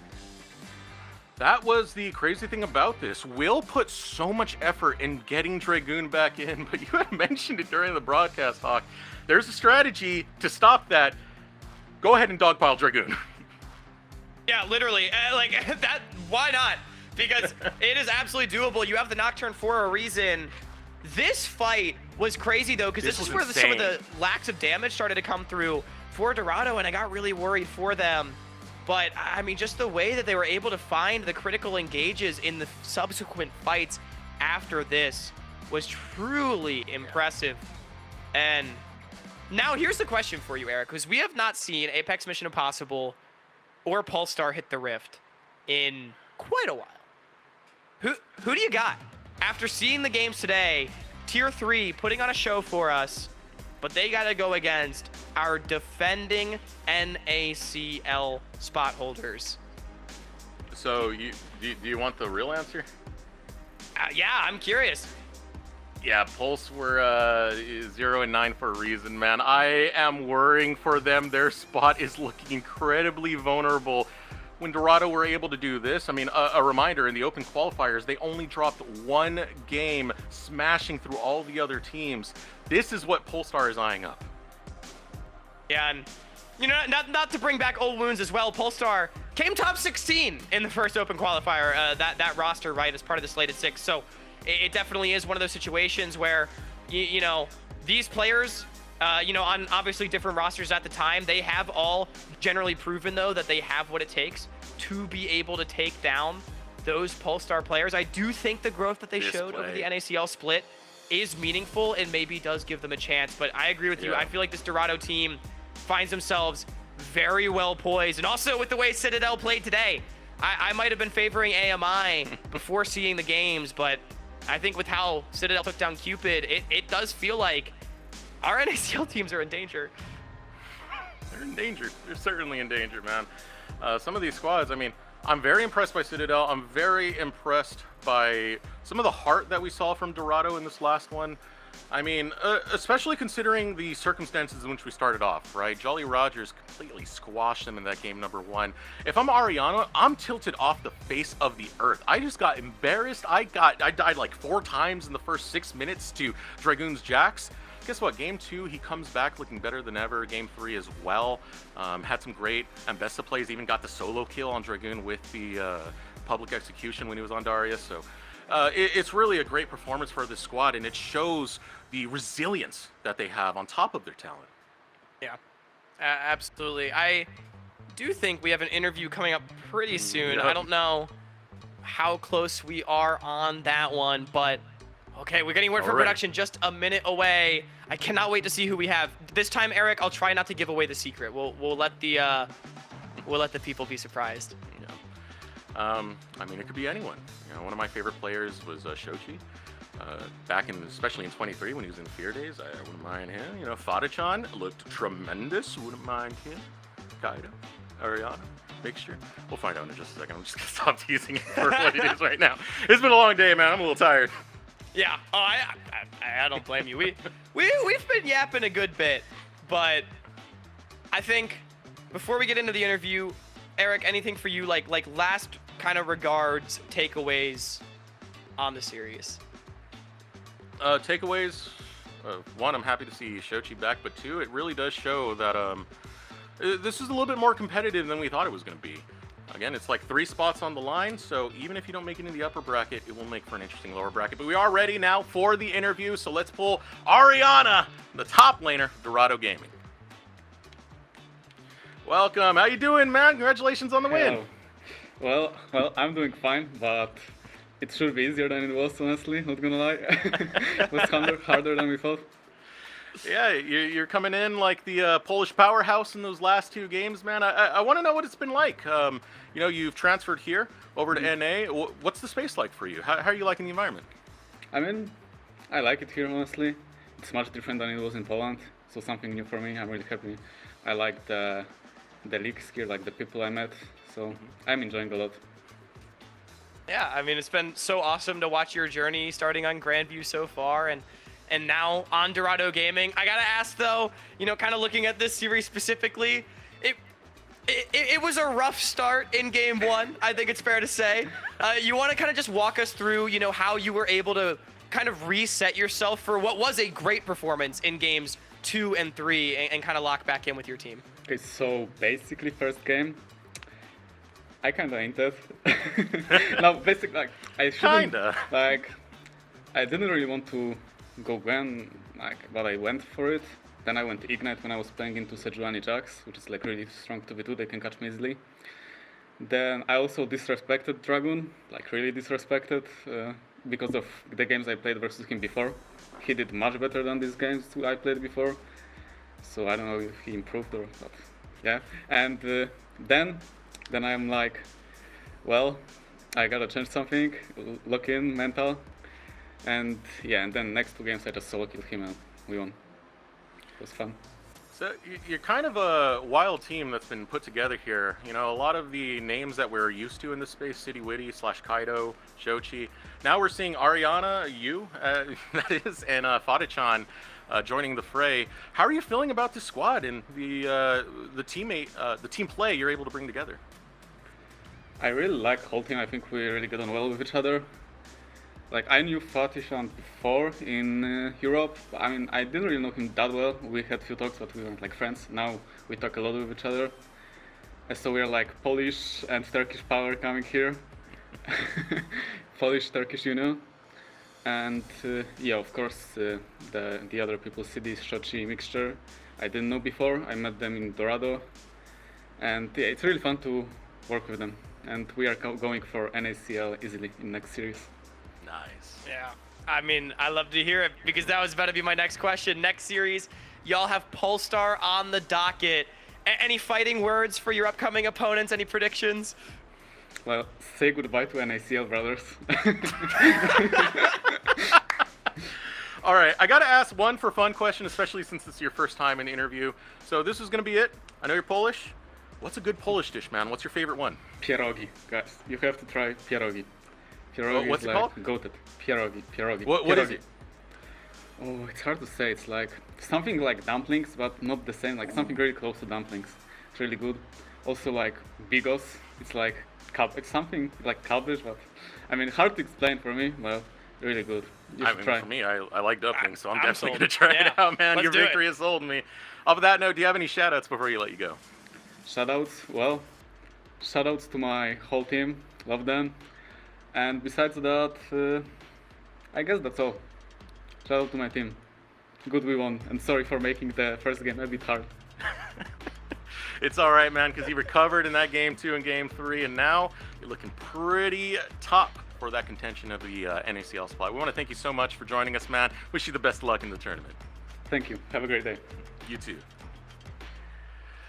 Oh man, great dude. to have him. I mean, Yeah. seeing these new faces here, very positive. You know, he was able to bounce back and even spoke about it. Like he said it straight out. I disrespected Dragoon. He got better, so I had to, adjust my play for it. I do think it's really funny because, yeah, Grandview did play against South Florida in the NACE tournament, and Grandview was able to.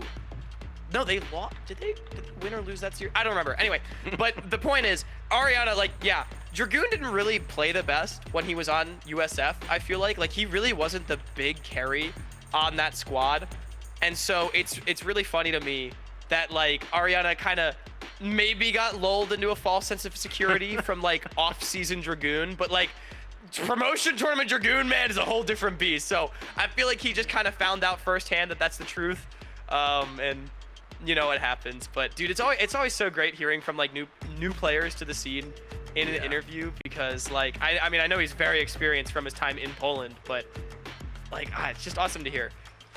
So off of that note, it's time to decide our MVP. They got it ready, so go ahead, give me that drum roll, Hawk.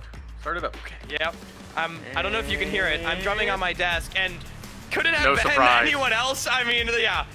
It's a double 80 carry day, but I feel like Fadachan is the extremely obvious choice from this series, especially because he was so good in the first game as well. But I mean, the performance on the Corki, and especially the Lucian, I mean, I think really putting the team on his back and helping recenter the performance. He had some of the most amazing spacing that we saw throughout the entirety of this day so far. And on top of that, he knows when he can go in and make these high-risk plays. Comes out ahead, looked phenomenal on Lucian, looked phenomenal on the Corki. It's that easy, man. That's why he's our MVP. Yeah, I feel like there's almost nothing else to say. He just had a really great series. I think he led the charge for the whole team rallying. Want to give a shout out to Kaido, though, who, after I said I feel like he got really outplayed in game 1, I think he was fantastic in both games 2 and 3 on the Maokai and the Nocturne. The whole team bouncing back, but I think Kaido is another potential option for MVP. But shout out to Fadachan, who, by the way, is looking for CLOL opportunities. So if you're a collegiate director out there, keep this guy in North America, please. Absolutely tremendous player, man. I'm looking forward to see more of them, and I'm looking forward to see more of both of our teams that won today. I mean, both Citadel and Dorado. They'll be facing up against our NACL matchups that we have coming up, right? And that's where we have to start evaluating some of those plays, right? Apex, Mission Impossible, they're more contenders for sure. They were a tougher team on the season. Pulse is the team that definitely should be sweating, and as you said, we're really hoping that some of those lessons that they've learned in the regular season can make this a contentious matchup when they do face off against Dorado.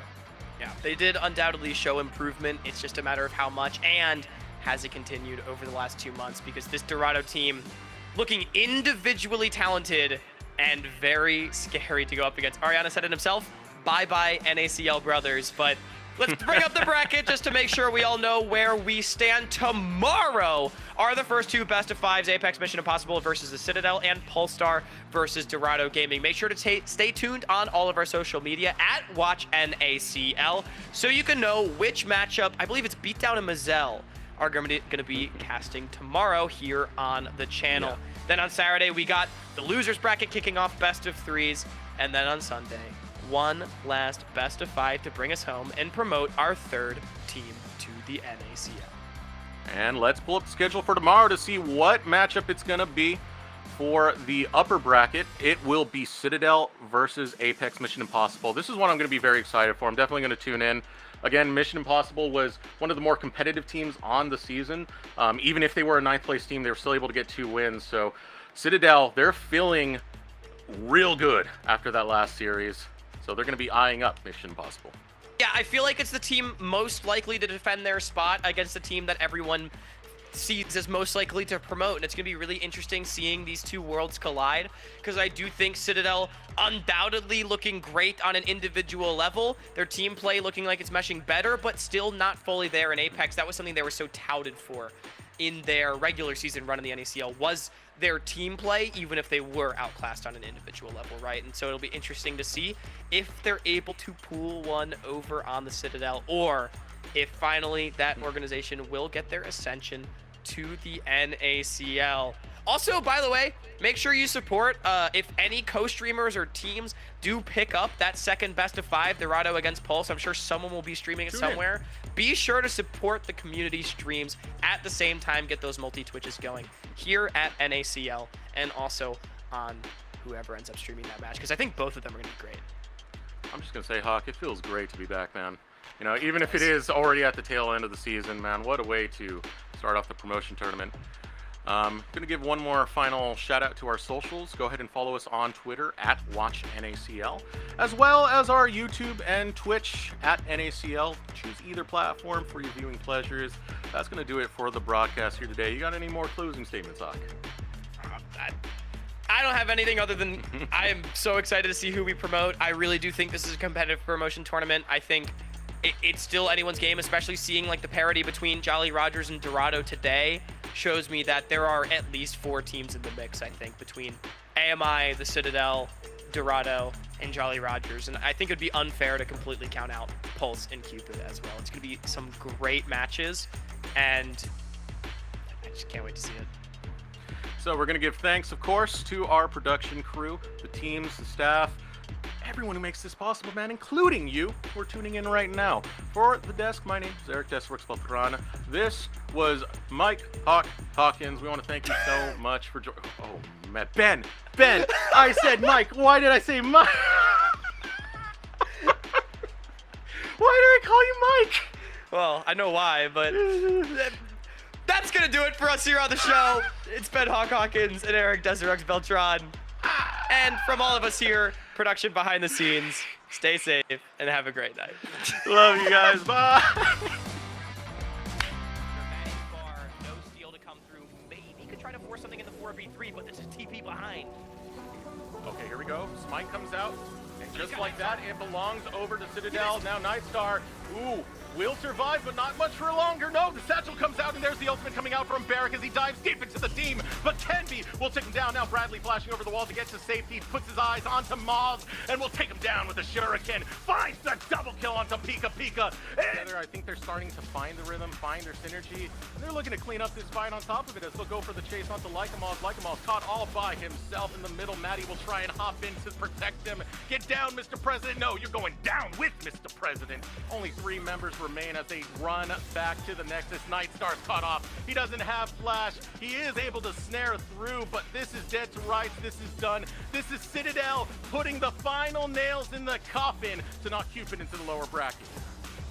Ooh, Barrack. Okay, nope, no, the healing is actually not even close to being enough. Dragoon does create some distance. 5k health remains onto the Wait, Baron. what? Dragoon goes golden. Alright, it does pull away Fadachan though, and now Dragoon's gonna hop right onto Fadachan. Ooh, this shuffle pulls him away, and Fadachan will survive now going in with the Cyclone as Kaido trying to tear apart Jolly Rogers. The fight is found by the Pirates as they will push back onto Dorado. Another kill found by Zeb, and it's gonna be an ace for Jolly Rogers. Yeah, Dragoon, he understood the assignment. I just need... He's been Zoya now coming out, going for the back line. Here comes the heroic entrance. We're looking for the fight in. And now, with the Pop Blossom, it catches more of Jolly Rogers. But the retaliation is able to claim one. Jev over the wall. Zeb still wailing away. He will go golden. But Dorado got that dog in him. And they will clean up the fight with the ace. And it's Pigs on the mid. They don't need the Baron yet again. I think they're just going to push it down. Dorado Gaming, they've got a date with Pulse as our heart rates are elevated just watching.